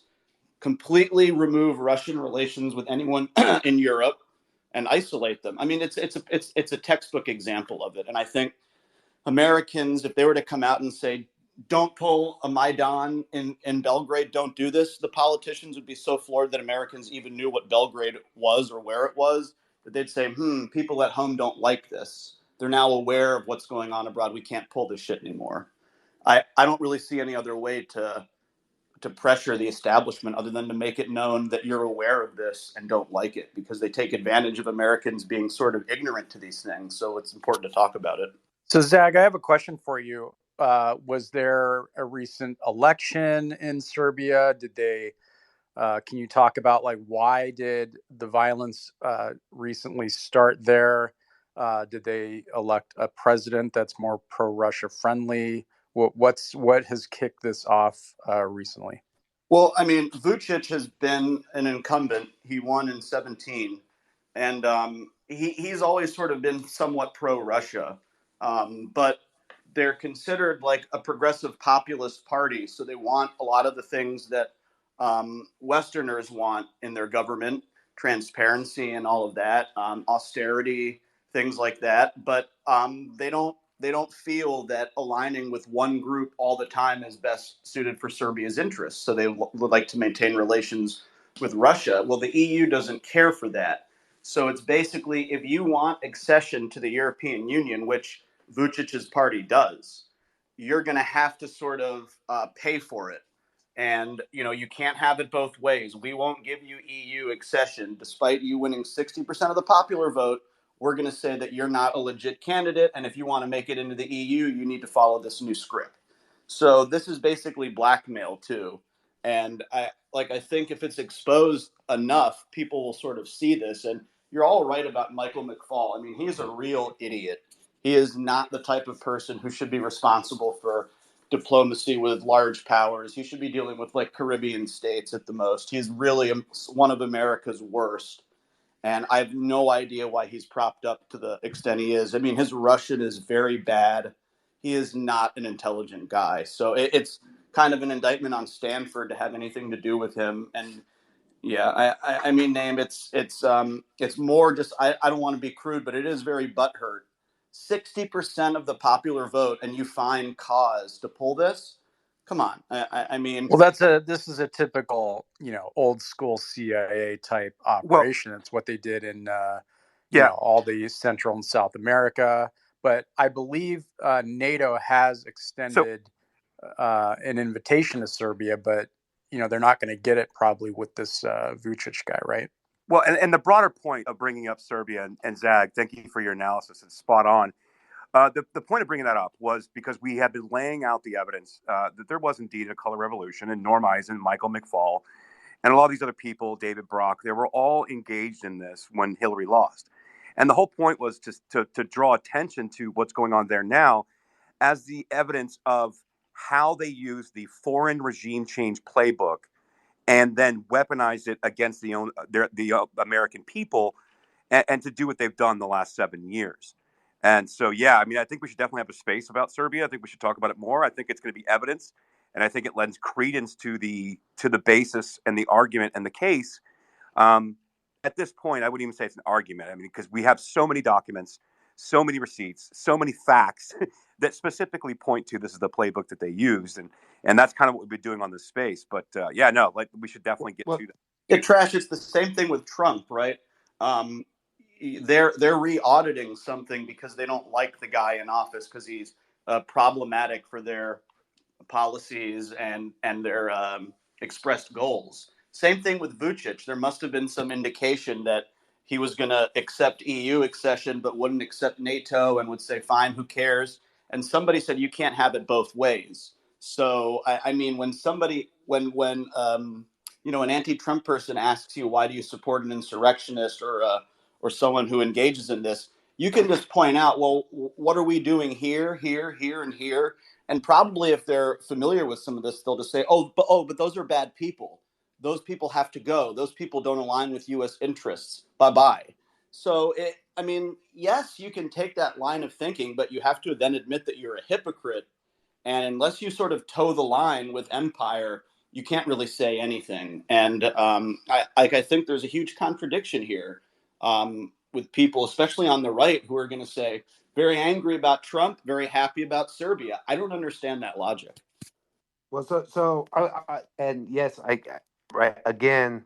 There's so much hypocrisy because the information isn't known. But I want to tie this back, right, to tie a bow on the color revolution aspects of this, and I'm actually going to steer it back to what Godfrey talked about, because whether it's Serbia, or whether it's us here in the U.S., or whether it's Brazil, right. Once we know what the playbook is, then the question becomes, what do we do in order to prevent the successful implementation of this particular playbook? And here's where I see, and this is why I think this there's reason to be optimistic about Trump's chances in 2024 in a way that we didn't know and we weren't prepared for in 2020. And hopefully, this message spreads in order to, at minimum, force them to adapt the playbook because we're on to their nonsense. Number one, the media uh, consistency, right? They rely on complete and total control of information that is spread through their propaganda in order to enforce those standards, the 6 standards we talked about necessary to implement a color revolution.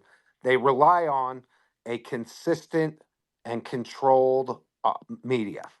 And I think that's why we're seeing so much attack against Elon and this platform, why they're going after Tucker as hard as they've been going after Tucker. And anybody who's starting to build a large enough reach to be impactful that they don't have control over. Rumble and Chris Pavlovsky would be another one. The second, right, is attacking the NGOs and their ability to operate in the shadows. The reason that we paint Norm Eisen, Michael McFaul, and David Brock's name over everything, and not just them, all their lieutenants that we've worked to expose all year, is that it makes it much harder for them to implement very, I should say it makes it harder to implement. It allows us to predict what the next steps are going to be because we've seen what their playbook is and where they're going. and they thrive by operating in the shadows. And so when I talk about that, our focus over the course of this last year has been to piece by piece start to dismantle the censorship industrial complex. Really, what we've been dismantling is the color revolution playbook and the instruments that they use in order to implement it. And so, uh, making sure that we continue to figure out decentralized ways in order to spread messaging that word can get out. And I think technology, blockchain helps us solve that in a way that's really fascinating, that I've been kicking around for a long time, right? And heavily involved in. But I think that's one piece of this. The second is the questioning of elections parts, which is, and this gets to so much of the work we've been doing about how do we get our elections to a point where it makes it much harder to sow this just broad doubt that they take advantage of the chaos in order to step in and gain an advantage. That's two. And then the final and last piece, I think we have to be a little bit more predictive about what they're doing and make sure that we're getting out ahead of some of these plots and that we start doing some of the wargaming that we've seen them do in all of these different exposés we've been bringing forward, right? Which is, and it's one of the things I love about spaces is that I think what we've done without like doing it by design, but right, a lot of what's happened in these spaces is we are actively doing the kind of thought experiments, the predictive programming, and the wargaming on how we respond to these various issues when they arise. And that's the counter playbook needs to be built and established and spread. And I think that's done through a lot of what we do in spaces. But like Trash said, I think we need to do a documentary, like for real, where we take the McFall and Norm Eisen Color Revolution playbooks and we take a retroactive look at okay, so here's Norm Eisen in his Color Revolution playbook talking about the need to inflame tensions between racial and other minority groups and turn them against whoever the incumbent is. And here is exactly how that step in the playbook was laid out at this step in the process as we saw it play out with the Summer of Love, right? And I think once we do that, uh, people become more aware that this is a planned and coordinated and tactical effort being launched to undermine the will of people on choosing their government, right? And they always project everything they do onto their opponent. So I think it's a good point for us to just kind of like take that in and think about the countermeasures that are going to be necessary, but the biggest of which is taking apart piece by piece the different compartments they've set up that are necessary for them to implement this because it is a wildly complex system with the NGOs, the academics, the checkers, big tech, the media, the intelligence community, the security state, security contractors, right? It requires all of the different pieces that they brag about in the Molly Ball Time magazine article about the shadow campaign to save the election, right? Where they're like, this group of this wildly diverse group of corporate, private, nonprofit, and government interests got together in order to save democracy. I mean, they're literally bragging about exactly the color revolution playbook that we're talking about right here. And I think we continue with the utmost importance to just make sure that we continue that deconstruction because you know what? If the media can't be absolutely in unison on pushing a specific narrative, it's much harder for them to achieve the condition number one, right? Or I'm sorry, condition number two. If they can't prove and show that there's a semi autocratic leader, right? Because people have more engagement, more direct involvement in the government, right? We can undercut condition number one. And I think the reason it's so important to go through the individual conditions is we just look at what we can individually do or we can do collectively in order to prevent them from meeting those conditions, in order to make sure that we can win in 2024 and then throw a bunch of these people in prison for treason. Like, I'm not gonna lie, I don't mind pushing the Overtons when the people who did this to our country and have done it to other countries are international criminals, and they deserve no empathy, no sympathy at all. They've responsible for more death, more bloodshed, more strife, and more human misery than we could possibly imagine. And a pox on all their houses, and may they rot in fucking hell. Yeah, and actually, I'm not gonna even peacefully that one. I'm with you 100%. And so, can I just complain for a second before I come to you, Brianna? Like, we do these spaces. We've been doing them all year, Dustin, Jennifer, many of us. And a lot of us do work behind the scenes where we coordinate with research groups, members of Capitol Hill, Weaponization Committee, Congress people, things like that. And I've been very fortunate. And constantly, all I see all the time is, okay, great. Well, what are we going to do about it now? I'm like, man, I'm one person that works full time on networking this stuff together to present it in a journalistic fashion so the information gets out there. I try to build a platform so I have a loud microphone. I don't know. Take it to somebody that has a platform. Maybe get groups locally where you can actually get something done. Like, I'm just. Trash.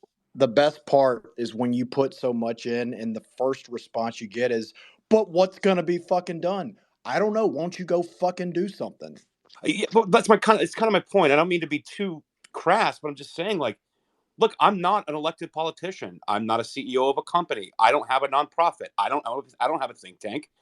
I don't have a team of lawyers. I don't have a team of researchers. I'm literally a dude on the internet that coordinates with my friends and tries to figure things out and then present it in bite-sized, understandable pieces so you can then take that information where it can be most effective. You can lobby Congress people, kind of like we did during the speaker vote and all those things. Dude, we're doing the best we can. I am not an organization. I'm literally a guy that I would say at this point, just an investigative journalist, I suppose. Like, I mean, I don't have control of the world. Hell, Republicans only have control of the House. So, like, well, nothing's going to be done about it. Yeah, because we have to get this information to people to help people to understand so we can then move public sentiment where none of this works at all. That is what needs to be done here. And again, no matter how loud legacy media on Joy Reid's show or MSNBC continues the same old BS lying. Yes, we know they're lying. They know we know they're lying. It's nothing new. But that only has so much power the more that this stuff is talked about, exposed, and given and passed off to other people that may not know it. So, sometimes I just get a little frustrated with that. It's like, I don't know. Like, I can't solve all the world's answers. I can only simply say, hey, I've done the work. Here's the evidence. Here's what it is. Where do we go from here? Well, I mean, yeah, we're going to try to make documentaries. I think that we're obviously probably going to form groups this year that can be more effective. I don't know if it's a PAC. I don't know if it's a think tank. I don't know what it is. But whatever it is, I'm going to do the best I can. But my God, man. Anyway, Dustin, I saw you on mute. Go ahead. Well, I was going to say, Trash, we don't have control of the world yet. You left out the yet part. Like, we're going to get there. Don't worry. Currently building out all the necessary teams, the lawyers, the think tanks, right? Again, we could take some inspiration from the construction of the infrastructure that they use to do this in order to counter it, right? Which is, I know my man Jim Pfaff is taking over the blockchain pack. I'm super excited about, right? America Mission. If you guys love the work we're doing, right? Our goal is to get 100 new subscribers before the end of the year. You can sign up for the email list. You don't have to pay, right? Just my goal is just to get 100 right paid subscribers. If you want to pay, it's not very expensive. You can do it for like $5-10 a month. That helps us build out all of this different infrastructure. And right, I can't say what a blessing it has been over the course of the last year to be able to like watch America Mission grow. We're less than a year old. It started as a group of us who just literally were doing these spaces and got together and were like, well, the number one question everybody always asks is, well, what do we do about it? So we started to put like action plans together and we started to coordinate with each other on exactly how we answer those questions and think about the effect we've had. Because in the short term, sometimes it's not easy for us to predict out exactly what bringing this information forward is going to accomplish. But I can tell you, I've seen it happen. Like the Media Matters lawsuit from Elon, that's a direct result of all of the information that has been brought forward by us and many others on David Brock and the censorship machine, right? The Missouri v. Biden, that does not happen, right? They don't reinsert CISA into the injunction without all of us making noise, drawing attention to it, and people reaching out. That's another one, right? The Restrict Act, we don't stop that if we haven't pre-laid the information and we all know what to look for as far as what the censorship looks like. And so, yes, we don't always know in real time. It's we find important information, we bring light to it, and then we push it to the weaponization committee. We try to push it to people who have larger platforms than us, right? We're happy when Joe Rogan picks up different pieces of this stuff. We're happy when Tim Pool picks up different pieces of this stuff. We're really happy when, right, we drag Jim Jordan kicking and screaming into talking about a bunch of stuff in the weaponization committee that should be done. We appreciate, we know we have an impact when, for example, name redacted blows the freaking spot up of Daryl Issa, the other douchebag on the weaponization committee, who are happy to bloviate, but oh my God, this is the worst thing that's ever happened. I can't believe it's allowed to continue. And then vote to continue to fund the Global Engagement Center, which doles out a bunch of the money to fund all of these different elements. The fact that we are able to show this, A, they're not expecting it, right? And B, it's allowing us to continue to have an impact. And so I hope you guys will join us, like subscribe to America Mission, right? Get on the email list. It's our primary redundant line of communication, right? In case, who knows, we get shut down here, we get censored.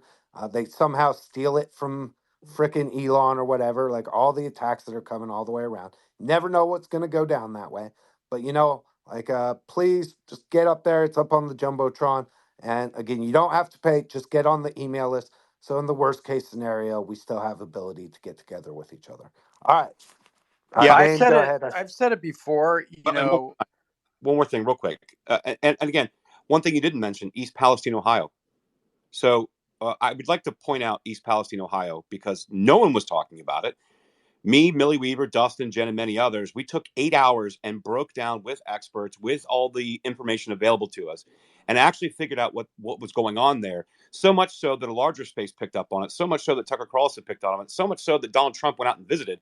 This is weeks after it had happened. Everyone was like trying to forget about it. We started that. I know we did. I'm taking credit for it. I don't really give a shit. I know we did because no one else was talking about it, and then everybody was talking about it. So, and again, I've had my content and our spaces be quoted in articles. Hell, just tweeted something about Sound of Freedom the other day, and Newsweek picked it up. Like it is happening, and that does drive us. And I'm not trying to be mean or rude about, what do you expect from me? It's more like, man, if everyone else could put the effort in that we're putting in with us, maybe we can get this to the people. That's all I'm trying to say. It's just like trying to do something about it. And so Dustin, I think, put it very well. So Name, go ahead, and then I'm gonna get to Bree. Well, yeah, I mean, the East Palestine's a great example. Restrict X, an amazing example. So, I get what Jonathan is saying. People do go into the replies of, oh, so what are we going to do about it, this, that. But there are a handful of major wins of other situations or things where I'm not going to include myself, but I will say Trash, Jen, and Dustin, Jonathan, you guys doing spaces all the time and rallying people up to call congressmen, their congresswomen.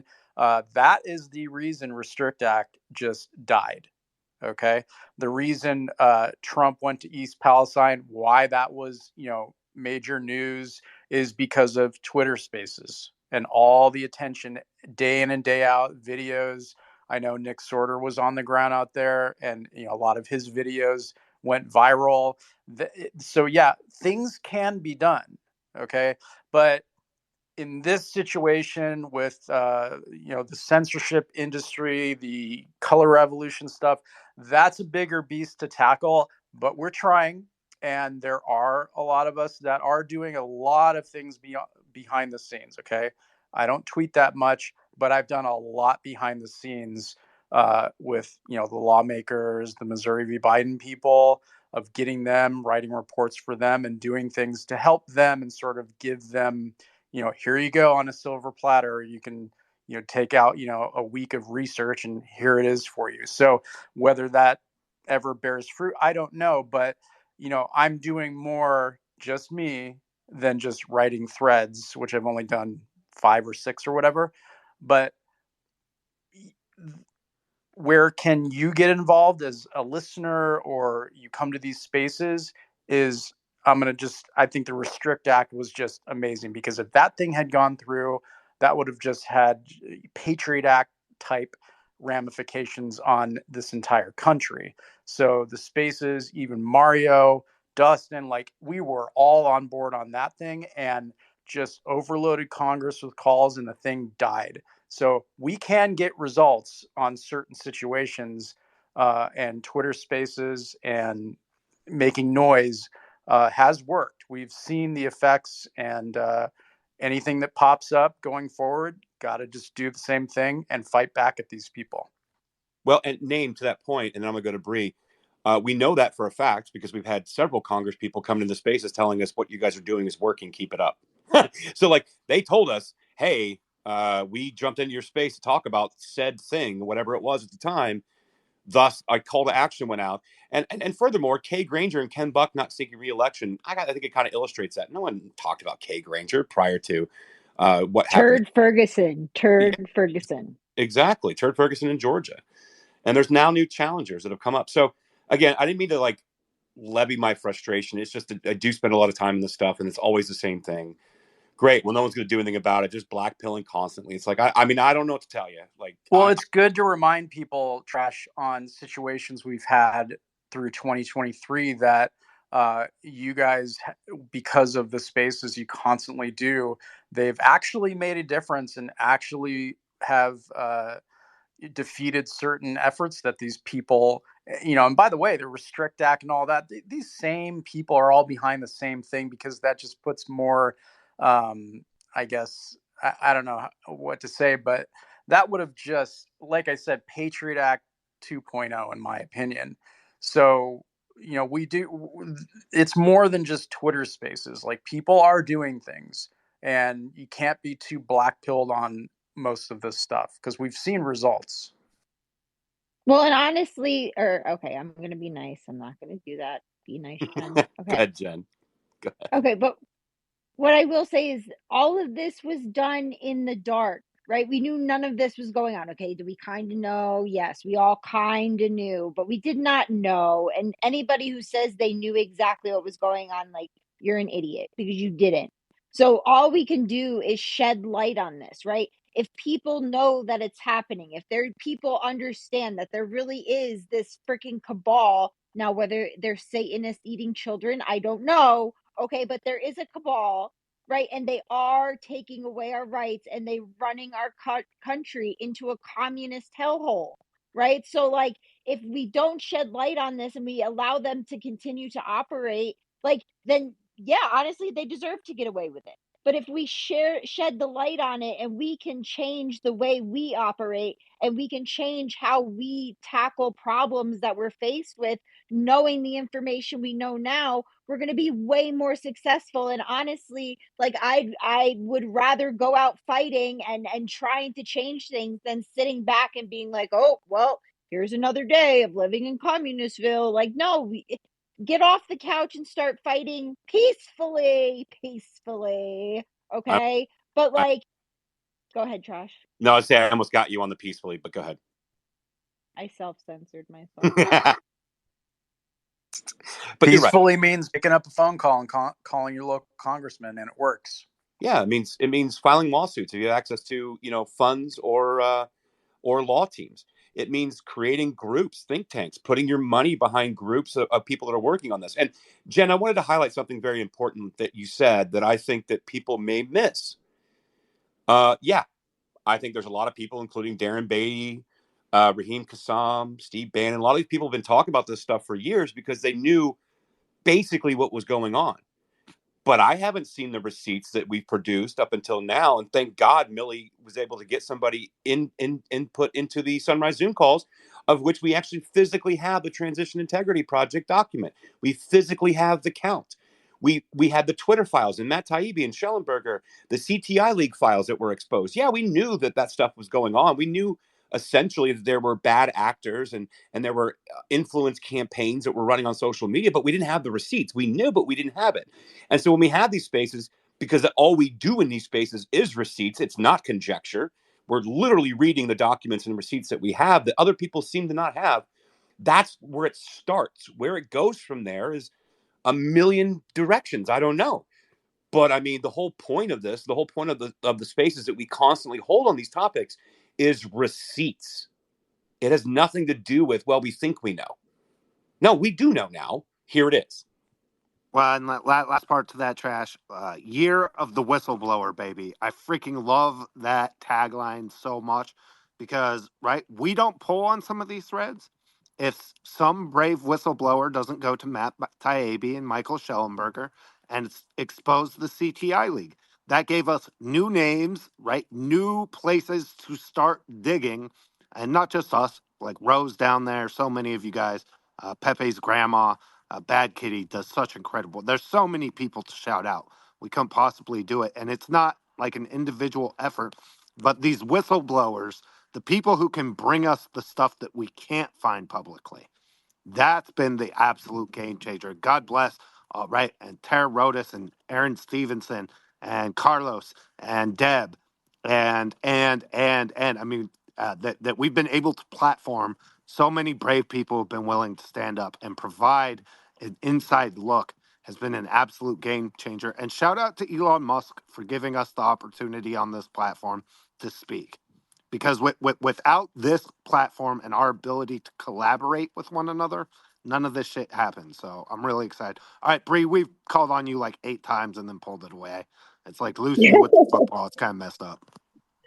Oh, thanks, Dustin. No, it's been great listening to you guys. And, you know, I think it's important to also recognize that as exposure happens, there's sort of a blessing and a curse that happens as sort of a response, if you will. And I posted up in the Nest, for example, something that just is coming out of the state of Oregon. It's kind of like a microcosm that I like to focus on because it's a really good indicator of how this whole apparatus will respond to exposure. And part of that sort of, you know, curse, if you will, is that when this apparatus responds to exposure, they respond with force.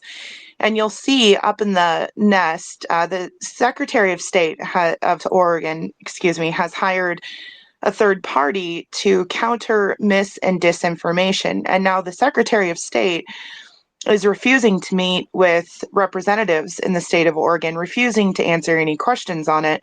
And then just recently, the Portland DA, Mike Smith, who many are aware of, just announced that they're going to start prosecuting bias crimes, quote unquote. And so I think the blessing part of this, right, the silver lining, if you will, is that when this apparatus responds with such force to exposure, it creates not only more exposure, but it also really solidifies in the minds of individuals, you know, and voters in particular, what they're up against. It actually helps to create more exposure, right? Because a democratic government or system would not respond to exposure with this type of force. So I think it's you know, there's a silver lining in that. The other thing that I wanted to respond to was earlier when Godfried was sort of touching on through the thermal dynamics and the sort of waning financial infrastructure, if you will. And so I wanted to point everyone to something else that America Mission has been on the forefront of breaking, and that is the natural asset companies that the Securities and Exchange Commission is going to have a vote on here in just a couple weeks. I think they've extended it to January 18th, if I'm not mistaken. And essentially what we're looking at is the capitalization of private and public property in an effort to artificially inflate America's balance sheet. And what's so interesting about this, right, is that Trump is currently on trial for allegedly doing this with his own private assets. And yet here we have the Biden administration who is sort of, proposing to obfuscate both public and private property into this portfolio in an effort to increase the United States balance sheet for ESG lending guidelines. Anyways, I digress a little bit on that, but I think that the funding mechanisms we're watching sort of prop up to replace some of the formerly waning funding mechanisms, if you will. And again, all this to say that exposure is then, when it's then responded with force, creates more exposure. And I think, with that, a vast majority of the population who begins to see the full picture very clearly. So I think that there is a silver lining in all of that. And I just wanted to draw attention to it because as it seems dark, there is a silver lining to all of it. Yeah, and I appreciate everybody's hard work on everything that's happening here. Thank you so much.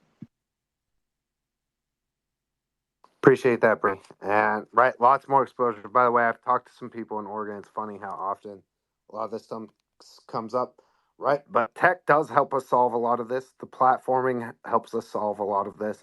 And so we'll keep diving in on all of these parts. Caroline, go ahead, get in here. Sorry, I don't have your entrance music, but I'll get back. I'll get back on it. I'm very, very disappointed. Thank you, Dustin. I just wanted to chime in on what Name and Trash were saying. I think it is really, really important to look back and celebrate the success that we've had, and to do that consistently, and to do that especially when we're discussing something that's going to require action from people. Half of this battle is just going to be keeping the morale up and people involved. So it's really fun to look back at Ohio and the Restrict Act and to see, like, hey, we all worked together on those things, even people who maybe typically don't work together.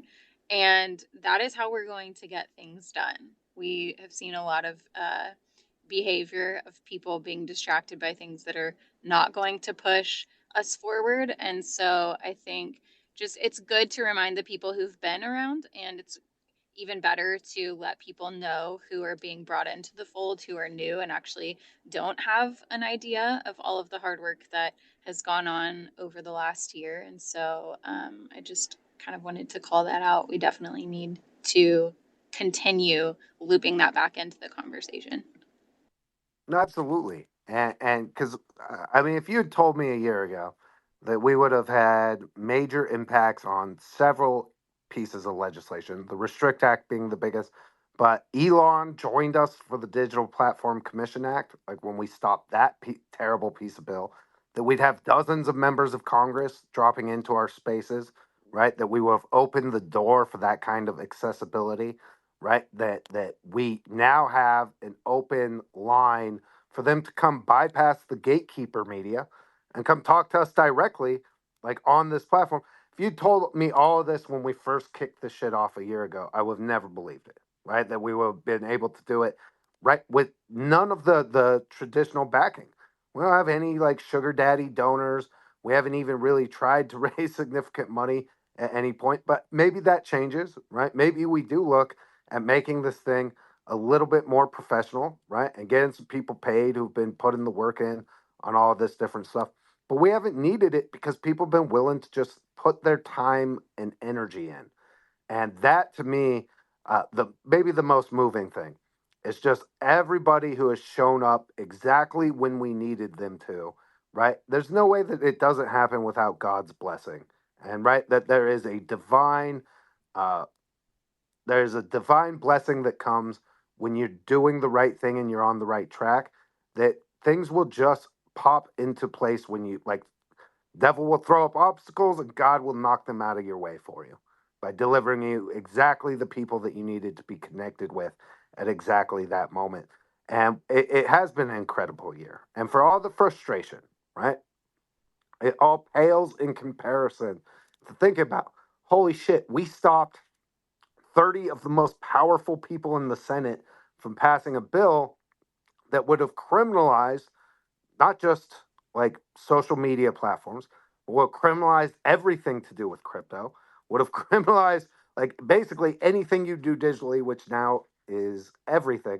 The fact that we stopped 30 of the most powerful people in the Senate just by like rallying everybody together. And to Caroline's point, the cool thing is, and this is maybe a good reminder for us, right, to let people do their own thing. The fact that we got people to come together like such a diverse group, right? And Mario giving us the time, even the left wingers coming in. I mean, shit. The number of people who rallied behind us because everybody could see when they actually saw it, like how real it is, changed freaking everything. So I'm gonna go Mike and then Emergent and then Trash. I think this is probably a pretty good spot to get to a wrap. We'll hit the hands. If you guys want to comment, throw the hand up. We'll hit the hands and then look for that space a little later on Sam Bankman Fried. I think that's going to be a fire discussion because so much of what we're talking about, all roads lead to Ukraine. Right? The money goes into Ukraine and then gets distributed out to the politicians. And I think what we're witnessing, I'm seeing lots of the technical analysis. Oh, well, we couldn't do it because of the Caribbean. Oh, okay, weird. So just so happens we're not going to have a trial about the bribery of politicians and the politicians' involvement in the FTX Sam Bankman-Fried. I'm sure it's just all technical. We could just excuse away. Community notes is out fucking control on this thing. So it's gonna be a really, really fiery space tonight. I'm looking forward to it. All right. Mike and then Emergent, and then we'll hit the rest of the hands. Jim. Yeah, no, I don't think it's anything. Dustin, I think you're reading something into Sam Bankman Fried. It's just a little bit of this, a little bit of that. No big deal. Wow. I mean, we knew this was coming though in the back of our mind. Didn't we know that something like this was going to happen? But listen, I just want to give you guys props, man. I see Jim and Storm and everybody in here, and Name and Zag, and it's like there's so much knowledge here, and I hope that you guys understand like what you've done, not to just the congressman, but what you've done for a lot of us. Like, I mean, I've always considered myself pretty knowledgeable about politics, but to be honest with you, I have to say that like a lot of times I'm like, this can't really be real. Like, I mean, I support this movement. I mean, this can't like what they're saying. This has got to be a conspiracy. This can't be real, right? Until that Restrict Act thing came along. And then I'm like, whoa. Like Name said, like that was the one, man. For me, that like really made me think, like, so I can't use a VPN. Like I could get in trouble for retroactive transactions. Like one person can put me in jail and take everything I've got and not give me any representation. Like that's real. And like then Lindsey Graham doesn't even know what the hell he's talking about with it. And it's not even hidden in an omnibus, right? It's literally this little thin little freaking kid essay type thing that just comes out and says it right in front of our faces. So it's like, I don't know. I really, I don't know. I just, you guys have really kind of sparked, and I hope, and I think it's with a lot of people I've talked to as well, but you've really sparked that we want it like to get involved more and to like be as knowledgeable as y'all are, to have that information to be weaponized in that way. And so, yeah, but then and Dustin, last point, real quick, what you said earlier. Think about, and I thought about this the other day. Where can we literally talk like this? Anywhere in the world, but here. You can't do it at work. Can't do it. God knows you can't do it at school. But like, where can you talk like this? This is it, and that really hit home with me. This is it, and that's kind of a sad point, but maybe that's a glimmer of hope. Who knows? But I'll end it there. Appreciate that. No, we just have to look at it as the starting point. Emergent, go ahead. Hey, I just wanted to kind of chime in with what the four of you were saying earlier about, just kind of take hope and take stock of the victories that you've had and the actual things you've been able to accomplish.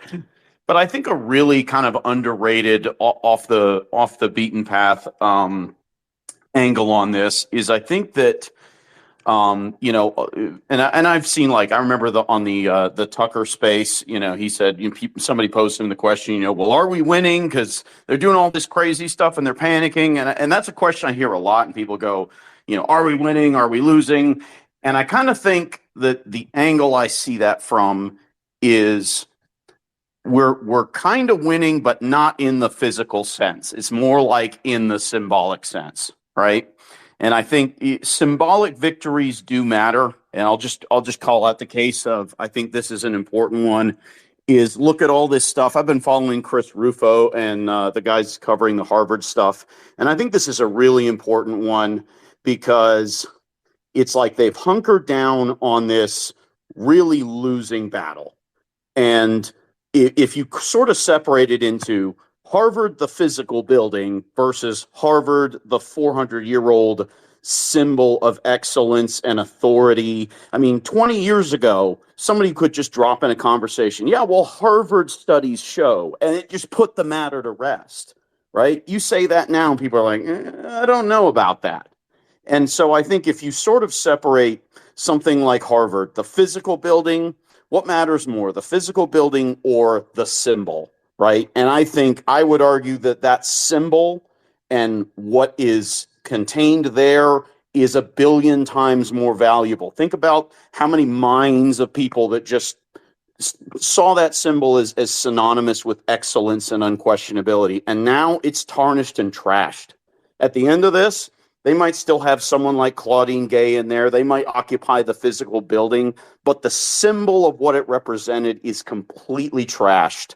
And you know, modern governments are based on so much of voluntary obedience because they point to that symbol of excellence or that symbol of authority, and they count on everybody going ooh, and bowing and not questioning it. And so much of that, I remember there was a real infamous Jordan Peterson quote and post, and he said in the middle of COVID, he said, you know, what they're doing right now with all of this COVID stuff is they are demolishing faith in public institutions at an unprecedented rate. And so they're sort of fighting these short-term, short-sighted physical battles over things that don't matter that much in the long run, and they're just barbecuing these symbols of legitimacy and authority. And I think that's an important dimension of this. And just think about that. Oh, absolutely. And well stated. And again, there's so many people, right, that we could shout out. Chris Rufo's one that you brought up, but like Alvin and Jennifer McWilliams over at Courage is a Habit, battling on the education front, right? It takes all of these different things at once. As far as like the physical wins, though, I don't think these are more than just symbolic victories, right? When you stop legislation, when you depose the Speaker of the House, when you open the access of members of Congress to come directly to us, right? That we also take our losses, right? Like the getting the NDA language stripped out. And so I don't want to over like I want to be realistic that we could take our wins, right, and take our lumps. It has to be both, and we have to be like upfront about that. Just acknowledge it. But I thought that was well stated. Jim, my man, good to see you. How you doing today? I'm doing well. I want to offer some hope for 2024, but I want to give a little bit of an historical background of how, and this isn't comprehensive, but how we got to where we are. Just some key things. Much, in fact, I think nearly all of what we are fighting in terms of our liberties is a result of the progressive era in the United States, which is roughly between 1890, 1914, well, 1919, maybe 1920, 1890 to 1920. Roosevelt and Wilson in particular as leading that. In that time period, the Interstate Commerce Commission, the Federal Reserve System, the Federal Trade Commission, and the Food and Drug Administration were all created.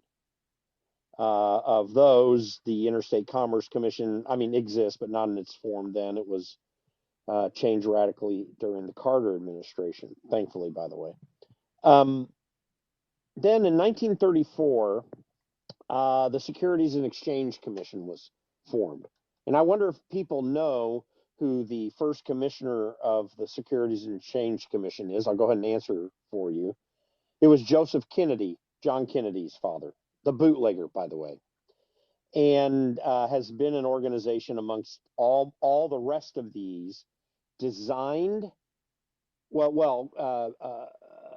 recommended because they were supposedly going to fix problems that markets caused, but were in fact designed to provide large corporations special treatment in government. One of the Securities and Exchange Commission goes without saying, but one of them that's interesting is the Food and Drug Administration was an idea pushed strongly by Heinz Corporation because they found themselves having they did invent ketchup. I mean that they figured out a way to successfully market what was the remains of tomato production were into a useful product because it was just massive waste, and they made millions off of it, even in those dollars at that time.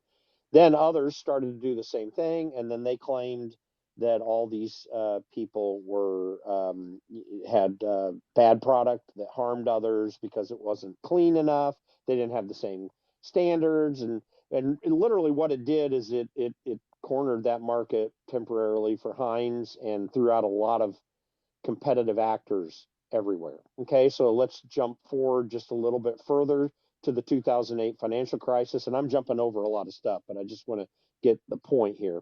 2008 financial crisis, TARP took $787 million and bailed out big banks who were probably the main drivers of the problems in the financial markets. Also combined with the way that the equal housing laws required them to make bad loans, so it was a combined government corporate problem. And jump a little further, and this is where it becomes very significant and why we're seeing it so weaponized right now. Jump a little further to Barack Obama's speech in Denver accepting the Democrat nomination, where he first stated in big bold letters to everyone, he had been saying it before, that we were going to fundamentally transform America. What did that produce for us? It produced riots in Ferguson and elsewhere. It produced a weaponized IRS, because when the Tea Party movement began to advance, which was the beginnings of the populist movement that we're seeing right now under Donald Trump. Donald Trump didn't cause that to happen, but it's that same this kind of foundation began at that time, and they literally shut down that effort being even more successful because there were lots of organizations that wanted to set up nonprofits, which I had set up nonprofits prior to that time. You could get a 501c4 done in a matter of 2 to 4 weeks, and within 6 months you could have a 501c3 organization begun. All that was shut down with Lois Lerner's help under Barack Obama. The other thing that happened in the Obama administration, the culmination of which took place on January 20th of 2017 in a meeting in the Oval Office between Barack Obama and obviously Clapper and what's his face, John Brennan and Joe Biden and Susan Rice and others, which initiated, what we know this for a fact now, initiated the government attempts to take down Donald Trump during his presidency. So this began in the progressive era, which we slightly got away from for over the middle part of the last 100 or so years, and then it got its resurgence mostly under Barack Obama, slightly in mild ways maybe under Clinton, but really under Barack Obama.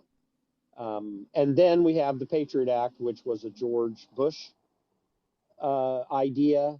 We're taking advantage of 9/11 to create the security state that we are also fighting. This is what's behind us. This is the foundation, roughly, of what we are dealing with right now. It is a battle against forces that have solidified over a 100-year period. and that has taken over the levers of government over that time so solidly that it seems impossible to break. Donald Trump comes on the scene, and they should have been able to take him down, and they were not able to. I mean, other than winning the 2020 election. By the way, with less than 40,000 votes in a handful of states. This is how close we are to being able to win our country back. And it will take some years thereafter to really clean up the mess. But what's at stake in 2024?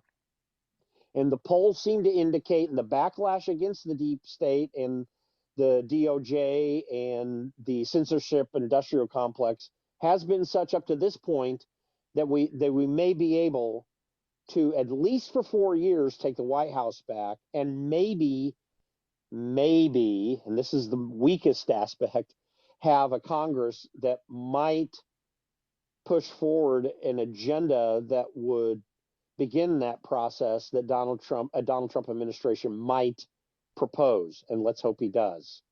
And I say that reservedly because even though I think what happened in his first term had some net positives that we all appreciate, there were also some major ways that didn't happen in a way that was to my liking. I'm certain that texts that I've sent to people showed up in the J6 committee, and just because I was haranguing people in the White House about it. But I think we do have an opportunity to turn this around. That's exciting to me. A win in November seems exciting. I think it seems almost inevitable. It is not guaranteed, but that is certainly the direction we're heading right now. So we have to bring that about, and I'll finish here. We have to bring that about by very hard work, and everyone in on the stage here whom you should follow, and most of the people in the audience who have been listening regularly agree that they want to undertake the efforts to win in November of 2024.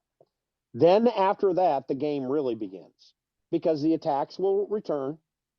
The attempts to shut everything down will commence. We do not know precisely how Donald Trump will address this, and we need to push for him to do what we hope would happen beyond the political headwinds that are certainly going to be in his face.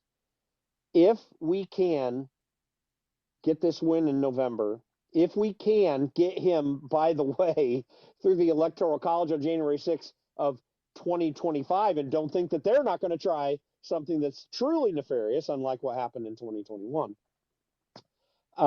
then we can move forward, hopefully in a renewal of our freedoms based on the Constitution and in the Constitution.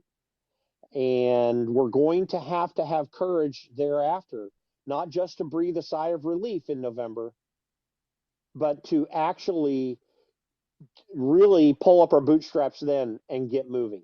So I'm hopeful for the future. I'm encouraged by everything I've seen so far. Having worked through at least 30 years of election cycles, I know that promised gains can be lost. I also know they can be much better than we anticipate. So that's all up to, there's some degree of providence related to that, and there's certainly also a degree of us working hard to make that happen, seeking God's providence for it to be carried out. So let's do that. Let's have hope. Let's not give up. And I believe 2024 will be messy and discouraging and frustrating and exciting all at once. Let's get on for the ride and do everything we can and look for hope to the future. But again, be prepared. After November, that's when the work begins. No, Jim, I think you bring up a great point. And actually, I would like to build off of that so people really understand why I have a message of hope and white pill. Number one, I talk about cutting the cancer out. Once you know where the cancer is, then you know where to cut it out. But let me actually give you one step further. So Savvy, I see her listening. Her and I have been doing spaces reviewing Project 2025 and America First Policy Institute. Now, Project 2025, if you guys don't know what it is, it's pinned to my profile. I made a little thread with James Bacon there at Heritage.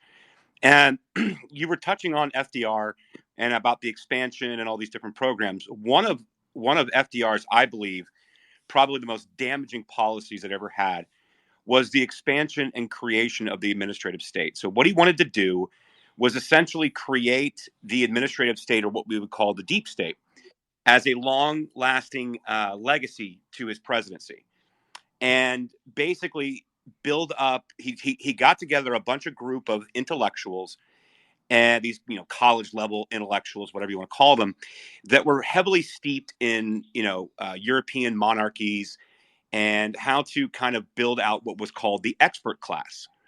And that essentially is what he built out. And then Congress, realizing how much power this expert class administrative state, these layers of bureaucracy between the White House, the president, and the president's cabinet, and their effectiveness of their said responsibilities in cabinet to then dictate policy, by creating these layers of employees and intel community people and security council people based in the White House between the president and his cabinet himself, and diluting the powers of the executive, number one. Number two, restricting the ability of cabinet members, secretaries, to be able to fulfill their job duties as appointed by the president. And what it did was essentially add a bunch of layers where thousands of employees are not responsible to not only the cabinet secretaries, but to the president and the executive themselves, yet operate on the day-to-day operations of our government. And this is what we would call the deep state, the administrative state. And what Project 2025 is a plan that Heritage Foundation, Cato, many other, like tons of organizations, they got together and they put together a 970-page plan called Project 2025. This is all designed for the transition of a incoming president. So this immediately, I'm sorry, I meant to say, before I get there, in Congress in 1978, they passed the Civil Services Act, essentially establishing the Office of Personnel Management. So you don't need Congress to actually enact these changes within the executive. You just need the Office of Personnel Management, which was established in 1978 to execute these personnel changes. You guys have heard of like Schedule F. Well, there's a bunch of different options that the executive would have under this act of 1978 and establishing the Office of Personnel Management. So the good news is that a lot of the administrative deep state can actually be fixed and resolved by the president the day he takes office, utilizing this plan without having to get Congress even approval on it, because he has the authority, as was the act that was passed in 1978. And this was supposed to be the check on the deep state. Now, obviously, that's been completely corrupted, and they're actually weaponizing Office of Personnel Management to reaffirm the administrative state's ability to do what they do and operate on a daily basis. And so I want to give some hope to people on this Project 2025. Now, the America First Policy Institute, what that is designed to do is this handles personnel, right? So Project 2025 is transition team personnel, cabinet members, and realigning of certain agencies that are under the executive branch into new, dissolving some, diluting others, reforming others. Then America First Policy Institute, what that's designed to do is actually introduce America First legislation policy changes from day one.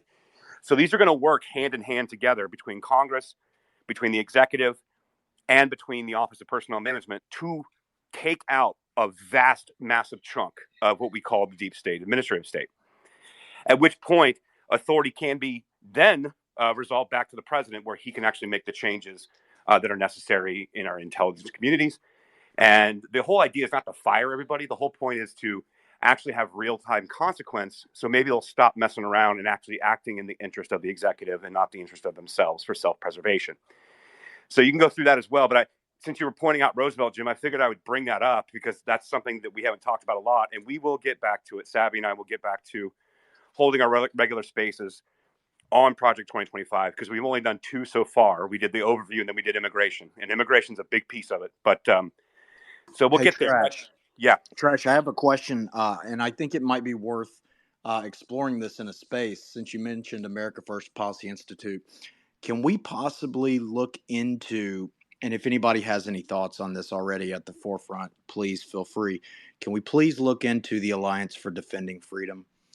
I don't trust that organization, and I feel like they've been an organization that's recently, at least, kind of seemed to ideologically align themselves on the surface with America First Policy Institute and other like truly like America First organizations, and I think it's disingenuous and I don't trust them. So I'm curious if anybody has any thoughts or if it's worth us looking at in the future, maybe doing a space on it. I'll have to look into it more. I don't have much thoughts on it. It's only so much bandwidth, but I'll take a look and see what you're saying. Storm, you had your hand up for a while, and then I'm going to come to you, Savvy. Go ahead, Storm. Yeah, Jim, you made great points. Thank you, Pastor Jim. We're gonna officially ordain you. I guess that might be the common term. But you know what? I think Emergent was bringing up was something that was a key point, especially in how we see institutions. Harvard kind of showed their true colors as far as the way their stance is on things, and I don't think we would really see that unless we had something like X or social media. We're starting to change the way that we see our government. A lot of times when we're kids, when we're growing up, we only hear from our parents what our political views are. And now that we have somebody like Dustin and Jen and you, Trash, that actually are allowed to see evidentiary, I don't even want to say that word, because evidence and clear cut facts as far as what's really going on. Nobody knew what was going on during 9/11. We thought that all these things that government was passing was going to be for our own protection and for our own good. And now that we see hindsight 15, 20 years later, what that really is about and what they're trying to do to continue to keep and hold the power, it's important for us to be able to kind of network in our own local communities, to be able to spread the word on what's really happening and try to do it in a way to where it's not triggering yet persuasive and effective. Those two words have been kind of the common 2023, I think, as far as the war for information and the war for souls, to be able to think, who can I influence and who can I impact? Because the mainstream media, they are now, I guess, feeding the masses while we feed the grassroots. And I think that if we're able to feed enough of the grassroots, the mainstream media becomes ineffective. They become obsolete. Something like Twitter and X and Spaces, they become the go-to. There's breaking information on here that Nick Sorter would, come on and say, talk about Ohio, talk about what's going on in Iran, talk about what's going on in Syria. And we don't get that from other news outlets. And so I believe that, spaces like this, is kind of Mike said earlier, we're really thankful for you guys. You guys are extremely brave and courageous for continuing to call it out because, we don't have teams of lawyers that if someone's listening to us, they say, hey, I don't like what that guy has to say. Let's go ahead and investigate and look into us. You guys are looking at the true core of what has happened, especially over the last 3 years, where very few people want to go because they're afraid of what they're going to find.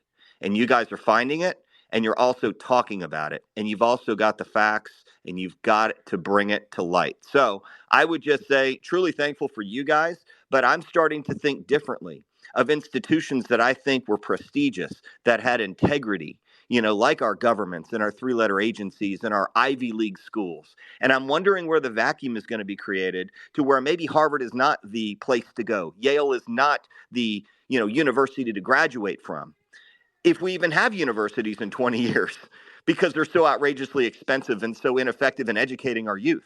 So I think about the way that our youth is being attacked. I think about our school system, whether we go private, public, pods, homeschooling, whatnot with our kids.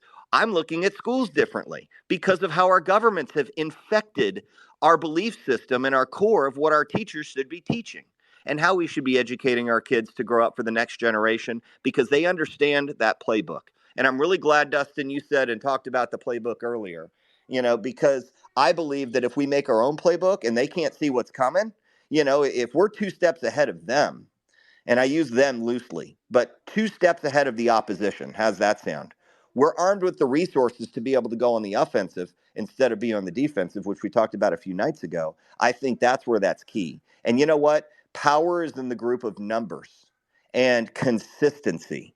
Just because we talk about it today doesn't mean it's going to be, talked about next week or next month because, man, does government have a short memory? And the SBF is a clear example of that. That was the delay tactic to say, you know what, let everything blow over. Let's start some wars. Let's talk about wars. And then what we'll do is we'll quietly say SBF is going to get 6 charges dropped. So maybe it's not as the top news, the header. And we could talk about other things that are going to go on with Syria and Russia and Ukraine. And so it's like almost like look the other way. But I rambled, man. I just got to say, I appreciate you guys. I love you guys. And the fact is, we can talk about it here. We cannot talk about it anywhere else. So keep it up. Well, and Storm, to that point, I'm going to come to you, Savvy, because I think you wanted to touch on the Project 2025 thing. But that you actually crystallized something for me that I've forgotten that I knew when we started doing this stuff over a year ago. Well, several years, but I mean, in its new current format and form, is first of all, we are in a war, and it's been an information war for a long time. And how you fight an information war is by talking about the information that they don't want you talking about. And so when people say, well, what are you going to do about it? Well, I mean, I don't know about you, but I'm on the front lines of the information war. So what are you doing? What do you got? Do you have something? Because I can tell you that's the whole point of this. And so that helped me a lot. Actually made me remember and realize, first of all, I am doing something because we're fighting an information war.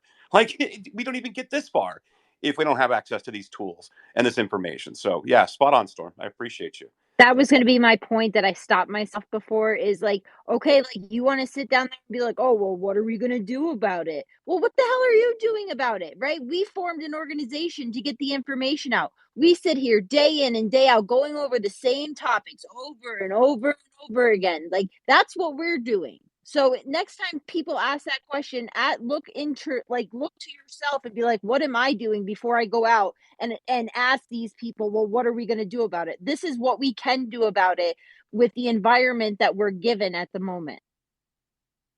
And also, I'll add what else you can do is both Project 2025 and America First Policy Institute. You can apply to be a part of those team. You can apply to be a part of the transition group for the next administration. You just go to project2025.org. You can also be a part of America First Policy Institute with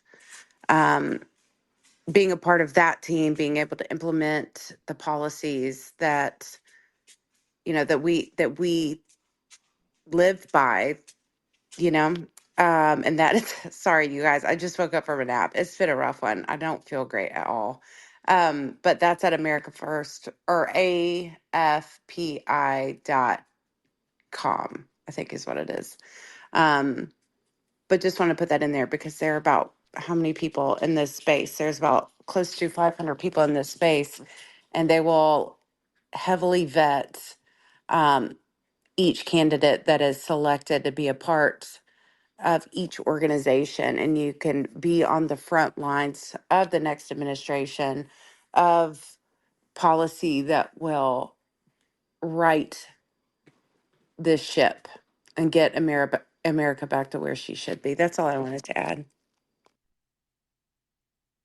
Yeah, and I would add, matter of fact, that I've been fortunate enough to be friends with a lot of these, what Kyle has so, I believe, eloquently created, the suspendables. A lot of these guys have actually joined Project 2025 and AFPI, and their direct expertise in being government whistleblowers can then be included on the incoming administration to get those departments correct, to get it right. And so, yeah, you can go to project2025.org. You can actually apply to be part of the transition team, America First Policy Institute. You can do that as well.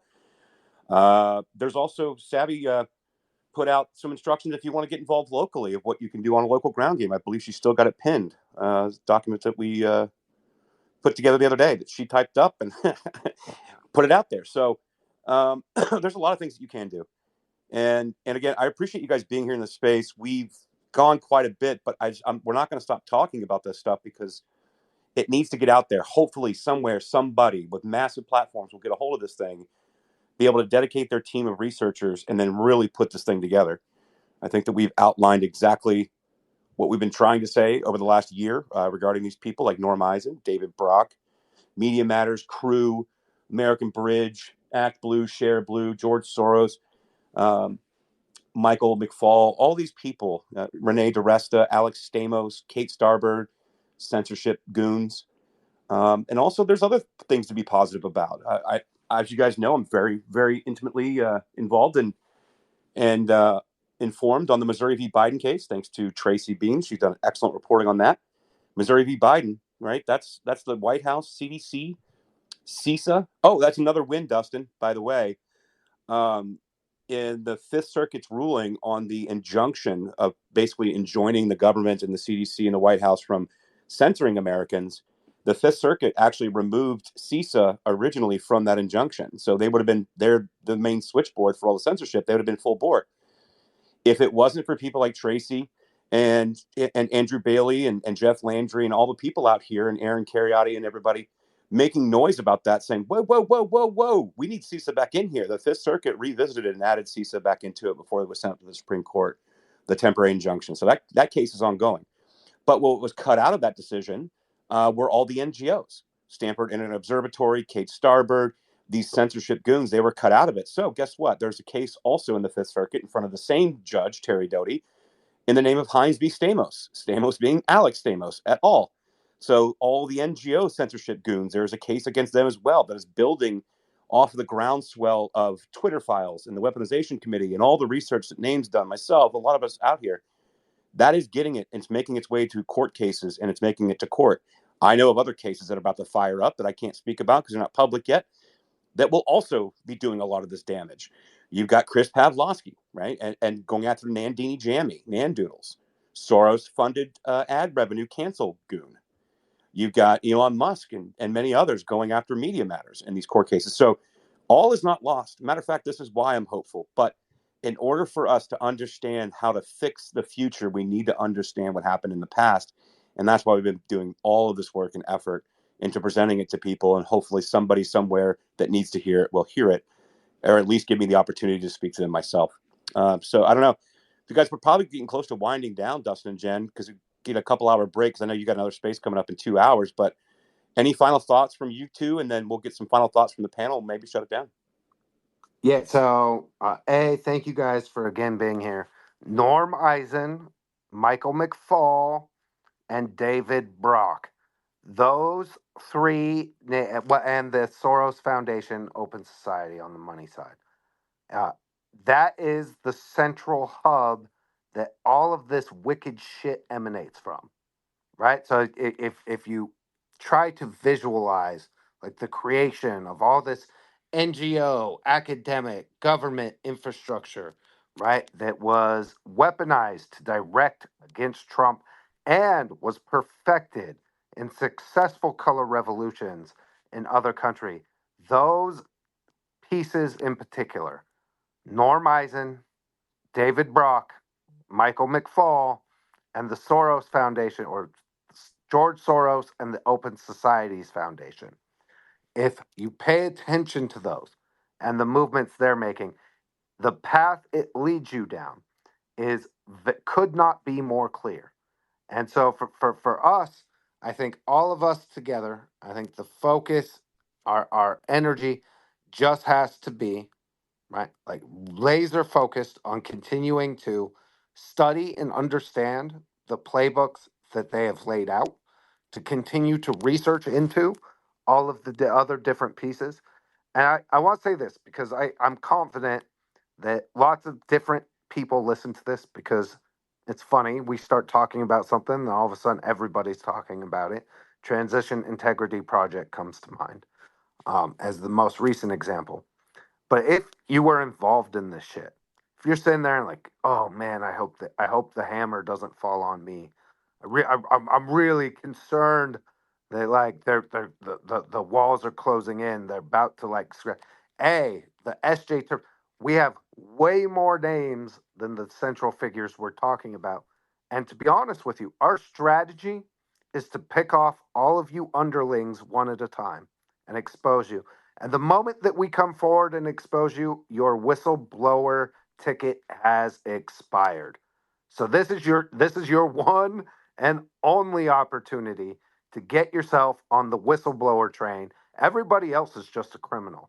So my fair warning to all of you, right? Because I know they listen. I know that some right this stuff gets spread around.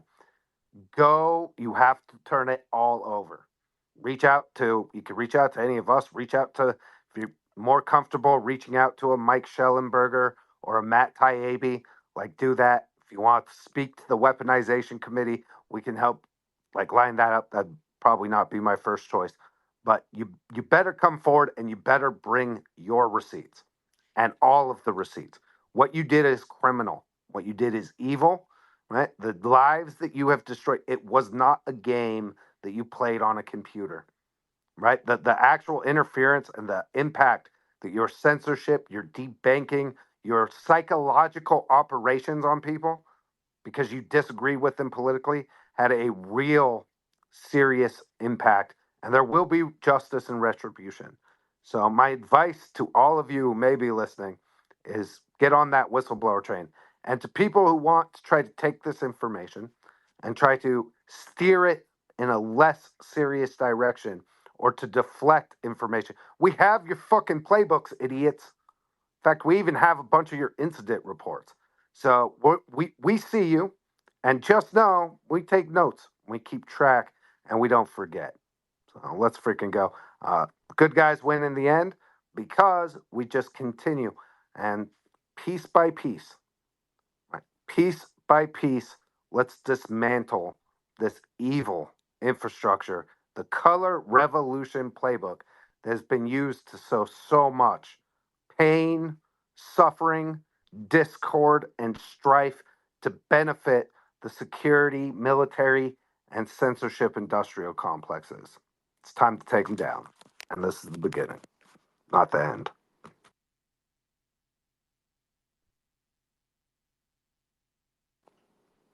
Anybody else? Good guy. Yeah. I Uh, don't good think guy. anyone wants to follow that, Hey, Dustin. Real if quick, I yeah. may. Actually, Oh, would like to sorry. follow up on that. Sorry, I was taking a photo of a new toy. I'll send it to a couple people, not many, but yeah, no, I agree.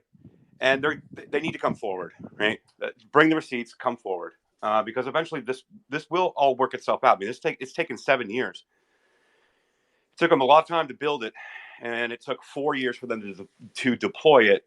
And we are now 7 years removed from when it all started. And Jim talked about the meeting in the Obama White House and S.J. Terp and the censorship machine and the psychological influence operations machine that was built post that meeting. They need to come forward. And honestly, like,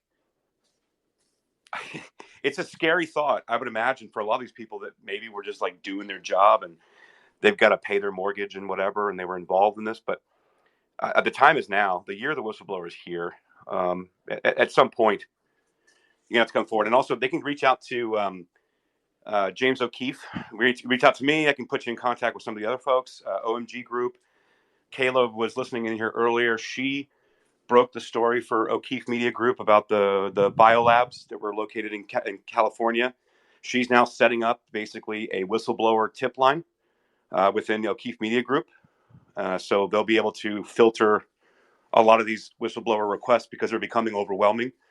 James O'Keefe was talking about that at AmFest on Tim Pool. He showed up in a bulletproof vest. It was hilarious. And he was also talking about this at other places after the IBM expose. So the whistleblowers are coming out in droves. And to Dustin's point, I'll just say it one more time. Come now, because it's going to be the first people through the door that can have a chance at redemption. The rest of the people are going to get caught up in a buzzsaw of maybe indictments and charges and policy changes, things like that. And just all the people that have been financially, emotionally damaged by all this garbage, and then people are living in a fake world in their head that it's okay to do the things that they've done over the last 7 years to the American people and think, oh, that's no big deal. I was doing it for the cause. Like at some point, you can't tell me you were propagandized because you were intently doing things. So that's the finer point I guess I'll put on it. Jen, everybody, do you guys have any final parting thoughts? I'll Ben add one. Shapiro's a douchebag. Just want to put that out. Oh, Jen. I'll add one thing to Trash and Dustin, what they said. Everything they said is correct. I'll add one player to that, and that's Mark Elias. And the lawfare arm that is existing right now and that you're seeing is a cleanup crew. Reason being, Mark Elias and the lawfare apparatus with Norm Risen and with Jonathan Greenblatt and all these operative cunts, John Collins and, Bonifaz, all these pieces of shit. They are covering up and going after conservative attorneys and conservative candidates and, you know, anybody who could potentially challenge the establishment of the uniparty because they were intimately involved in creating the environment. Dustin and Trash both talked about they create the environment that they wanted us to all have to live in. And as far as it relates to 2020, that was voting from home, mail-in ballots, lockdowns, you know, basically usurping unilateral control of our goings on and our whereabouts. And that was the pandemic.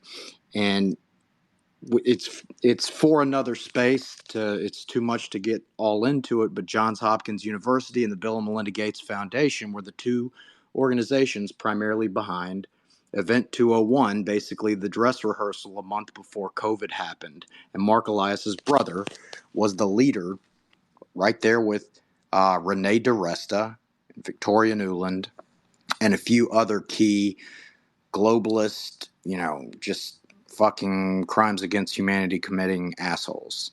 And too many people know about it. And I figured it was pertinent to bring it up because a month and a half ago, DNI Ratcliffe, after all this time, finally admits the intelligence agencies are certain that the virus was engineered and it was released as an attack with the intent to kill 6.5 million people.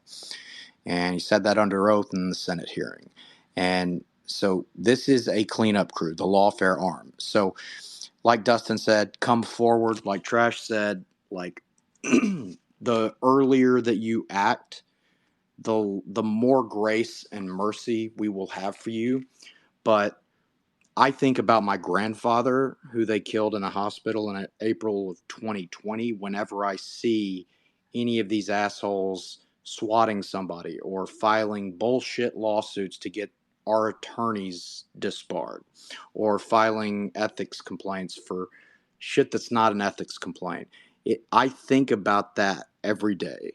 And it just, like, whistleblowers need to realize that they have less time than they think to have grace from our side. That's all.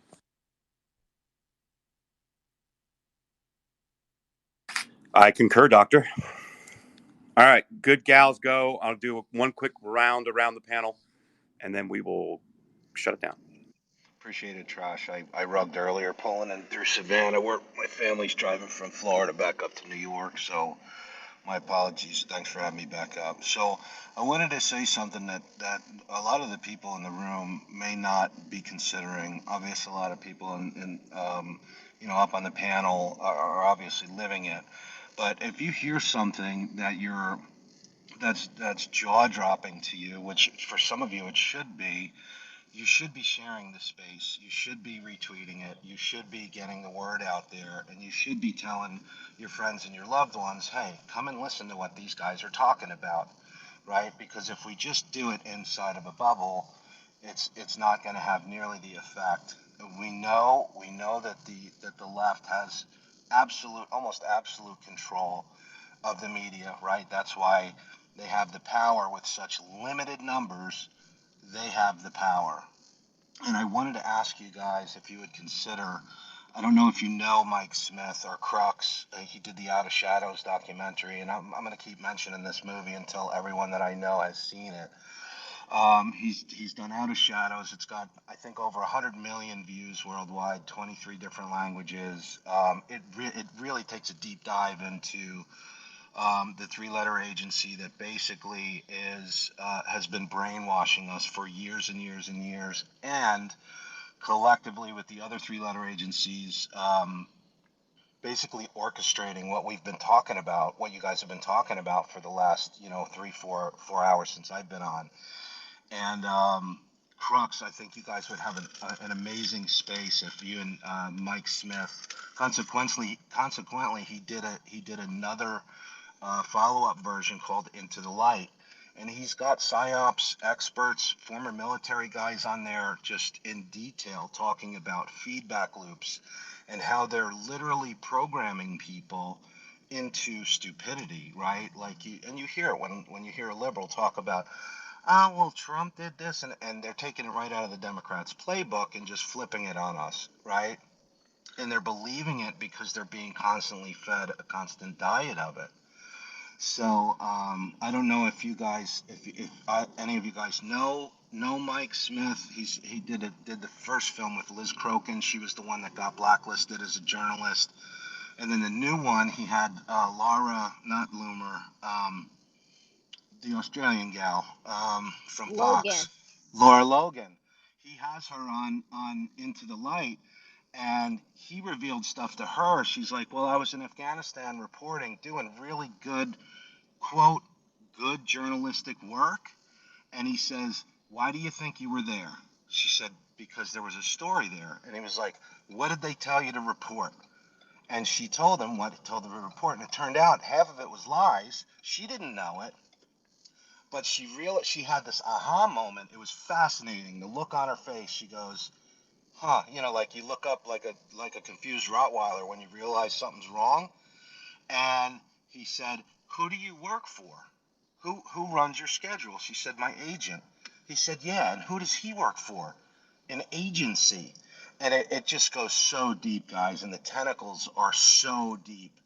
Out of Shadows is the first, and then Into the Light is the second, and that's kind of more foundational, right? It's the foundational layer to what I've been listening to you brilliant people talk about for the last few hours.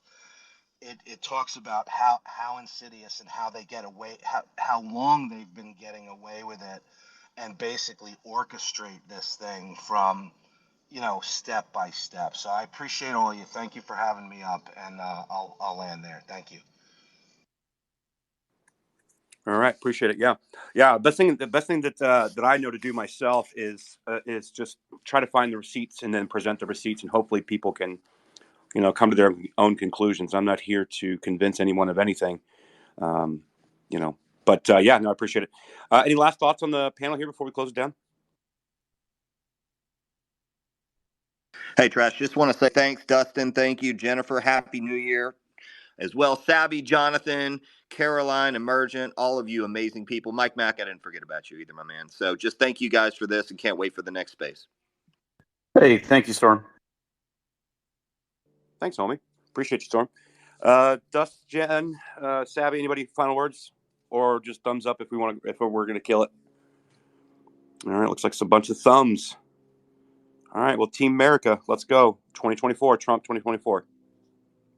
Peace.